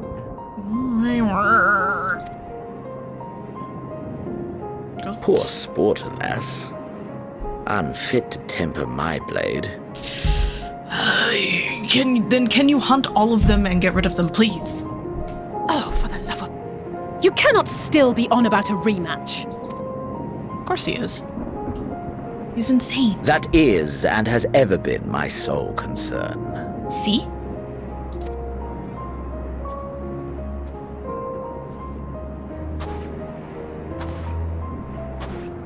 You, on the other hand, are fixated on a different quarry. Your passion pales before mine. Yet neither hate nor despair seems sufficient to recapture your misdirected bloodlust. Yeah, I don't think it's misdirected. I gotta go beat up a little bird girl who's living at the end of the universe, and you really are a fly on the wall at this time.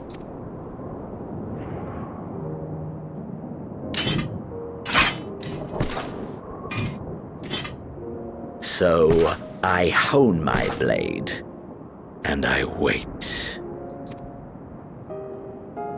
Continue waiting. That's it. That's all you care about. Julius. Poor guy.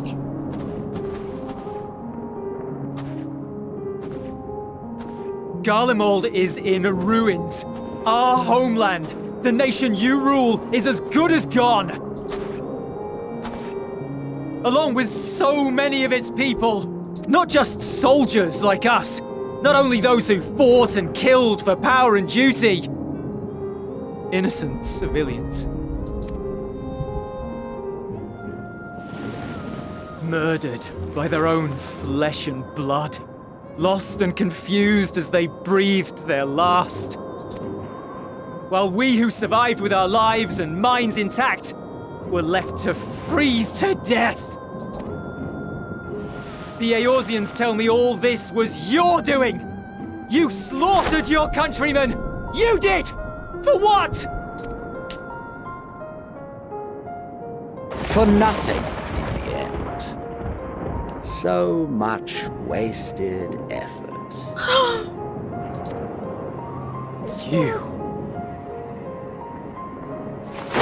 You bastard!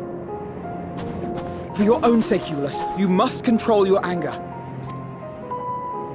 It will serve no one should it consume you and see you transformed.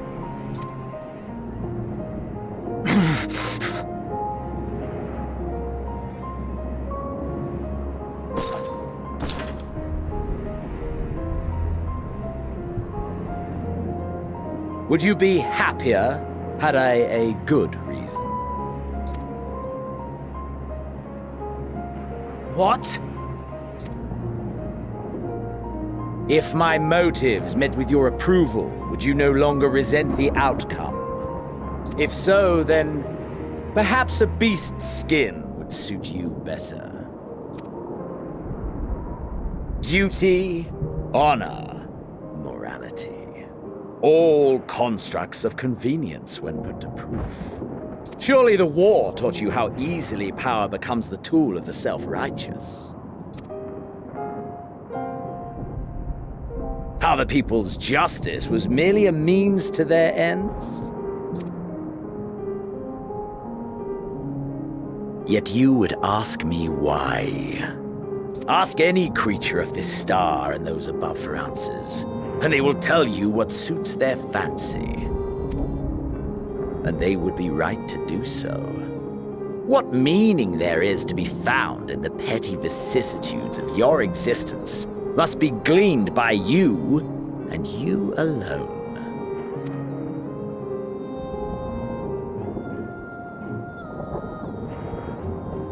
Should you seek it in battle in the fruitless pursuit of my demise, then come. Assume your rightful place as a notch on my blade.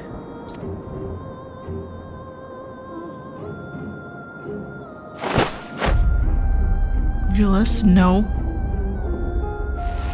He will kill you. You are a blight on the Garlean race, and there would be no more satisfying way to expunge it than by beating you to death.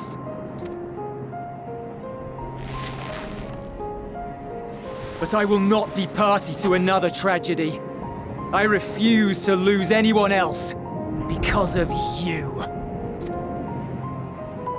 So go. Go! And may we never suffer your madness again!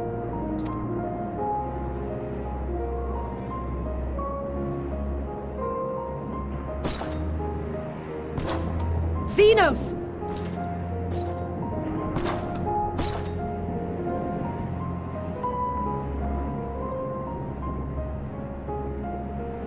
Perhaps you found meaning in living this way.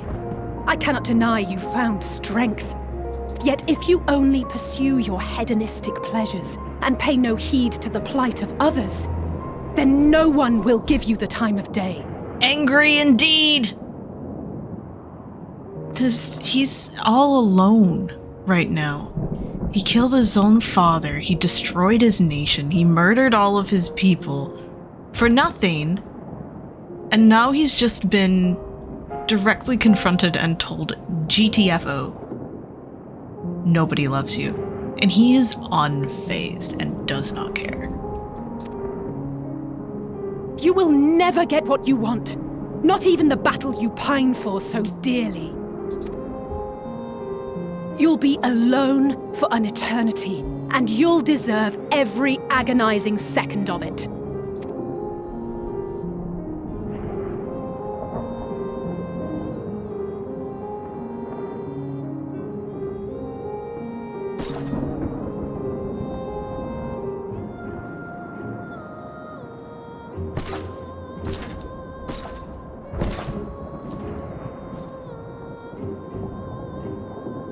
There goes the madman.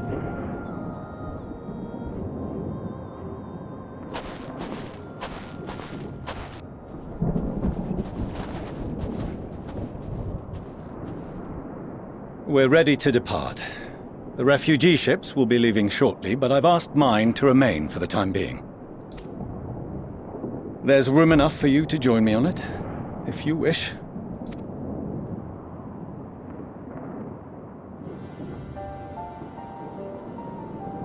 Do contain your surprise. I needn't agree with the Scion's methods or intentions to acknowledge that their deeds are deserving of gratitude. We appreciate the offer. But might I ask why you are delaying your departure? I presume it is not solely for our benefit. I must visit Garlemald ere we return to Sharlayan. Having caused such an uproar, 'tis only meet that I explain myself to the Ilzabard contingent.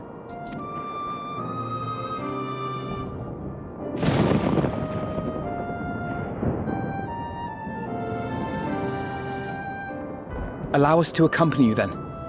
We should be glad to facilitate, given our familiarity with all concerned. I wonder if she would have said that face to face alone to Xenos? Maybe. Alize is pretty sassy. If you would like to join as well, Euless, we can speak of recent events on the way.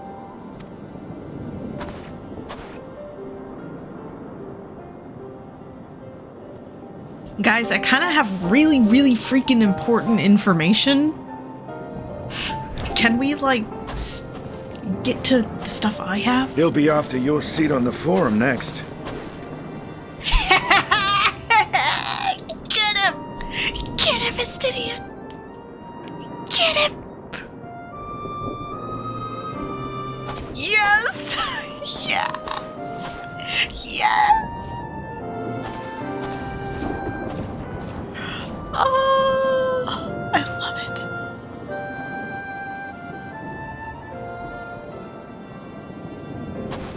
Oh, that was amazing. I love Estinian so much.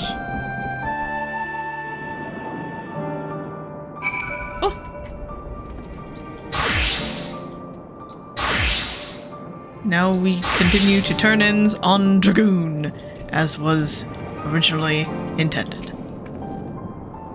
To see Xenos standing there so uncaring and unrepentant.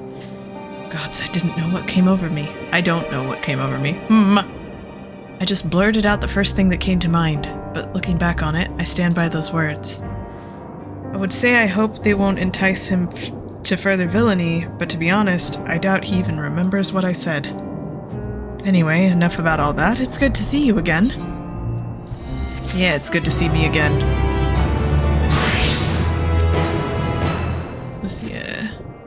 It's taking stock of the present situation. No major injuries then. Good. Ooh, voice.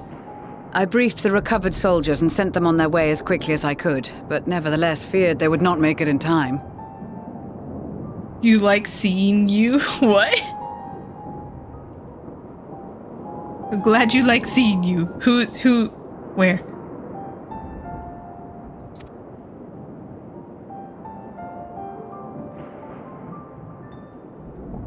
Euless. The additional support was invaluable. Your men saved more than a few lives.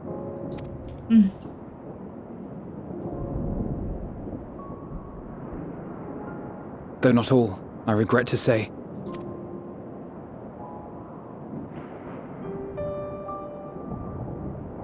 I take it that I'm addressing Lucia Junius. I'm the forum's envoy, Fortuneau Leveilleur. Why does it always feel like he's the third wheel interjecting?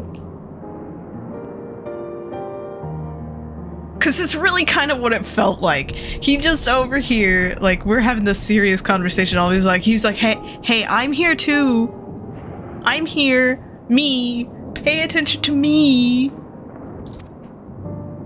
And you are owed an explanation for these most dire developments. Oh yes, let me tell you about our secret privileged knowledge.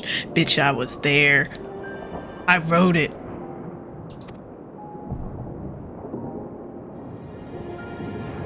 Go away, Mr. Alfie's dead. Darn right. Another trial wrought by the final days. I was beginning to suspect as much. You doubtless feel some consternation having been forced to abandon your original plan. But trust me when I say you were right to send the refugees elsewhere. Beasts have been sighted within the capital. Perhaps it was a stroke of grim fortune that the population was decimated beforehand, as they've yet to appear in any great number, but in time.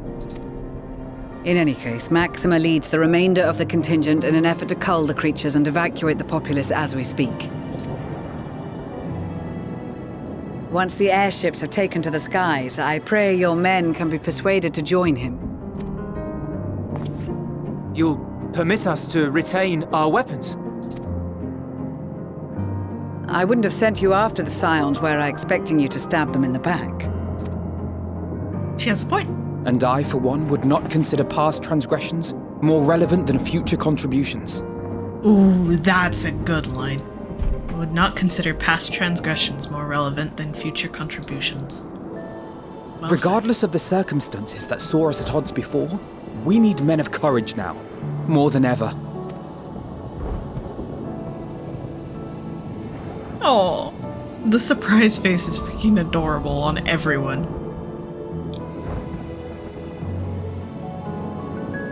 His eyes are so big! Close them. Your eyeballs will fall out of your head. There you go.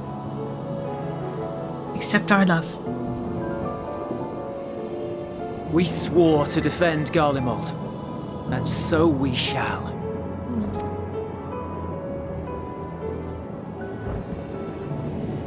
It seems you have everything under control. You will excuse me then, for mine own duties await. A moment, Master Fortuno. You did desire to express your appreciation for services rendered, did you not? Alvaro, I love you. I did. Though if you intend to again ask that Charlian alter its course, you will find my gratitude insufficient. 'Tis nothing so onerous. I wish to hear the details of this grand endeavor of yours.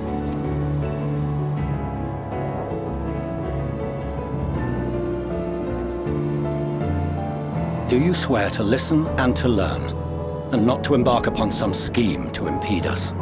My word, this guy.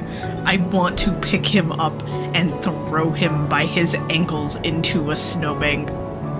Just watch him go pfft, like a cat jumping into a beanbag. I haven't sent you that. I'm gonna send you that gift really quick.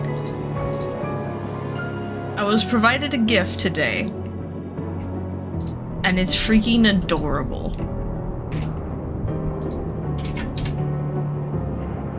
There you go. That's what I want to do to Fortuno. I swear.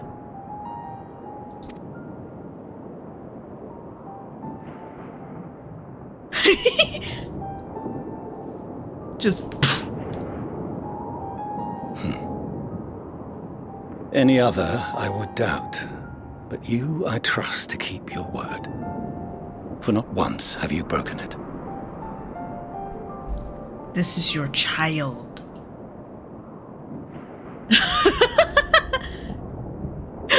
Thank you. I'm glad you enjoy it. Very well. I will request that the Forum make you privy to our plans. You may await our summons at the Baldessian Annex, assuming the decision is in your favor. Does that suffice? It does. You have my thanks. Finally cooperates. You can regale us with tales of your most recent sojourn to the First while we wait. Yeah, it's kind of important.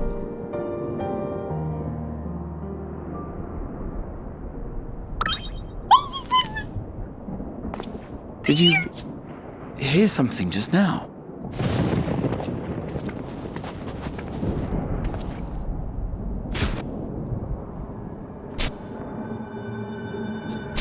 It's become a horror movie.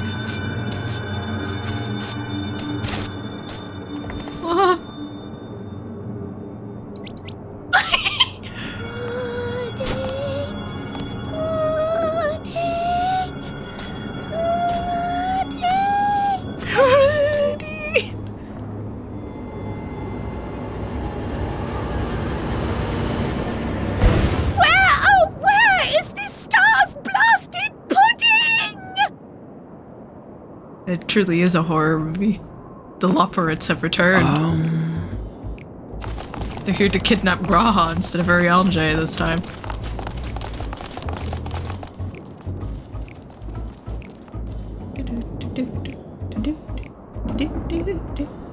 Dawn may banish even the darkest night. He's a king and of to the this rabbits. bitter clime bring warmth and comfort. Arianje? Where's your coat? 'Tis heartening to see such an assembly upon my return. I thought often of you whilst I looked down upon our star's brilliance from the moon above. Ah, my mans, he's back. Yes, but what are you doing here? And dressed like that? Aren't you cold? Verily, I fear for my health should I proceed to expound upon our purpose ere I procure more suitable garments. Oh, Ariane! He's just vibrating. Then allow me to summarize. We're here because none of you lot are up there. Nor has anyone deigned to send word about any changes in the plans. It's rude, is what it is. At least that's what I thought at first, but then folks got to wondering if you weren't in a spot of bother, so we decided to take matters into our own hands. Come down here and help, if our help be needed. You're right. She is like, she needs a coat too. And okay, I will see you in a minute. So she says, but it's also something of a convenient excuse to visit Atheris. Oriange made it sound absolutely marvelous. More so before the impending doom, but still. And it's not like there will ever be a better time. What with the aforementioned doom? Please stop talking about the doom. Marvelous, they say, yet not an ounce of pudding to be found. I must suffer Oriange's inferior works no more. Hey! Maybe consider the plight of present company before you go blathering on about pudding and doom? Yes, please. Ahem. As I was saying, should you require any assistance with whatever, we are at your disposal. We were born from Heidelin's love for the lives of this star, so naturally we would much prefer to see them continue. Twiddling our thumbs up on the moon is hardly conducive to that, though, is it?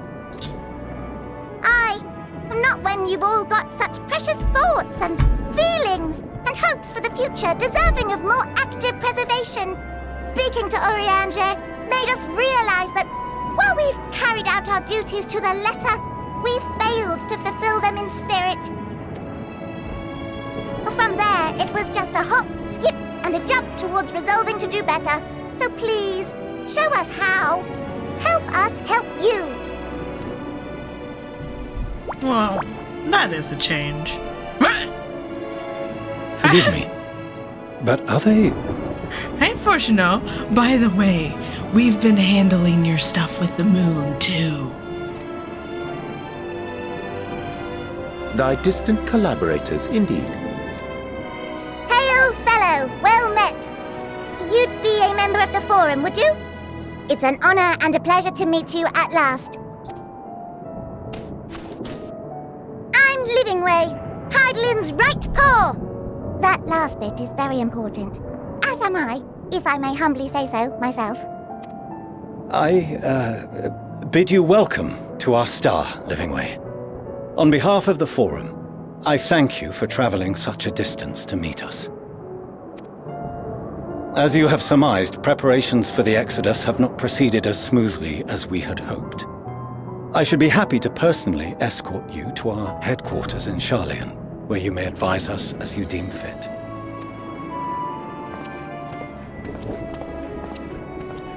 'Twas with reluctance that I set aside the great work of readying the moon for habitation.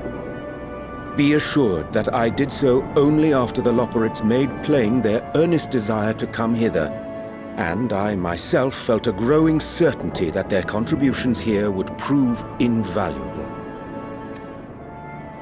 'Tis trite, perhaps, but I followed my heart. Good man.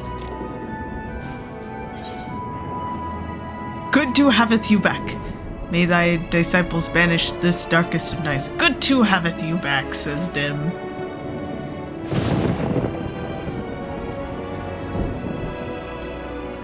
For a time, at least. Nevertheless, 'twas worth the journey to find present company well. Yes. Present company. Not past company. Wilt thou attend us at the Forum and lend thine own wisdom? Dim's not got much wisdom, but he does have knowledge. If that's all quite settled, can we start moving before Urianger catches his death? Even I'm freezing out here. Maybe it's because you don't have... Oh, I dare say you'll warm up quickly once you're aboard the airship. Sat shoulder to shoulder with our fur-covered friends. You talking about Dim and his fluffy coat, or all the leopards?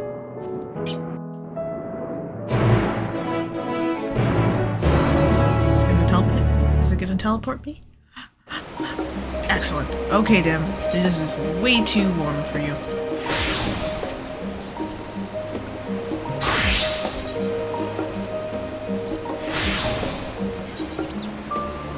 Okay, there we go. Now he is ready. Urianger! I dare say Master Fortuno was as nonplussed as we to learn the identity of Heidelin's lunar custodians. As he will soon discover, they have much more to offer the Forum. Might I suggest we return to the Annex forthwith? We may yet have time to discuss thy recent adventures ere we are summoned to the rostra. Welcome back! I was just about to start yelling about how we need to talk about what I know before we go! That should have been priority number 1! You know, I mean... Ooh, Aether Current. That's a lookout point, not an Aether Current. We should have been discussing that after rescuing the people, which of course we did. So now it's time we discuss the fact that we need to go kill Bird Lady who's hanging out at the end of the universe. Because that's the actual problem here. So, all this... we can put that on hold while we go kill the Bird Lady, and then we don't have to worry about all this. Indeed. Also, when you think about it, even if we do run, is this actually going to, like, is that going to save us at that point? If the issue is freaking an enemy out there haunting us from the abyss of the universe? Like, I don't think running is going to solve that problem. Because eventually she'll find us again, won't she? So, really, your solution is not a solution. So there.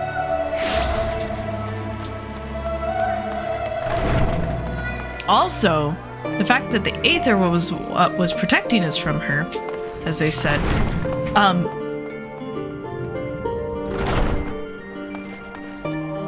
and they were saying that the Aether currents, like, there's significantly less Aether the further you get away from Aetheris. Like, we're gonna be sitting ducks. It's a terrible plan. It's all terrible. All of it.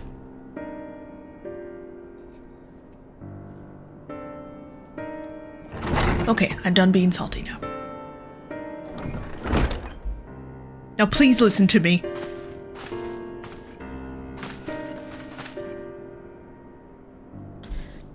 Not that I'm complaining, Urianger, but I wasn't expecting to see you quite so soon. Nor I thee. In extolling the virtues of Aetheris, I did inadvertently awaken in the Loperites a desire to avert our beloved star's demise. Kryl tells us you have obtained new knowledge that may aid us in our ongoing efforts.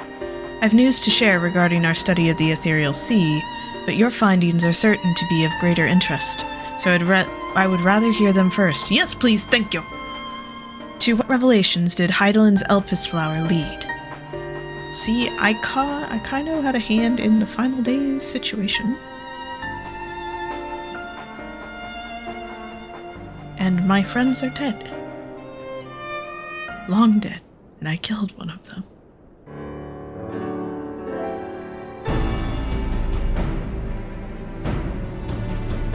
Then this dynamis is what drives the final days.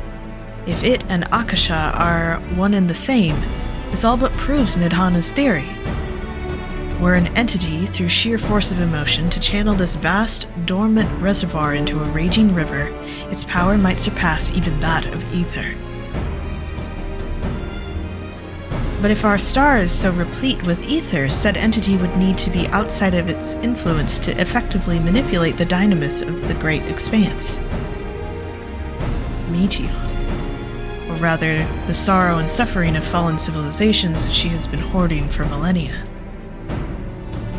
Untold anguish and fear and hatred drawn from every corner of the universe, all for a single purpose: the destruction of Aetheris. Then our foe is no longer some unknowable calamity. We have but one aim: to defeat Meteion. Thank you, Estinian. You make it sound so simple, but you're not wrong. Vanquish Meteion and we deliver the world from the final days. But to even attempt it, there are two conditions. First, we must determine her location. Before Meteion escaped, an enchantment was placed on her by Vana, the woman who would become Hydaelyn. The implication of temporal magics are not entirely understood, so we cannot assume that our Hydaelyn and the Vana you met in Elpis are one and the same. Nevertheless, due to her intrinsic qualities as an all-powerful being, I'd wager that Hydaelyn possesses the knowledge we seek. Whether she would share that knowledge with us, however, remains to be seen.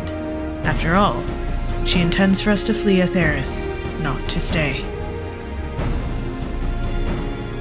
Do you suppose she has abandoned her pursuit of Meteion?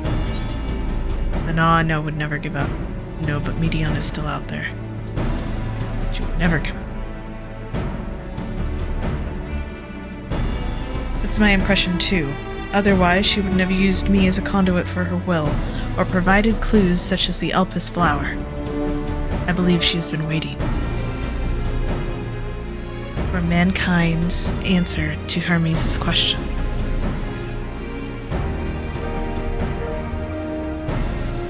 So, what's the second condition? We must find a means to reach Meteion. Naturally, our chosen method will depend entirely upon wheresoever she has made her nest.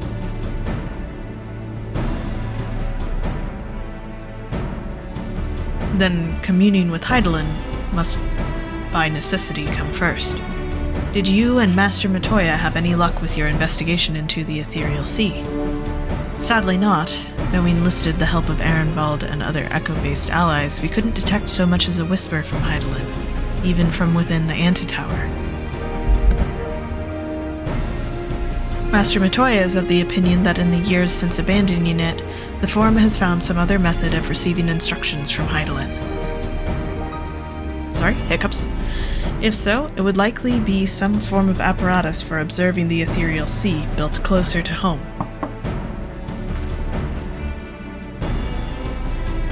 Sorry to interrupt. We've just received word from the Forum.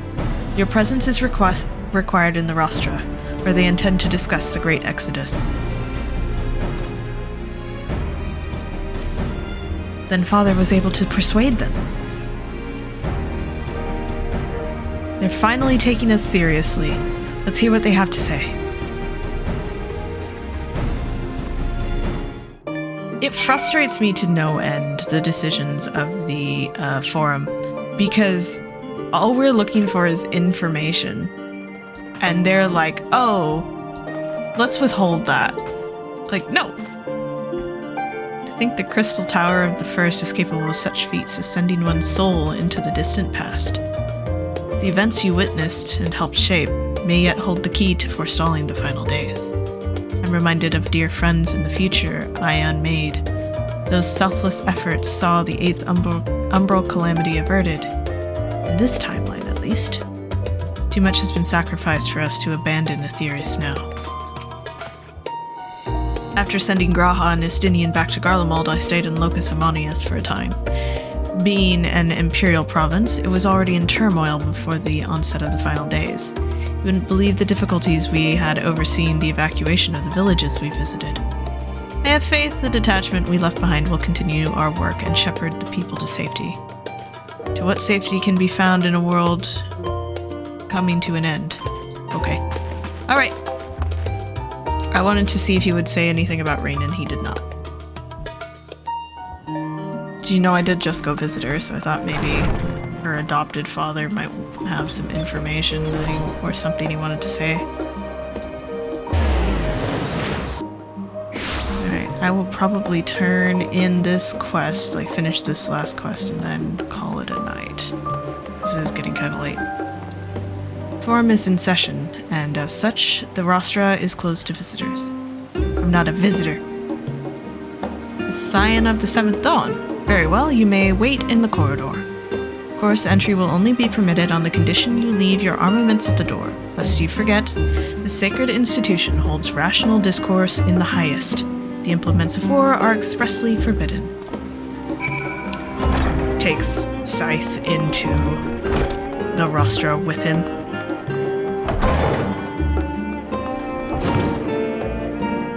Ooh! Lookout point.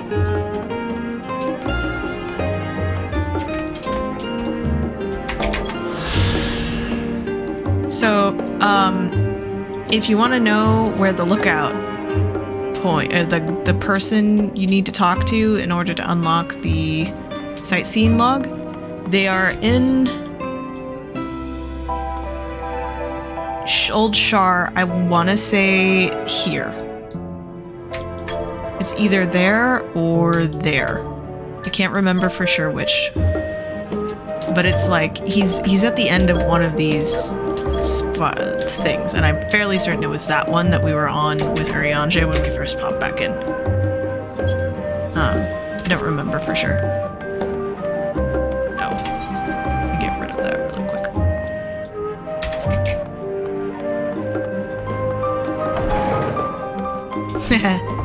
quick. Dim just ran all the way through the thing he wasn't supposed to.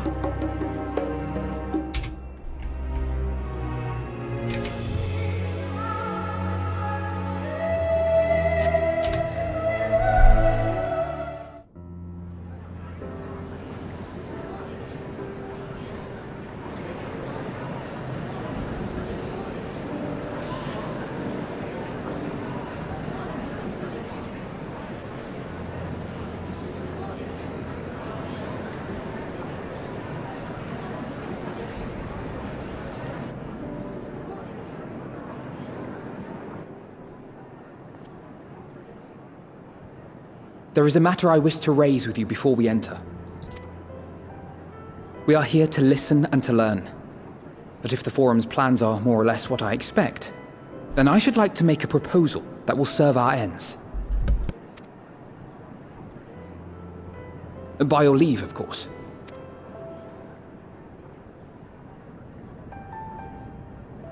I don't see why not. Your words and wits have gotten us this far. Agreed. I will present our queries so that you may consider the most advantageous way to advance your proposal without distraction. Thank you, everyone. If I may have your attention, the ad hoc session will now commence. The purpose of today's assembly is to brief the Scions of the Seventh Dawn at their request on the Great Exodus. You may enter.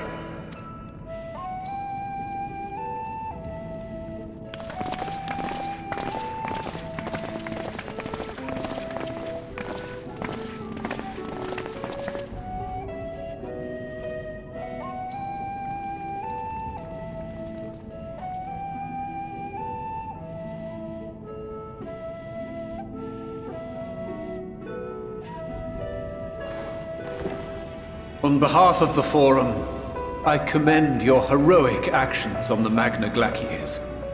We shall not soon forget your service to us and the people of Razad-Han. The Satrap, whom we have informed of the refugees' new arrangements, sings your praises as well. As an expression of our gratitude, we will endeavor to answer your questions as fully and openly as we are able. Then let us begin. First, it is the Forum's objective to ferry the life and knowledge of this star to the moon. Am I correct? You are. It is for this purpose that Charlian has labored these many long years. We have collected biological samples and scientific records from across the star. When the time comes, they will be moved from their places in Labyrinthos and Numenon and conveyed to safety. Once that critical task has been accomplished, we will begin transporting the Sharlayan citizenry, which has been categorized into groups. The earliest arrivals are to ensure hospitable environs for those who come after. Following our people, we will send those of other nations in turn, beginning with our allies. Radzat Han was foremost among these, but since the final days have already come to Thavnair, we saw fit to include the refugees with earlier groupings. An ambitious plan. You have accounted for the safety of all nations and tribes, then? As many as we can. And how, pray tell, do you decide who to leave behind? To journey beyond the sky is an unprecedented and immeasurably difficult endeavor. Introducing sources of inevitable conflict would condemn all to certain death.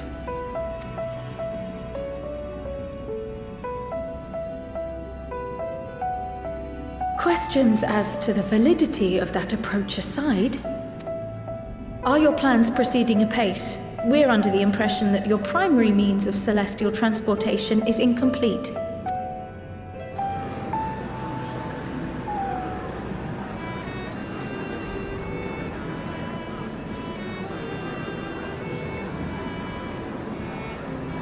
If only in that it does not meet our optimal parameters, that is correct.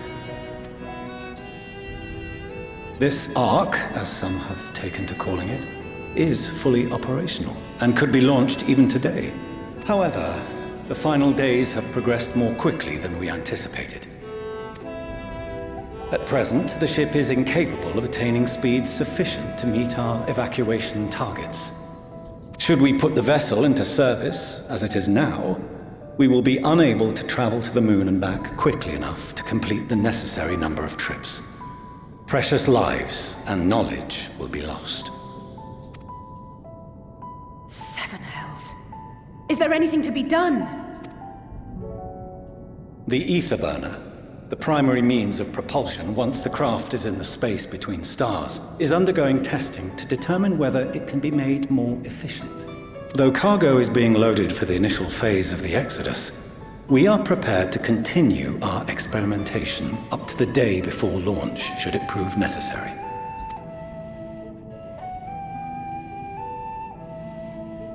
What if the Scions were to solve your problem?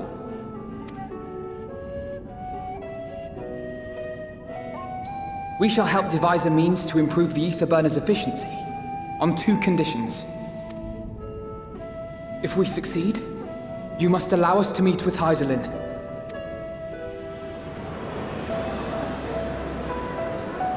'Twas simple enough to deduce.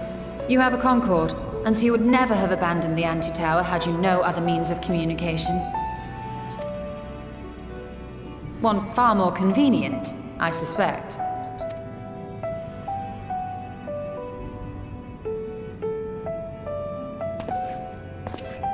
The second condition, also to be met upon our success, is that we be permitted to propose another use for your Ark.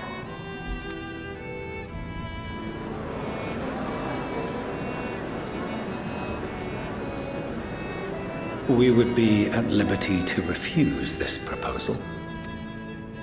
Of course. If we cannot prove its merit to the 99 here, who are we to stake on it the lives of all peoples of this star?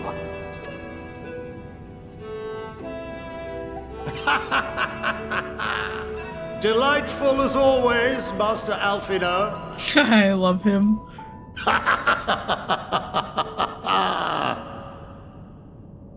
Oh, we couldn't have asked for a finer plan.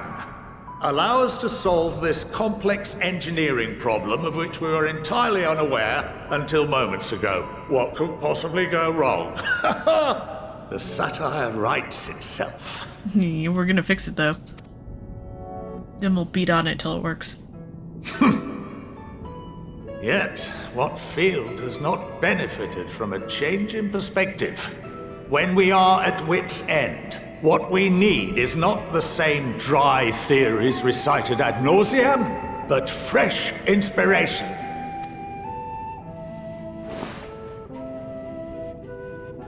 I, for one, have faith in my erstwhile students to provide it, and I find their terms to be perfectly acceptable.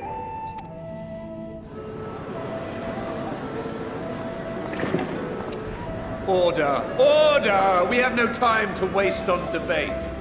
I call a vote. All in favor of agreeing to the Scion's terms?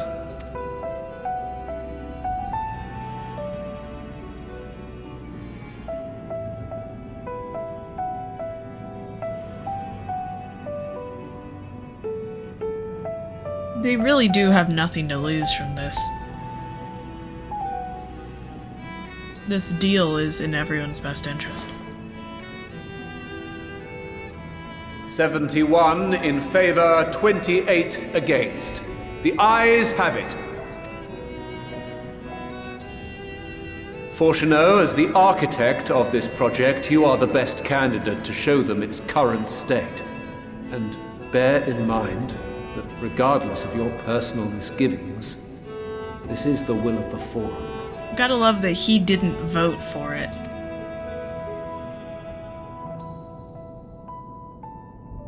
Very well.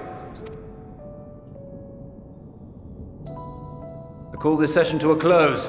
Return to your tasks with urgency. The final days wait for none.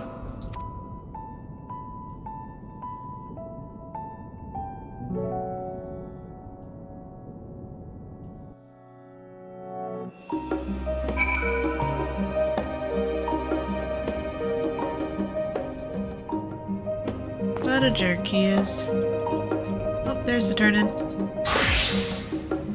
Egg. Sorry about not letting the rest of you in on my plan. I was, admittedly, thinking on my feet for the most part. But since we require both a means of communing with Hydaelyn and reaching Meteion, in the spur of the moment I saw involving ourselves in the completion of the Ark as a way to work towards both objectives simultaneously.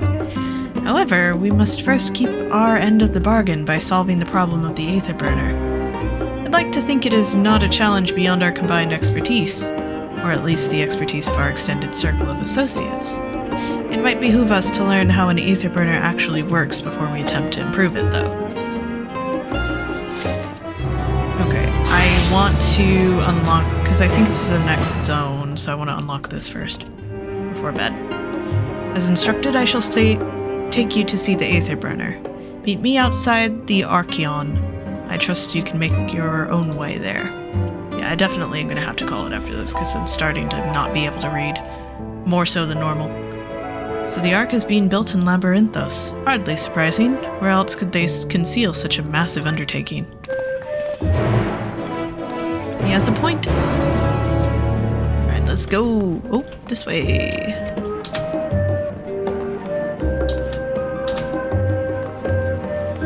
Jump.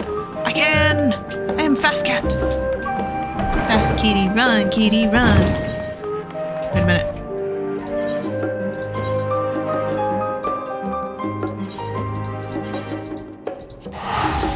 Go down there.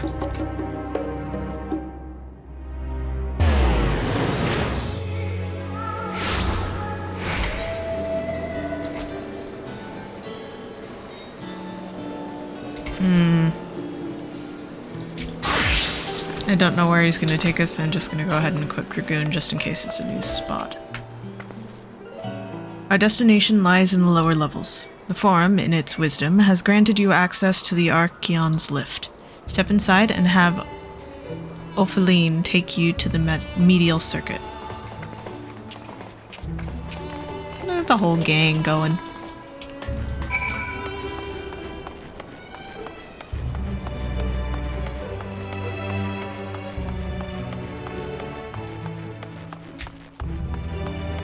There we are. Lift operator. You wish to use the lift, yes? Yes, I do.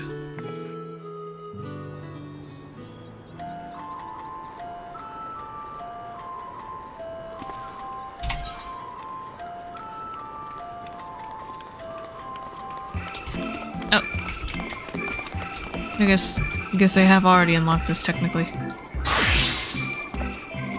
I have sent your associates ahead to Logistica Alpha on the other side of Marial Agronomics. I can't read. Actually, there is something I've been meaning to. No, never mind. It can wait. Let us attend to matters at hand. Okay. You insist.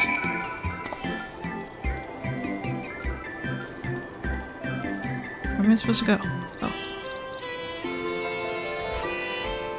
Excellent.